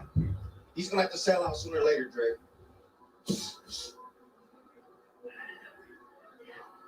He's showing Verdejo a lot of respect right now. We didn't see Nakatani. That right hand hurts Verdejo. Show Tail this kind of respect, but he's showing it to Verdejo tonight. Nakatani told us the other day he would get rid of Verdejo in the 5th round. You can't get rid of nobody if you ain't throwing punches. Verdejo's dropping his left hand and pulling straight back. Nakatani gets steady with his right hand, and he's catching him. He heard him about 10 seconds ago. Just buzzed him.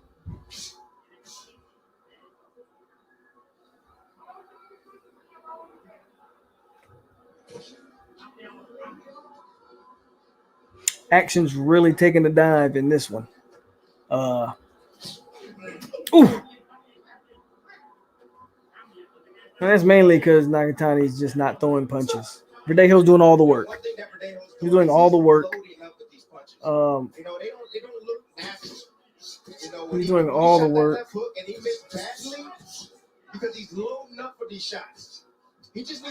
That's the most punches I think Nakatani's throwing all fight right there. And I think at this point, Verdejo kind of understands that he has to push the pace. What he doesn't want to do is get careless and get caught. Nor does he want to gas himself out. Still have, I think it's the 5th round, so he still has 4 more rounds to go.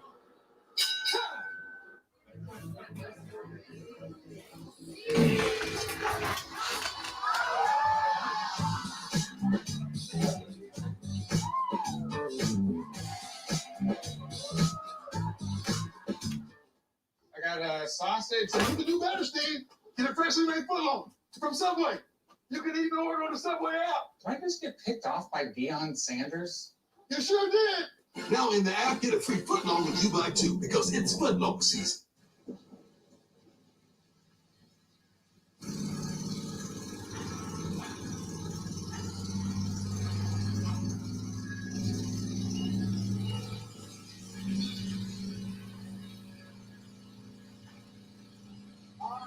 There's a 30-minute limit, right? Show that to the right. Shout out to Mabe and Dave. I think me and you, 15 people in here, but me and you the only ones talking boxing. But shout out to everybody if you're sitting here watching it with us. Nakatani ain't going to make the distance. I don't know. I have a feeling that he might make the distance. For whatever reason, the dude has like a big heart. He takes a punch. What's gonna worry me is that Verdejo, try to say his name, Verdejo or Verdejo, whatever you say it. He's dominating the fight to the point where, you know, what happens if he gets exhausted and gets caught with one? There's a lot of chatter online already about negotiations commencing and getting those deals done starting Monday.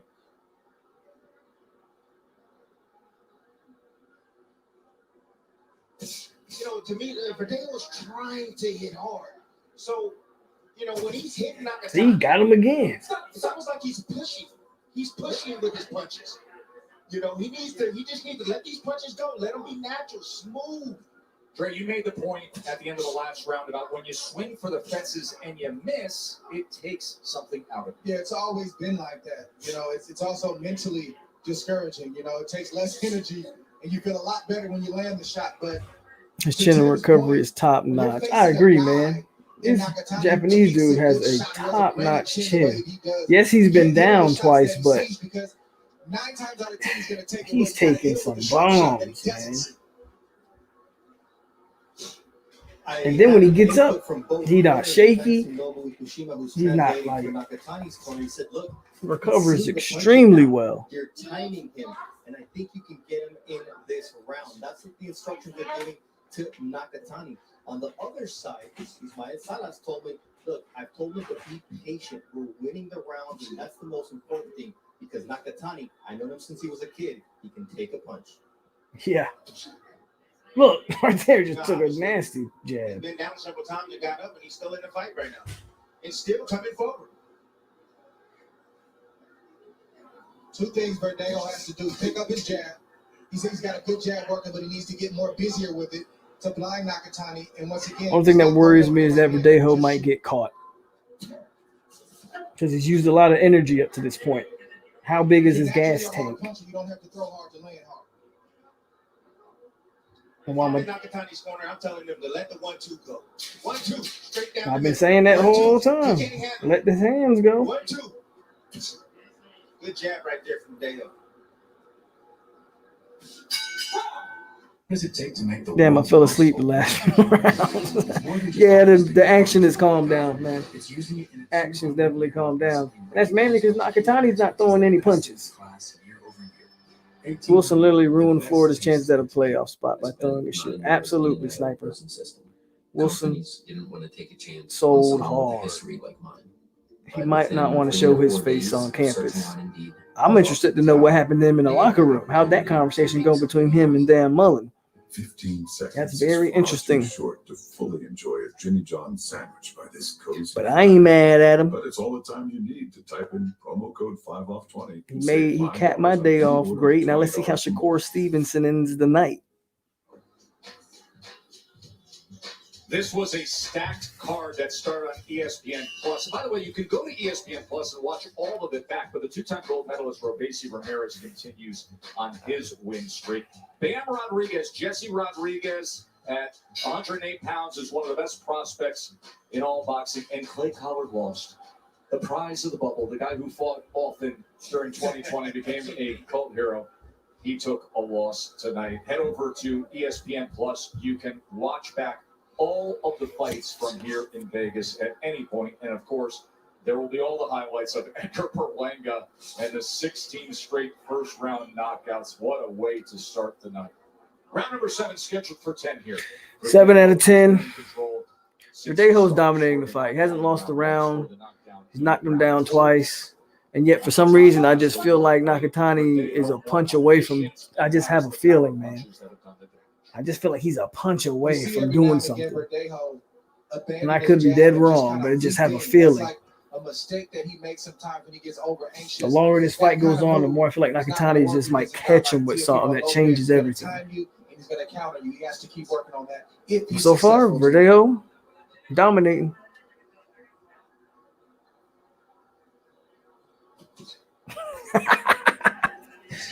I'm sorry. It's funny. The next guy. There's a 1-2 with Bro, 500 yards of rushing. And there's a 1-2 from Nakatani. I told you, man. I just felt like Nakatani was close to landing something. And he hit him, and he wobbled him a little bit. Look, and now he feels that he hurt him. I told you, Verdejo's dominated, but he was a punch away from this thing changing. Just had the feeling the entire fight. And Nakatani was a punch or two away. Getting stunned happens, but it's what you do after you get stunned. Yeah. So I want to see it, how Verdejo recovers and if he can stay composed. How about this from Nakatani? Now the action's picking up. Ooh. Ooh. Ooh. Ooh. Look at him. Now the action picking up. If you're not watching it, man, watch this. Wildly entertaining This 7th round has been great. Nakatani still stalking. Nakatani feels like he hurt him. And now a short left hand. Come on, ref. You can see some redness around the right eye of Felix Verdejo.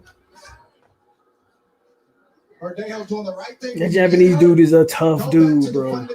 Left jab, hands up. And I felt like that the entire fight watching it. I'm like, man, this dude's dominating, but I got a feeling this guy is not out of the fight by a long shot. And look at that. Round 7, probably the first round, easily the first round he's won. Trying to wrap around that right hand is Nakatani. What a turn of events here, Timmy. What a turn. Big round for Nakatani. End of 7. Ooh. Ooh. Nice 7th round, bro. Nice 7th round. Nakatani came back with it. I had a feeling. I was just saying I had a feeling he was a punch away. Verdejo should have worked the body the whole. Yeah, I agree. If Verdejo wasn't headhunting, Nakatani wouldn't have the energy right now to even make that comeback because his body would have been all knotted up. But he headhunted the whole fight. Nakatani definitely won that round, though.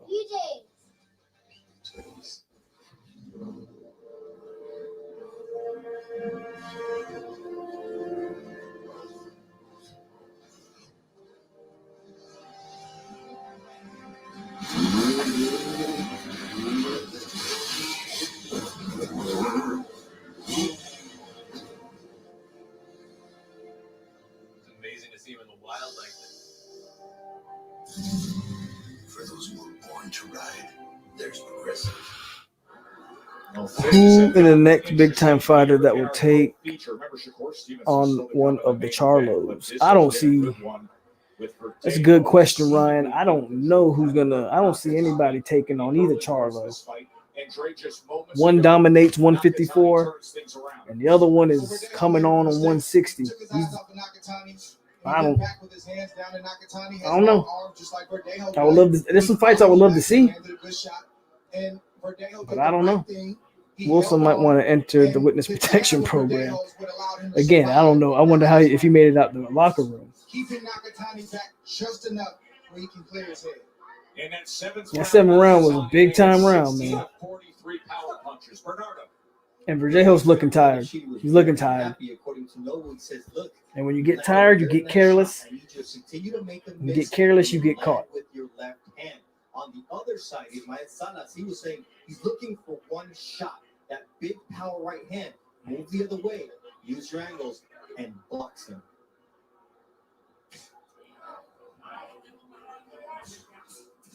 As a fighter, no matter how much success you're having, you can't fall asleep in a boxing ring because one punch, as we know, can change everything. And at this point, Verdejo has no more slip-ups in store. He's got to get it done tonight. The 1-2 is open all night, Dre. Open all night for Nakatani. You know, the mistake that Verdejo is making is that when the jab comes out, you see him squat, and he stays right there in range to be hit with the right hand. He needs to move his head off to the left. Get away from the right hand. He keeps his head right on the line when the jab comes. There it is again. Tell you, man, Verdejo's gonna get caught. I can just feel it. He's tired. This Nakatani dude is like a machine. You just punch him and punch him. He just kept coming. One guy looks tired. One guy doesn't. And it's the guy that's has been dominating the fight that looks tired. Look, he hurt. He hurt him. Oh, they both hurt. They both hurt. This is incredible. Wow. They both wobbled each other. He got stung. Then he punched back. Nakatani gets stung. This is crazy. Long jab to the body. There's that 1-2. Man, if you're not watching boxing right now, watch it. Each of these guys want it. You can see that both guys want this fight really bad. But I'm giving. You see when he gets hit, you see how quickly Verdejo will hold on. He's gonna win. He's gonna win because he got 2 knockdowns. He's won majority of the rounds. I have a feeling Nakatani's gonna catch this guy. against his past. I really do. Ladies and gentlemen. This is good stuff here in the co-feature. And we had a heavyweight championship. Chris Eubanks or Canelo Alvarez, 2021 is going to be a big time. I can see Eubanks fighting one of the Charlos. I think that Alvarez fight is a few years away. I could see Eubanks Jr. fighting Big Charlo. The unfortunate thing about it, he's definitely getting death threats in his DMs and blocking lots of people. You know how it is, man. You can't do dumb stuff like that. I'm not saying it's justified. You should never be sending death threats to a college kid. But you know, they sent out the kicker from last year, Bubba. Yeah, fans are idiots.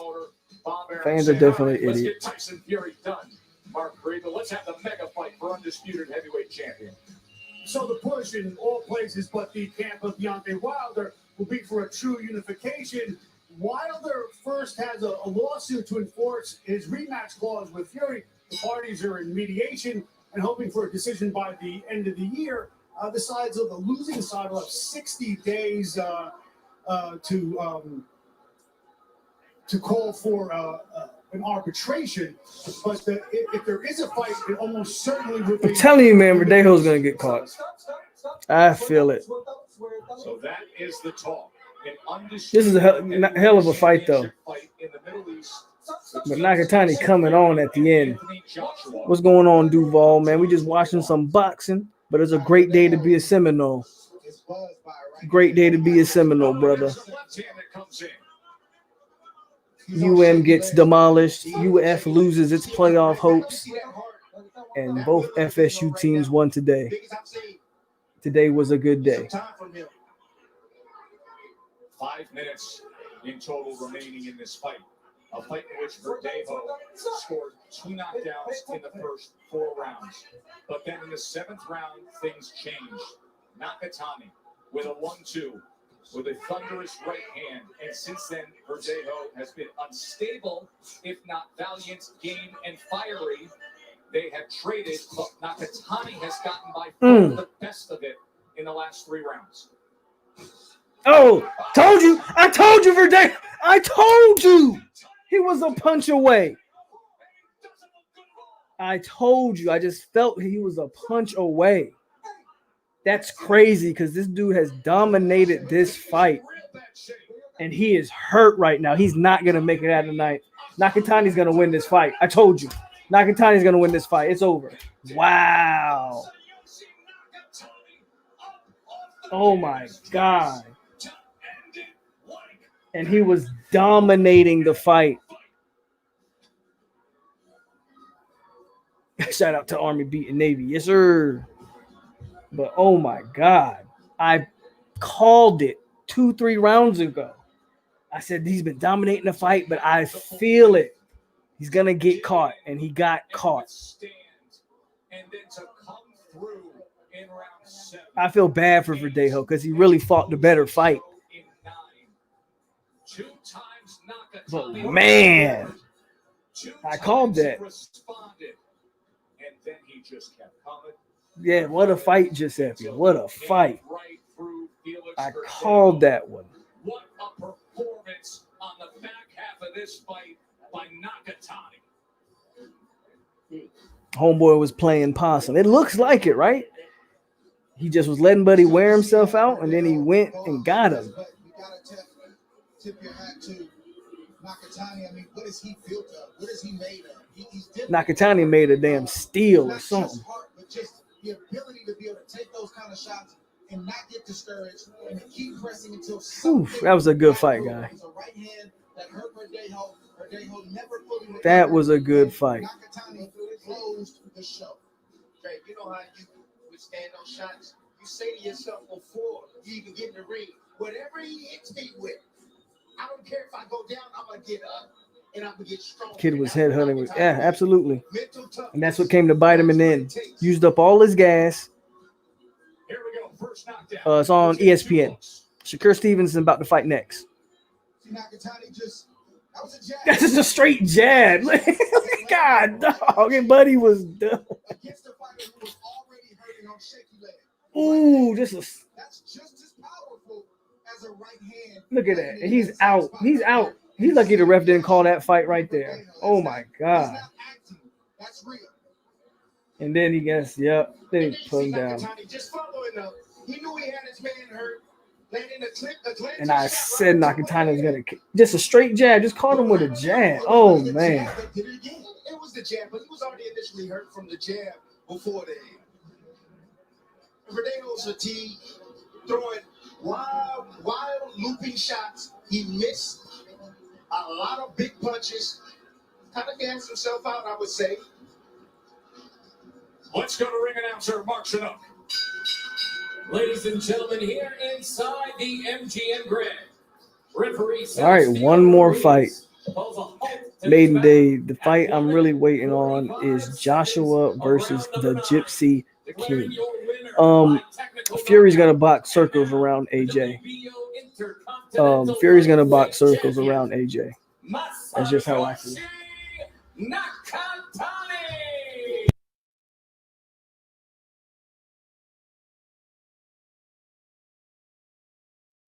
Power punches to turn things around. It's your birthday. I know it's your birthday. For those two to pose for the pictures. Okay, yes, ma'am. I mean, a great fight. You see the total punches there.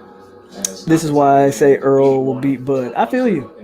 Because Earl attacks all parts of you. Absolutely. Power punches. He was but again, Tyson Fury gonna box circles around AJ. But I'd definitely be first up to watch it. Always over delivers. There is Shakur Stevenson. Many believe Shakur Stevenson will have a very long run towards the top of the pound-for-pound list in this sport because he's only 23 years old. He's already been a world champion. He's made a decision to vacate the featherweight belt and come up to 130 pounds. So he is at 130. I tell you, man, he's going to be on his way to 135. To claim titles, to become a two-division world champion. Tonight he faces the first southpaw of his career in Toka. I'm going to grab something to eat. I'll be right back. In our main event. And many more southpaws could be lined up in what would be outstanding in the lightweight fights. Whether it is Jojo Diaz or Jamel Herring or Vasily Lomachenko or Tank Davis. But the future is very bright for Stevenson, but he has to win and stay the course tonight against Toka Conclary. That is our main event coming up in just moments. Right now, we see Masayoshi Nakatani celebrating with his camp the 19th win of his career. His only loss is to the current undisputed champion, Teofimo Lopez, and he pushed him the 12-round distance. Bernardo. Nobu Ikushima will be our translator, and Masayoshi, you had never been down in your career. You were down in round 1 and round 4. What kept you going? 今までされてなくて1ラウンドでダウンされましたけど、なんで試合を続けると思ったんですか？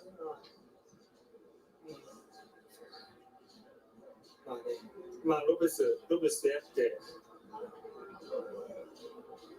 もう一回ロペスにチャレンジしたいから。I fought Lopez and I wanted to fight him again. That's why I kept going.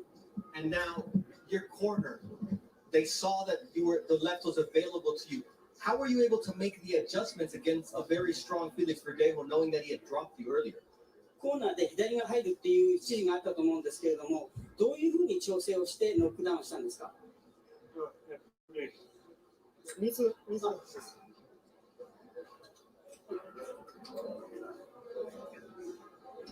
水上ばっかりやったらやっぱり当たんないんで下から崩して上攻めていく。From throwing shots from the top didn't work, and with the distance it was difficult. So I went from below to get the shots in. You did take the undisputed champion the distance. How do you ensure that you get that shot for a rematch against Teofimo Lopez, and what would be different, more importantly?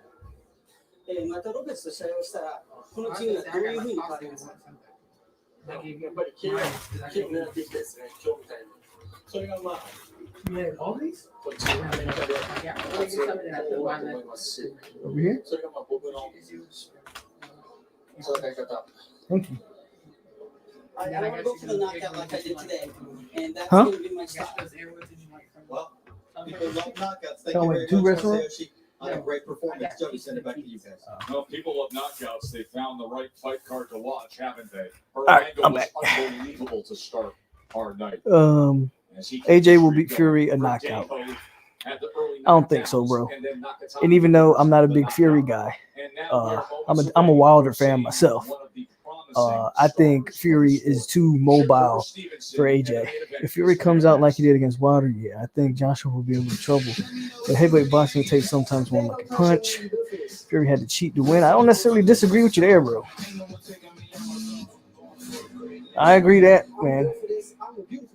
Not taking any chances. AJ will knock out Fury. I feel you. I don't see it though. I watched enough of AJ to know that he doesn't move his head enough. Hand stands too straight up and down. Now, when you order Domino's online, you I don't think stream thousands of movies for he's not free, fluid access enough, to in my Epix Now for opinion. 30 days. Make your comedies extra cheesy, or make family movie night a double crowd pleaser. Upgrade your movie night with any online order from Domino's. We love the new apartment.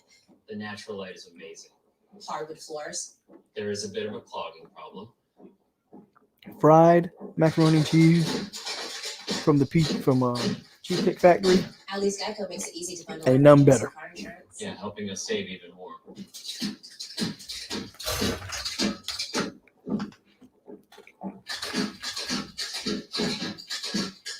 For bundling made easy, go to geico.com.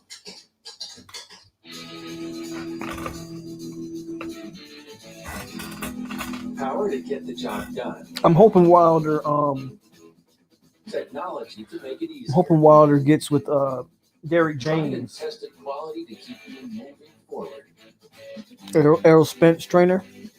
The only thing left to add is I heard there was conversations between the two how life is better on a high. after Wilder fired Mark Breland. I hope Wilder gets with Derek James. I would like to see that Since them you're two heading off to together. school, I got you this Brita. Dad, I just got a zero water. But we always use Brita. Its 2-stage filter doesn't compare to zero water's 5-stage. This meter shows how much stuff or dissolved solids gets left behind. Our tap water is 220. Ooh. Brita is 110. Seriously? But zero water, Let me guess. 0? yep, that's how I know that it is the purest All right. tasting water. I need to find the receipt for that. Oh yeah, you do. You got my phone? 10 years ago, we found a Loan Depot Very because good. we were confident we could deliver the She had it earlier, ownership I to think. individuals and families across the nation. Serving more than 27. True that. Emmanuel is the man. Lowering payments. That would be great for jobs, Wilder. I think so too. Investing in neighborhoods and communities nationwide. We know what it means to put down roots and bring dreams to life. At Loan Depot, we know. Home means everything.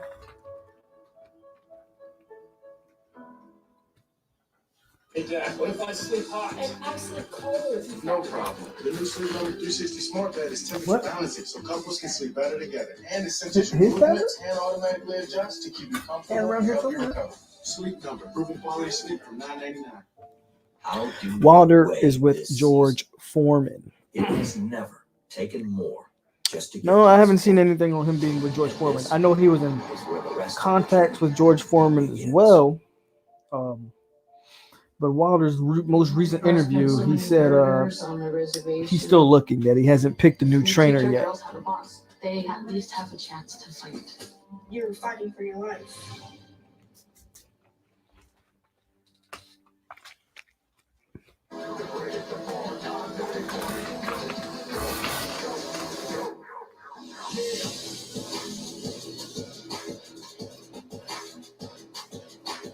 All right, here we go. Main event time. We're ready for our main event. And the tail of the tape. FSU football is good on running backs. Build that O-line and defense. What's going on, Aces? You will see that Toka Cleary has one advantage, and that is reach. I don't disagree with you there. Talk about advantages. You need to build that wide receiving core too. And that becomes a problem because the Concubus superlatives are incredible. Stevenson opponents land only 4.3 punches per round. He hits you, he's rarely hit. Let's see how biased Andre Ward is in calling this fight. It's gonna be interesting because that's his fighter. Shakur Stevenson, Andre Ward fighter. His career has been nothing but nearly flawless from the start. In fact, Stevenson started his career with 46 consecutive rounds of outlanding his I agree, opponents. Maiden Day. Now, I think Derrick James would be perfect. Boxing fans can I play think Derrick the James would be free perfect for top-ranked Wilder. boxing pool on I hope he DraftKings chooses for him a too. shot at $10,000 in prizes. I hope he chooses him All you too. have to do is answer a series Nothing of much, questions Aces, on man. We tonight's just fight about to watch this Stevenson Shakur and Stevenson fight, And if you get enough and then that's correct, it. you're going Then to we take calling it a your night. share But we're gonna of finish off the night with $10,000. some So good just old download boxing. the DraftKings Fantasy app, sign up, and use the Future promo world code champion TOPRANK. Mark Kriegel, you see Shakur Shakur Stevenson. Stevenson. He's He's already been a serious world now, he's focused champion. in, but typically he's got that smile that just lights up the world. He has an innocence to him, a youthful look. Some question in recent years whether or not he even owns a razor. But once he's in the ring, there's that veteran ability, that skill set to him. It goes beyond what many fighters currently ranked in the pound-for-pound top 10 have, and they have the accomplishments. But this kid is headed that way. Well, the guy he's going to fight, Toka Clary, is a southpaw with a wealth of experience. Shakur says he's an excellent fighter, the kind of guys that other guys would sleep on.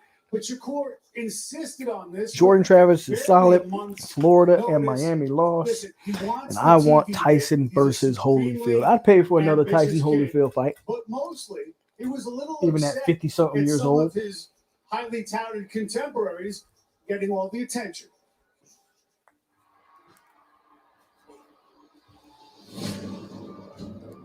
Tiafimo went from being a young guy to being a star that week. What fight would do that for you? Probably the same fight. If I fight Lomachenko, the same thing might happen. Or maybe on Burchell. That's what I will say about Lomachenko. A scared man could never beat me. And I feel like when he fought Tiafimo, with all due respect to Lomachenko, I just feel like you can't go in no fight for 6 rounds and not throw no punches. I want you to compare the work of your contemporaries. I think Tank a great fight. I don't take nothing away from what he did. But what he did was like expected. I expected him to do what he did with 7 points. Devin Haney, guy, you know. That's the fight right there. Over Devin Haney. It wasn't really a blowout performance how Tank and Tiafimo did, but it was a well-rounded performance. What do you think happens with Ryan Garcia and Luke Campbell? I think that's a tough fight for Ryan. You don't think he's just an Instagram fighter? He got long arms, he got speed, power. If you really watch, he's actually a solid fighter. I don't think that on him get the credit that he deserves. What can Shakur Stevenson do better than any of those guys? I'm the smartest one out of all of us. I'm probably not the fastest, I'm probably not the strongest, but I think that thinking-wise, I can outthink every last one of them. Shakur, I can give you any fight in the world. Who do you want most? I think people build Berchelt up to be this big bad monster and crazy punching power, and guys can't handle him. So I think that Berchelt is like the fight I would want the most because I want to prove that he's not a monster, and I just feel like I'm on a whole nother level. So we're here a year from now, 2021, going into Christmas. What's around your waist? I got the WBO strap and I got the WBC. Promise? For sure. I promise. Okay. Okay, just to spell it out, Shakur wants Absolutely, Maiden Day. of Yeah. Jamel Herring and Carl Frampton, which is supposed to be sometime in February, probably in a bubble in the UK. Them boys turned into a gatekeeper. They put them in there against young studs now for them to make a name. And the aforementioned Berchelt. One more note here. Factoring out, as CompuBox did, his first performance, he got hit 54 times with a busted up hand in his professional debut. You take that out, and he's been hit less than 4 times around. The average for a fighter of his weight is about 17 times around. Fellas? Yeah, it's remarkable what he does with his statistics and his defensive prowess. Now, Dre, obviously, we know your past relationship with Shakur Stevenson. Formerly, you would repute yourself of broadcast with Shakur because you were acting as his co-manager. That professional relationship has changed, and we get to have you with us. Oh, so he's not his fighter anymore. I'm no longer acting as a co-manager for Shakur. You know, for me, I feel like I can be a better asset and better help for him along his journey, being a big brother, being a mentor, that's never going to change. That's family to me. And Shakur's going to be just fine. If he stays focused, one day he's going to be the best fighter in the world. Well, the year ahead could be very, very special. I think he's definitely going to be one of the best for damn sure. What are we in store for tonight?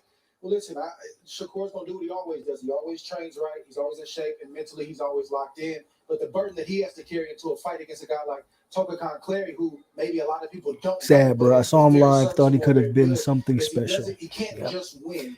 He also has to look good to stake his claim as one of the best at 130 pounds, and to get some of those guys. I think Gamboa was really good once he started going up in weight. To force those guys. You know, Tim takes us through what we should. That's kind of what happened to him. These are the three things that makes Shakur Stevenson a beast. Well, it's about concentration, supreme concentration. He can concentrate for 36 minutes, yet still be in the eye of the storm, and land kill shots like this down to the body of his opponents. Boxing is all about positioning. Being in a position where you can hit your opponent and he can't hit you. Shakur Stevenson gets his lead foot outside his opponent's lead foot to set up his offensive attack. I'm the next boy. The greats, I'm the next Sugar Ray Harlem. Nigga, hate me. It is what it is. And you see the unwavering confidence in the young gun. That is what fuels him. You know, Shakur Stevenson, he's one of my favorite young fighters. I have him right now placed on my top 10 pound-for-pound list. And the reason why I have him is his skill set. You know, when I look at guys on the pound-for-pound list, I say to myself, if you put Shakur Stevenson in the ring with these guys, I think he can beat these guys or compete with these guys. So, you know, I love to see that top pound list of his.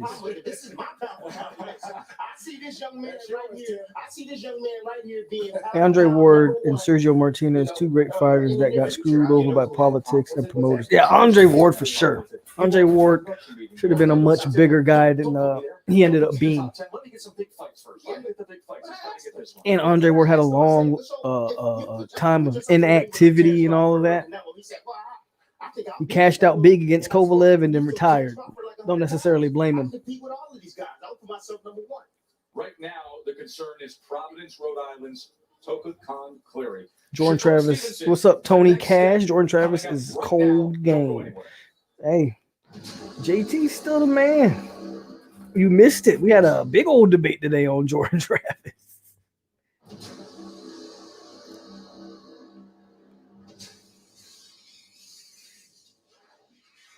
So I don't know much about the guy that Shakur is fighting.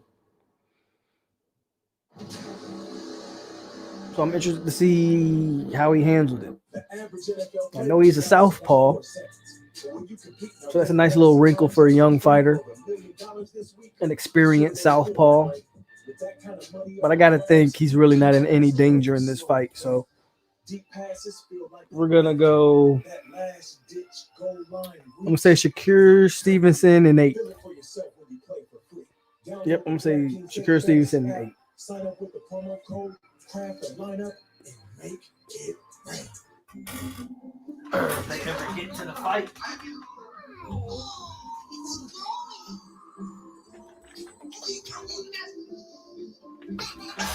Wireless you can afford for the moments you can't afford to miss. The fighting spirit is one we all share. Amanda Nunes wears hers with pride. From standing up for herself against the doubters to being the only woman in her MMA training gym. Amanda refused to let stereotypes get in her way. Whether inside the octagon or out. Since 1925, we've proved that it doesn't matter where you come from. It matters what you're made of. Modelo, the official beer of UFC. Our new house is amazing. Great street, huge yard. There is a bit of an issue with our neighbor's fencing.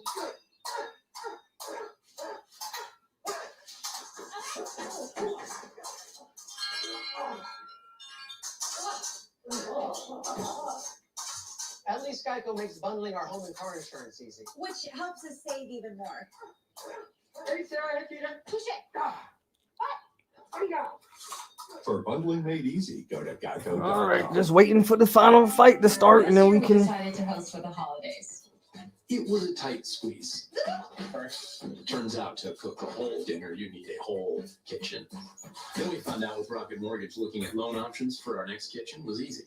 I'm just gonna ignore that. So check this out. Really Former FSU running back Mac Brown beat FSU alum Manny Diaz and former FSU basketball staff Michael Fly beat the Canes in hoops, and former FSU QB Brad Johnson's son beat the Gators in football.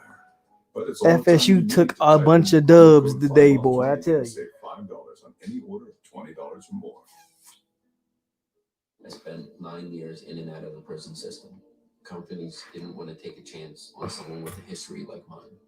But within 3 to 4 days of searching on Indeed, I was offered a job. They gave me an opportunity to make something of myself. Hey,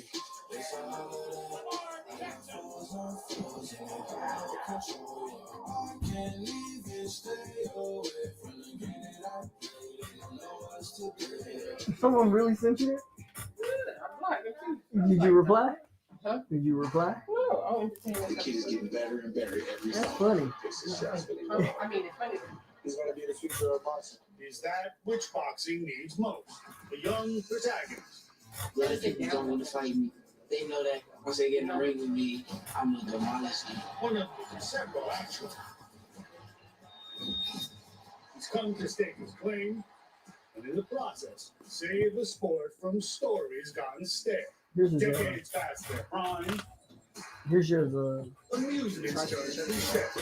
Those that have been mired in litigious purgatory. man, I need this Curtis knockout so I can forget about 700 and Already, Shakur Stevenson. 800 yards. I tell you, I don't know how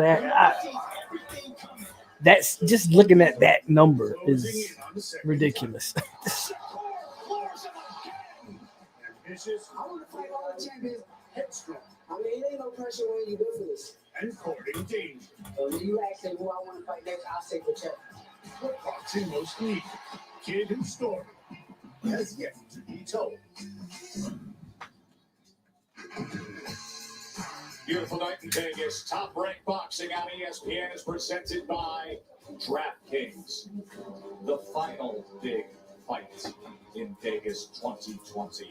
That guy had one, didn't he? Terrence Bud Crawford. Remember last month, he got rid of Kell Brook.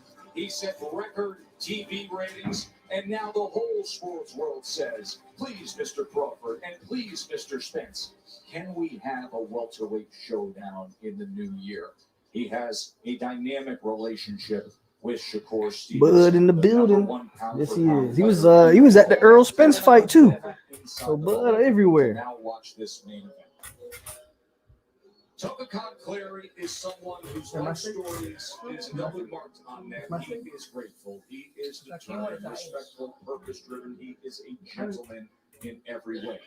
Born in Liberia, separated from his mother and siblings, taken by his father for prosperity, a better life in Philadelphia. But you had pasta too, didn't you? What kind of pasta? Just a year into the he was taken to Providence by acquaintances. At point, he was homeless. Boxing saved him. The gym became his home, and then adopted by caring people, the Clarys, thus the name. Toka Clary, ready for the biggest challenge of his career. That boy free agent. He active. He need to go to the PBC, fight some of them welterweights over there and stop playing. Here we go. Main event. Shakur Stevens coming to the ring. Another is making his way to the ring. Shakur Stevenson. He has been destined for greatness for a very long time. He works hard. He works towards greatness. He says he spent recent months watching Teofimo Lopez, Tank Davis, Bud Crawford, said himself, I gotta get back in there. I gotta fight again before the year's over. So when Burchell and Valdez, that title fight fell out with a COVID positive test, Shakur said, let's go. And now we all get to say thank you, Shakur. Canelo, I think it actually might be smart to stay a free agent. He a big enough name on his own. He can literally go wherever he wants to and make a fight and, get a big payday. It probably would be smart for Canelo to go to Floyd Mayweather route. Bud ain't a name like that, so I think he need a promotion. And why not go to the promotion with all the best welterweights? Sanctioned by You the feel me? Nevada State Athletic Commission. Executive Director, Mr. Bob Bennett. Our judges at ringside, Lisa Giampa, Dave Moretti, and Don Trella. And the man in charge at the sound of the bell, Mr. Kenny Bayless. Now, to all the boxing fans watching on ESPN, this is boxing. This is Top Rank. And this is the main event. Introducing first, presented in association with DeBella Entertainment. He weighed in at 129 pounds, wearing white trunks with gold and maroon trim. He brings a record of 28 wins, only 2 losses, 1 no decision, 19 victories coming by way of knockout. From Providence, Rhode Island, T-Nice, Toka Khan Kaleri.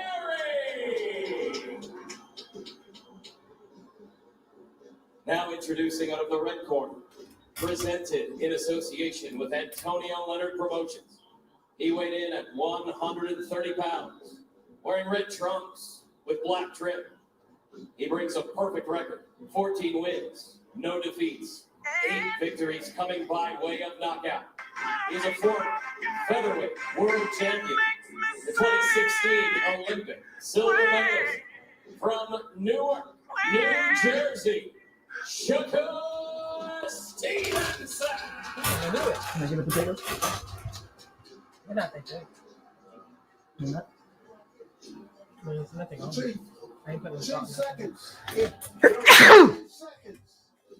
Please note that one of the chief seconds is the Hall of Fame for promotion of honor token. As a replacement. Both sides, okay? Now, gentlemen, moving over the rules of the dressing. I want to caution you again to keep this fight clean and outside. What's going on, Todd? What you doing up this late?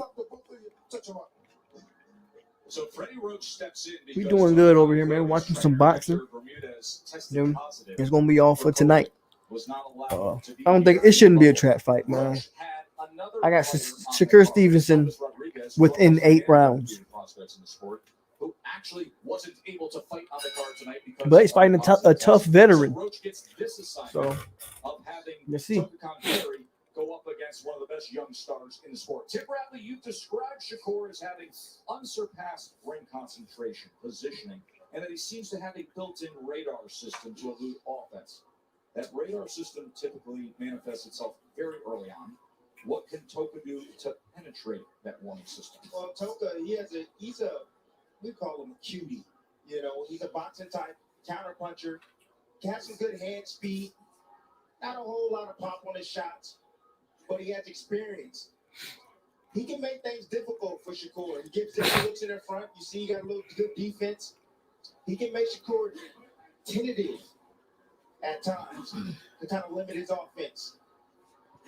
And both fighters have to adjust to facing another lefty, which is somewhat rare for left-handers to see another lefty. They're typically used to seeing right-handed fighters. Right. Yeah, I think we're going to see Shakur get hit more. Good combination right there. Than any other fighting. You know, southpaws, like you said, Trey, are not used to fighting other southpaws.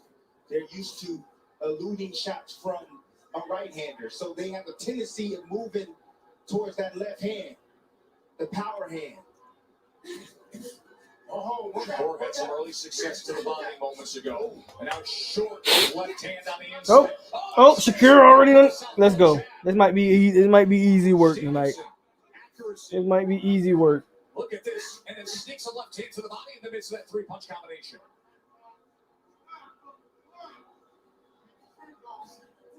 It's always the ideal situation is to get some respect early if you're a fighter. If nothing else, pause the opponent. That allows you to settle down and implement the game plan that you want to implement. Well, the game plan is simple for Shakur Stevenson. It's just press forward. Toka Khan, he can't fight going backwards. You know, he does well when he comes forward and beat his boss. Today was a great day to be an old Todd. Great day. And target practice for Shakur Stevenson. There's been effective body work here in this first round from Shakur. This fight might be easier. I said within 8. I might change that to within like 6. Shakur looks in. He's in command.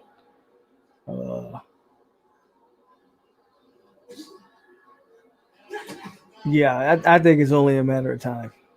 I don't think this guy's got really anything for him.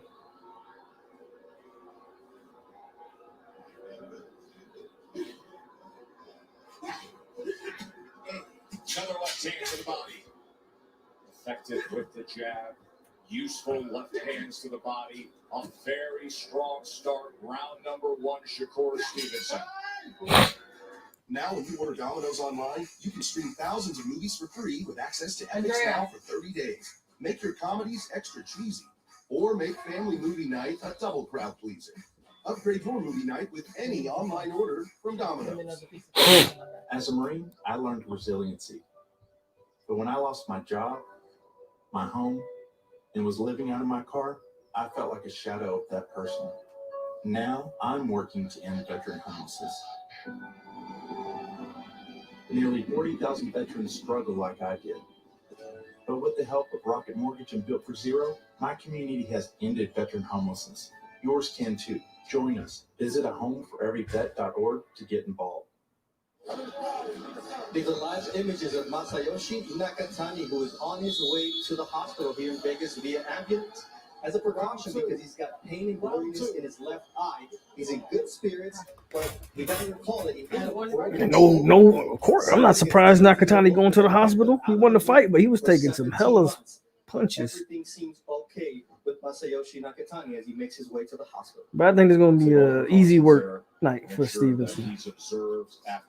This guy, he don't got the speed. I don't think he can hurt. I don't think he's got anything for Shakur, man.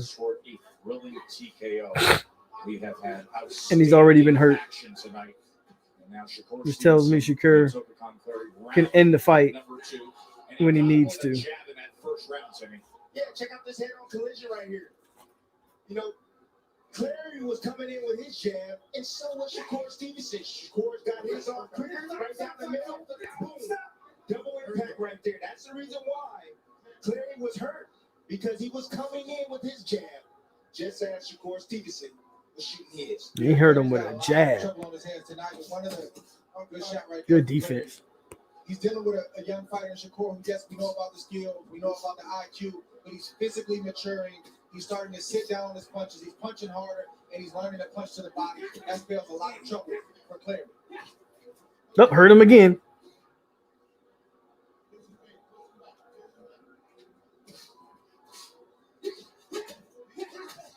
Hurt him again. Shakur's going to end this fight, man. Great looking combination.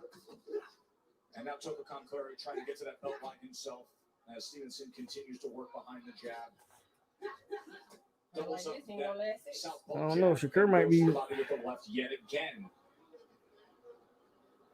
Every time Clary tries to mount an offense, Shakur does what he's supposed to do. He steals the play. He answers Clary and discourages Clary all over again. I think discouraging is a great descriptive, being opposite Shakur. Well, this might only go 4 or 3 rounds. Real talk. This might go only 4 or 3 rounds. He is sweeping that left hand. He is hitting this guy at will. With a straight left. Clary is a good fighter, but when you're facing this kind of heat, sometimes you can forget that you actually belong in a ring with a guy. Doesn't mean that you can beat him, but he has enough skill to. Yes, sir, Rose. He's about to kill this man. And to try to create some offense and make something happen, but he's just not having time to think, and these shots are heavy shots that he's getting hit with. How challenging is it, Timmy, with what Dre just said, that phrase, not having time to think? Well, you don't have time to think. You don't have time to set up. Clary is a counterpuncher. That's in his heart. That's what he is. Very cautious, very taken. He needs space to be able to work. And he does it coming forward. He does it well coming forward with his hand speed. But when he's moving backwards, he can't do anything at all. And Shakur Stevenson has already figured that out. End of 2. Yeah, man. This might go 4. If he's lucky, this will go 4 rounds. I wasn't going to just back down from There's only a matter of time going on right here. Psoriatic arthritis wasn't going to change my When I learned that my joint pain could mean permanent joint damage, I asked about Enbrel. Enbrel helps relieve joint pain and helps stop permanent joint damage. Plus, Enbrel helps skin get clearer in psoriatic arthritis. Ask your doctor about Enbrel so you can get back to your true self. Enbrel may lower your ability to fight infections. Serious, sometimes fatal events, including infections, tuberculosis, lymphoma, other cancers, nervous system and blood disorders, and allergic reactions have occurred. Tell your doctor if you've been someplace where fungal infections are common, or if you're prone to infections, have cuts or sores, have had hepatitis B, have been treated for heart failure, or if you have persistent fever, bruising, bleeding, or paleness. Don't start Enbrel if you have an infection like the flu. Visit Enbrel.com to see how your joint damage could progress. Enbrel. Eligible patients may pay as little as $5 per month. Joe, Tim, and Gray. All right, here we go. As He could end it this round, I think, if he wants to. Shakur Stevenson through two rounds. Shakur Stevenson. Every time he lands cleanly, he stumbles this guy. Of his body punches. He has landed 13 His body accuracy is really insane. 27 to 85. 23 of those 27 are power connects. Tokakon Clary is 13 of 94, landing only 14% of his punches thrown at the elusive Stevenson. That's the punch that Clary has to continue to throw, is the right jab. But he starts to become enamored with Shakur Stevenson's offense instead of trying to focus on his. He's got to keep that jab going. That jab will allow him to land some other shots. And then he needs to counterpunch it more often. You know, Clary, he's throwing one shot at a time. Come back with combinations. You know, when you get hit with shots, man, you got to hit the man back. Hit him back. Just don't take it. Shut up, Timothy Bradley. Bernardo, what is Freddie Roach saying in the corner of Tokakon Clary? Exactly what you would expect from the Freddie Roach corner. He said Toka's got to be first. I mean, he's feeling his power because he's allowing Shakur to get off first. What he needs to do is walk to him. Exactly right. Go speed. Walk to him, be aggressive. Turn it into a dogfight.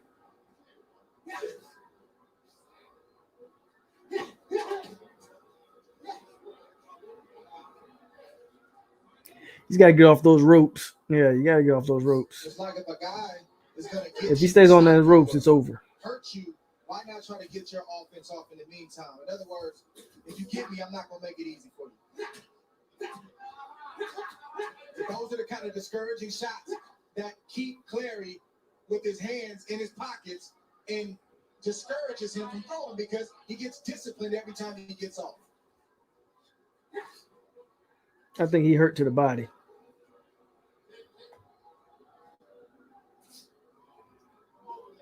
See, like he keeps wincing. But Clary's got to be willing to answer. He keeps wincing. I don't know if you guys see what I'm seeing. He keeps making this face like if something's hurting on him. I don't know if it's a body shot or something hurt him, and he keeps making this face like something's hurting. He is. He's great. You know, that's what makes Stevenson. You know, he can fight at any range. 1, 2, he's always in control. And concentration, that's what it takes to be able to use that skill. And at this level and at this pace, you know, you got to have supreme concentration. He sees everything coming inside that ring. Won a title at 126 I think Shakur decided to take this round off, man, because he could have really came out here and took it over if he wanted to. Clearly lined up if he gets through tonight. He could have. He took this round off a little bit for whatever reason. He decided to take this round off. The Canes got whipped and broke the record of the most rushing yards in the game, and we beat the Tar Heels. I can't believe the Canes gave up.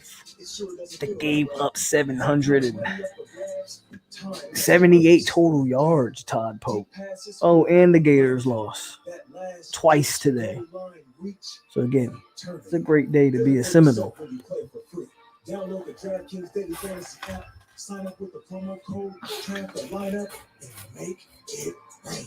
Now, when you order Domino's online, you can stream thousands of movies for free with access to Epix Now for 30 days. Make your comedies extra cheesy, or make family movie night a double crowd pleaser. Upgrade your movie night with any online order from Domino's. What does it take to make the world's most awarded tequila? It's more than just harvesting the finest blue agave. It's using it in a 200-year-old recipe recognized by tequila experts as the best in its class year over year. 1800, the best taste in tequila.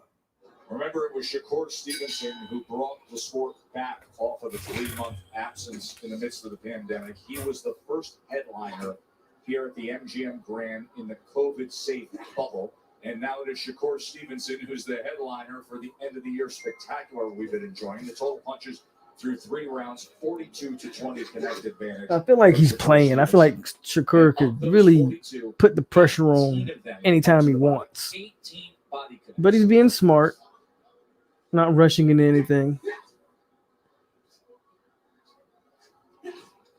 If I'm in Toka Clary's corner, I'm telling him, forget about the head, son. You're not going to hit his head. Go down to the... See, he can do more of that. That's what you need to do. Shakur could do more of that if he wanted. Hit him on the arms. I don't care where you hit him. You just need to hit him. Let your hands go. So that combination moments ago from Stevenson. Clary covers up for a moment. Stevenson lets the hands go. Only problem with that body attack, Tim, is when Clary hits Shakur to the body, it reminds Shakur to hit Clary to the body. Yeah, we Might not be a good idea. We could be copycats, bro. Work out. Go hold. Work out. Stop. Yeah, I agree, Maiden Dade. If you're Clary, Shakur's not even breathing hard. a little bit more. He told us about his daughter. He's doing whatever he wants to do. Sometimes you got to remember what your motivation is. And sometimes that'll be the difference and help you get by. He's killing the body right now. Don't load up on the shots. Place them in the right spot. Eventually, they're going to continue. Total domination. See, what I like about Stevenson, look at he's actually mid-range and almost close inside the pocket. Then he fades out, gets out, then he comes back with offense, then he gets back in, always pressing on the gas. You know, that's frustrating. That's frustrating when you have a guy right in front of you and you can't hit him, Trey. Yeah. Very frustrating. Look at that. 4-punch combination. Stevenson's so comfortable, and that left hand to the body consistently working. That's long coming out of You know, straight left to the body. Test. Or it might be Vaseline. And those are going to be there when he needs them if this fight continues on in these later rounds. When he goes to that ATM and hits return, it's going to be there. He's doing what he's got to do, making the investment downstairs. I already see the wear and tear already in Clary. Already. Stationary in front. Yeah, he's an easy target. Legs at all. You get out of range. There to be hit.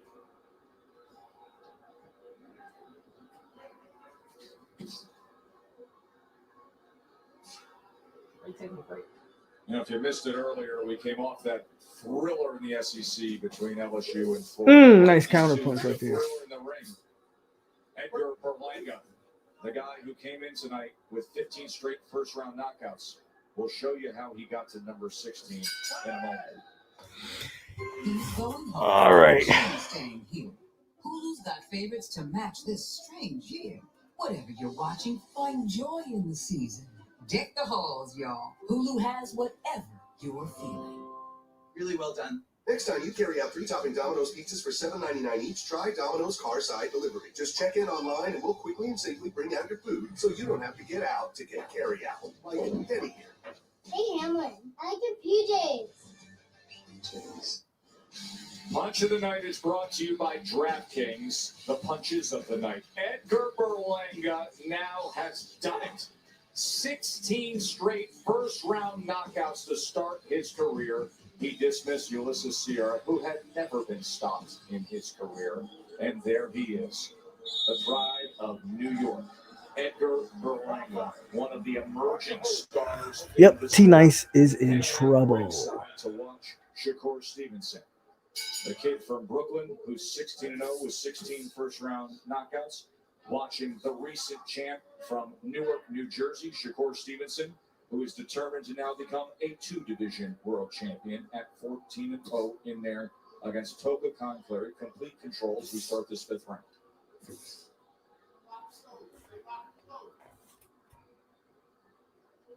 Saw that 5-punch combination today in that last round. Yeah, you see the earmuffs on, that living style defense coming from Clary. What do? You come around the guard, you come underneath it. That's what the young man is doing. He's taking every opportunity that Clary is giving him. Standing in front, okay, well, I'm going to beat on you.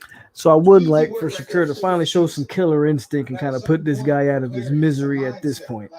Are you okay getting hit with a 5-piece like that and not answering what Shakur Stevenson just hit you?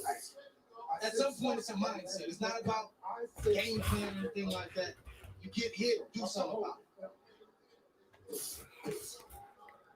Wrapping that left. He getting hit every time he try to throw, Thompson. He ain't going to let it. And that's why I say this, I would like for Shakur Stevenson just to end the fight. Because Clay ain't finna throw his hands. And this is just target practice right now. Your mind should be, how can I get that back? Not how can I defend myself? And when I used to get hit, Dre, I had to get it back like now. You know what I mean? I would get hit, but boom, I got to get it right back. I would get more aggressive when I get hit. I hate listening to Timothy Bradley. He keeps getting countered and let's go on the shot and multiple times. He's got a good skill set. He's got good offense. He just has to let his There you go. There you go. He's killing the body. Shakur Stevenson is not only out-skilling him, he's also out-wheeling him right now. Look out. Larry's getting outclassed. Yeah. They're not even in the same league. Shakur Shouldn't be sharing a ring right now. This is his career has been outclassed. Next year, things are going to be very different. He's going to fight for titles in this new division at 130 pounds, assuming he gets through the. Shakur just having fun. Look at that.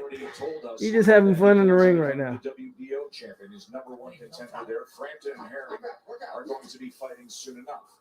Then he wants the winner of Burchelt and Valdez, the WBC championship at 130 pounds. Bring him up. You keep going down the list, you keep asking for more names, he'll tell you. Jojo Diaz, Tank Davis, Vasily Lomachenko.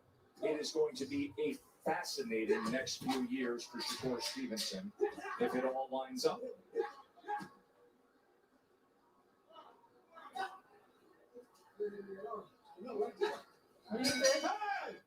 Oh no, he's talking trash to him. Shakur Stevenson, he in his bag right now. He's not threatened, nothing. It's target practice. This is a master class. This is reminiscent of what Floyd used to do to people right here. With sizzling bacon and 2 1/3-pound Angus beef patties. The monster is your daddy now. The Monster Angus Big Burger at Carl's Jr. and Hardee's. Feed your heart. Donald Cowboy Cerrone is an interesting guy, to say the least. From this to that to whatever he's doing here. Cowboy doesn't settle for just any snack. That's why he reaches for B3, the more interesting way to get your protein. With meat, cheese, and nuts, B3 gives Cowboy the boost of energy he needs to get ready for whatever is waiting around the corner. Thank you. What you talking about, Maiden Day? What I said about the master class? Joe Tantrade ringside to see. This is a great show, man. Toka Khan Cleary. Shakur Stevenson, who has outlanded Toka Khan Cleary 75-27. He has landed 31 body punches so far. I said within 8. Let's see if he finishes them all. That was a little behind the head. Look like he's ready to finish it right now. Named after the iconic rapper. His father saying Tupac was a poet. And fittingly, he grew up. I was just about to say this is how a pretty boy Floyd used to fight. Oh yeah. That's what he's looking like. Looking like a prime Mayweather right now. Like no threat whatsoever. Picking his shots perfectly. Perfect defense. Look at it. He's killing the body. And look, he can't hit him. Nice defense. Let's check in with Bernardo. Wally Moses, who is Shakur Stevenson's grandfather as well as his trainer, said, look, we're going to pick up the pace here because he cannot fight going backwards. I see his legs weakening and he's breathing hard. We pick up the pace. I think we can win this fight before the distance. He can knock him out if he wants. He's killing the body, though. And Toka Khan Cleary says, bring some more. Taz, listen to me. I like guys that have punching power, but when you have guys like this that have pure skill, okay, he don't have devastating one-punch knockout power, Shakur Stevenson, but he is placing his shots, over and over and over. It's so hurt him with that jab right there. Oh, nice uppercut inside. Shakur is just as deadly inside as he is on the outside. The dude, he's just outclassed and not in the same league. Some guys have the ability to turn your lights off in one shot. Other guys have the ability to beat you up. That thudding power. That's the kind of power that Shakur has right now. It'll discourage you. It'll beat you up. And if it lands in the right spot, it can turn the lights out. Well, the accumulation of punches over time. You know, that's what I'm thinking. I'm talking about the one-hitter quitter. If it lands right, don't get it twisted. It can turn your lights out. Yeah, it's so funny you bring up that adjective because I've said it before, and you know, I just looked and got a text during a commercial break from Desmond Howard, who just simply wrote, quote, discouraging. The perfect word. Discouraging, says Dennis. But Clary is a veteran fighter, so he knows how to protect himself in that ring. Even though he's being overwhelmed, it's not easy to knock a guy like this out. You got to beat it out of him. You got to beat it out of him.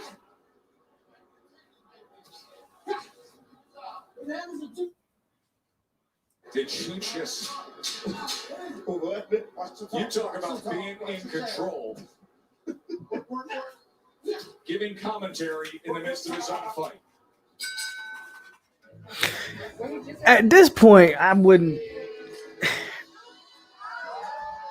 be. At this point, you got to ask, why not stop the fight? I get it. Buddy's not taking any like serious damage, but he's getting beat up, and it's not even close. It's not even close. Upgrade your movie night with any online order from Domino's. When we heard there was money in our home, we did what anyone would do. We went looking for it. Well, you did. I did. Then we heard about Rocket Mortgage, and with just a few taps, you can turn your home's equity into cash. Consolidate your debt, pay off student loans, Renovate your home. fix your home. Fix your home. What's your big part of that? When you need cash out of your home and a simple way to get it, I got some Rocket Dread, but I got some So worth it. At the end of that sixth round, we heard Shakur Stevenson actually in the midst of fighting Tokukan Clary talk to Kenny Bayless, yell out to the corner, come back. He was complaining about the holding and things that Tokukan Clary are doing. He's anxious to get back to work here, and he does so, doubling up that jab and then going with the left hand to the body. It is a clean sweep on Dre's card, every which way. He has outlanded Tokukan Clary 93 to 34. That's ridiculous. 93 to 34. Once we get done with this main event, they will wrap up the entire wild day in college football. What a night it was down in the swamp. And of course, if you want any coverage of what we have had here in Vegas, we invite you to go to ESPN Plus and ESPN.com. And you can see everything Edgar Berlanga was able to do with the streak, 16 straight first-round knockouts, including the Come on, Shakur. fight I said between Verdejo and Nakatani. within 8. Nakatani comes back off the canvas to win with a 9th-round TKO and is now headed to the hospital as the winner to be observed.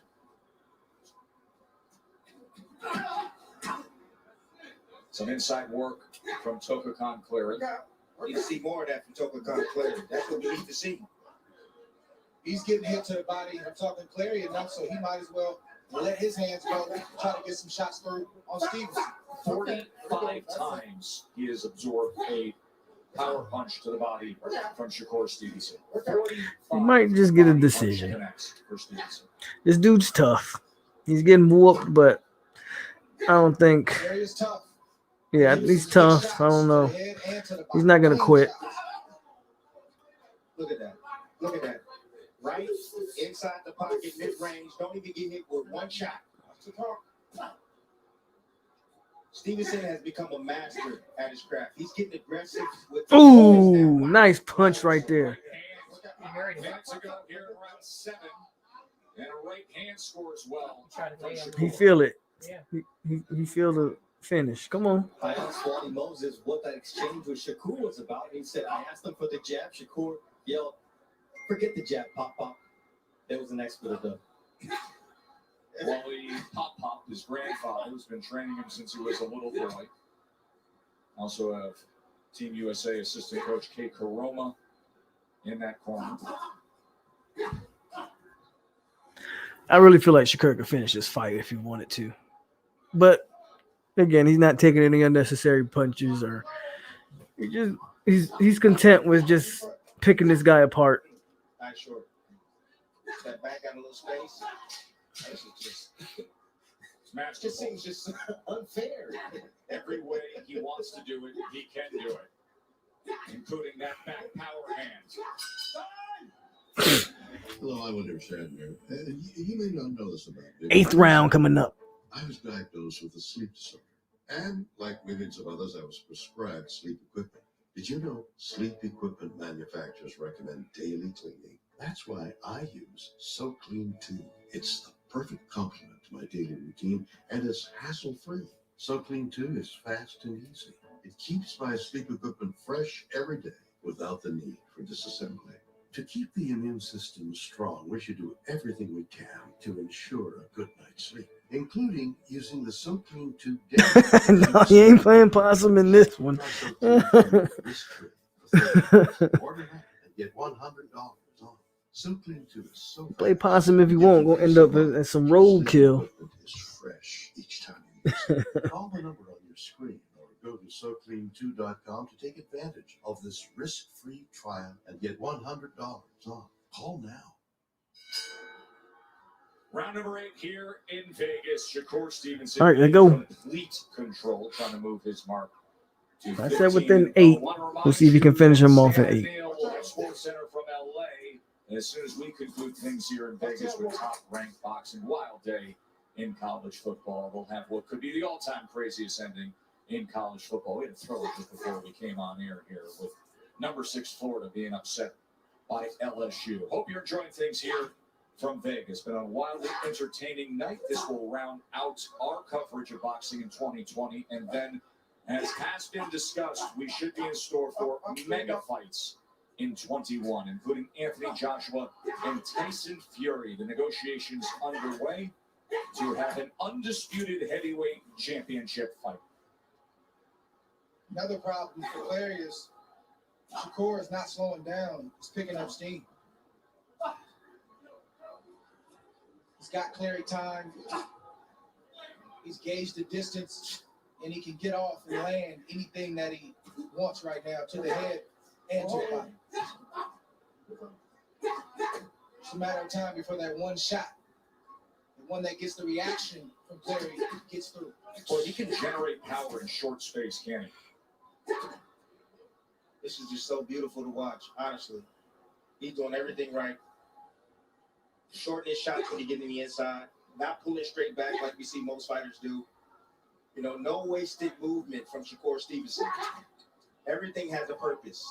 You know, I think sometimes when people see a fight like this, that, you know, they're yelling at their TV, do something. Oh, Clary would love to do something if he could. If he could.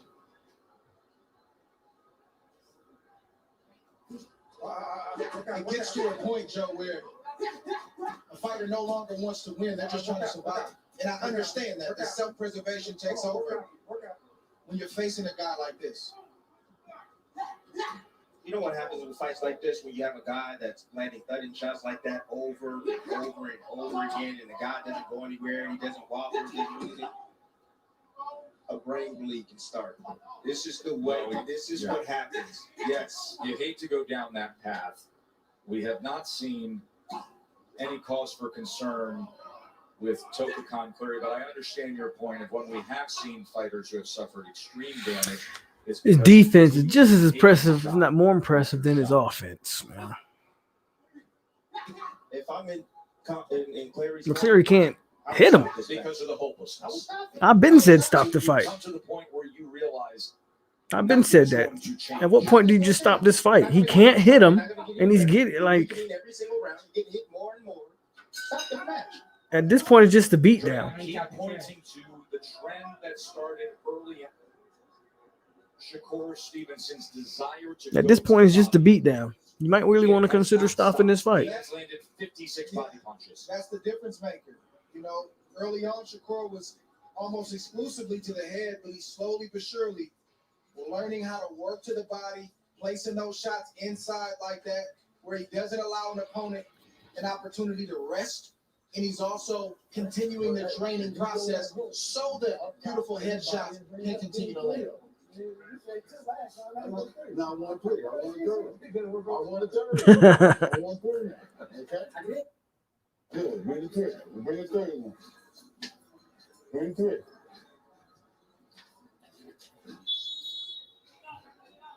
There's no fight in this guy. There's no fight in this guy. I wouldn't stop this fight at this point. Clary, he's not showing me anything that would make me want to throw the towel in or stop the fight in the corner. This young man is a fighter. He's fought for most of his life. And give him an opportunity to try to make something happen in those 2 rounds. So he gonna try to make something happen? Don't have to punch your power, getting beat up. I hear you. Get everything took it away from him, just taking nothing but leather. Come on. Stop the Negative match, man. Nancy. Come on, Tim. No, what you mean negative Nancy? He don't have a chance. Look, He's not gonna land anything. He see what Shakur is doing. It's clear to see, but this kid is also a fighter. He's a full-time fighter. Let him finish the fight. And sometimes you don't need to see anything. Draft the captain before you stop a match. Well, let me pose this to you, gentlemen. The person who normally works with him, who's able to assess him day in and day out, who knows what he's capable of, what his punch resistance is, what he can withstand, how he should look, is not with him. Hector Bermudez, his trainer, tested positive for COVID, so he's not allowed to be here in the bubble. Freddie Roach, who has seen it all in the business, is the Hall of Fame trainer, most famed with working with Manny Pacquiao. He's seen it all, but he doesn't work with Toka Clary. He's a leg replacement trainer. For me, it don't matter. Trainer or no trainer. When a fight break out, you gonna fight. If you get in a street fight, let's just say that. You gonna be looking for your trainer? No, but I'm saying in terms of assessing. If Timothy Bradley isn't the worst person to listen to, I don't know who is. Just worked with Clary before. He has worked with him before. Nice jab, halfway through round 9. Kind of ironic, Tim, who never took a backward step. He's talking about a fight stop. Exactly. But I ain't got a whooping like this. I ain't never get a whooping like this.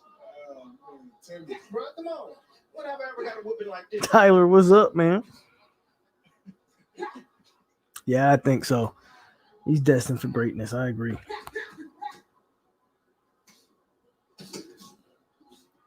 But looks like we might get a decision tonight. But I want him to go for the knockout. This dude's tough. A little over a round to try to make that happen.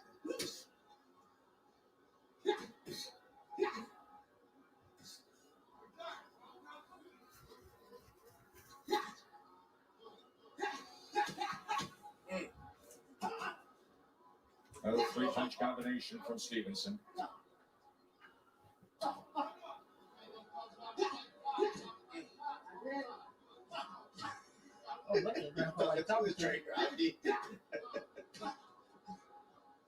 That's the level of comfort and control. Now a right hand digs to the body. This is ridiculous. 1 round to go here with Shakur Stevenson and Toka Clary. Next time, carry out 3 topping Domino's pizzas for $7.99 each. This is ridiculous. Last round, Just check in online and then we'll call it a night. But it's been a domination by Shakur Stevenson, which isn't surprising at all. From this to that to whatever he's doing here, Cowboy doesn't settle for just any snack. That's why he reaches for B3, the more interesting way to get your protein. With meat, cheese, and nuts, B3 gives Cowboy the boost of energy he needs to get ready for whatever is waiting around the corner. B3, the more interesting way. Man, I hate listening to Timothy Bradley, man. He says the most. Oh man, this guy's getting hit with punches. Like, no, duh. It's a boxing. Like, Timothy Bradley to me brings nothing to the commentating. Nothing. All right, last round. Man, shout out to Clary, man. For Shakur Stevenson, a 10-round fight. Of course, he was Just for being tough. a world champion at 126 pounds. You know, just for being tough. But man, 130-pound divisions, becoming 2 divisions. this has been a dominating performance. Let me make something clear. I'm not asking Clary to quit. No, I'm not asking Clary to quit. I'm saying, Freddie Roach, step in there and save your man. That's what I'm asking. I don't want to confuse anybody. Dominating performance from Stevenson. 139 punches landed to 46. Turn the light off, babe. Thank you. And that's the average we talked about, right? 4-point-something punches landed per round against Stevenson. Just absurd number. Yes, it is. He hits you, you don't hit him. Sky's the limit for this young man, isn't it? And he's in what is, interestingly, the lower weight classes. It's a new golden era. I mean, we know how loaded 135 pounds is. The division he's now in 130 pounds. What he just came from at 126. Much of the attention of the sport are in these lower weight classes with young, talented, rising stars, a mix of some veterans. 5 pounds north of here, we just saw a 23-year-old. Stevenson just is aggravated. World champion in Teofimo Lopez. But that's why you got to go for the knockout and get him out of there. Does damage. Got his attention right there on the temple. You see him trying to reach out and hold right now. He's still hurt. He is. Toga Conclary is not on stable legs Ooh. to that left hand. And another You one got a comes minute to in finish it. from Shakur. Him in the same spot, Tess.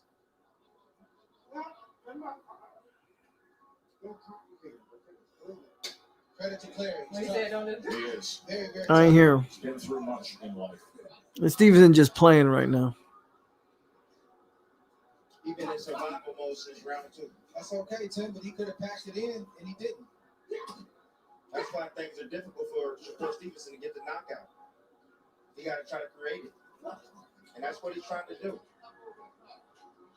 He ain't gonna get it, but He's not a guy who writes guys off because they get outclassed. I respect what I'm seeing here. He obviously he's dealing with one of the best 130 pounders in the world right now. And he could have packed it in and said my shoulder hurt and my foot hurt. We've seen that happen time and time again. He fought his way through and he finished the fight. Respect to him. Respect. Look, Stevenson got a bunch of energy still.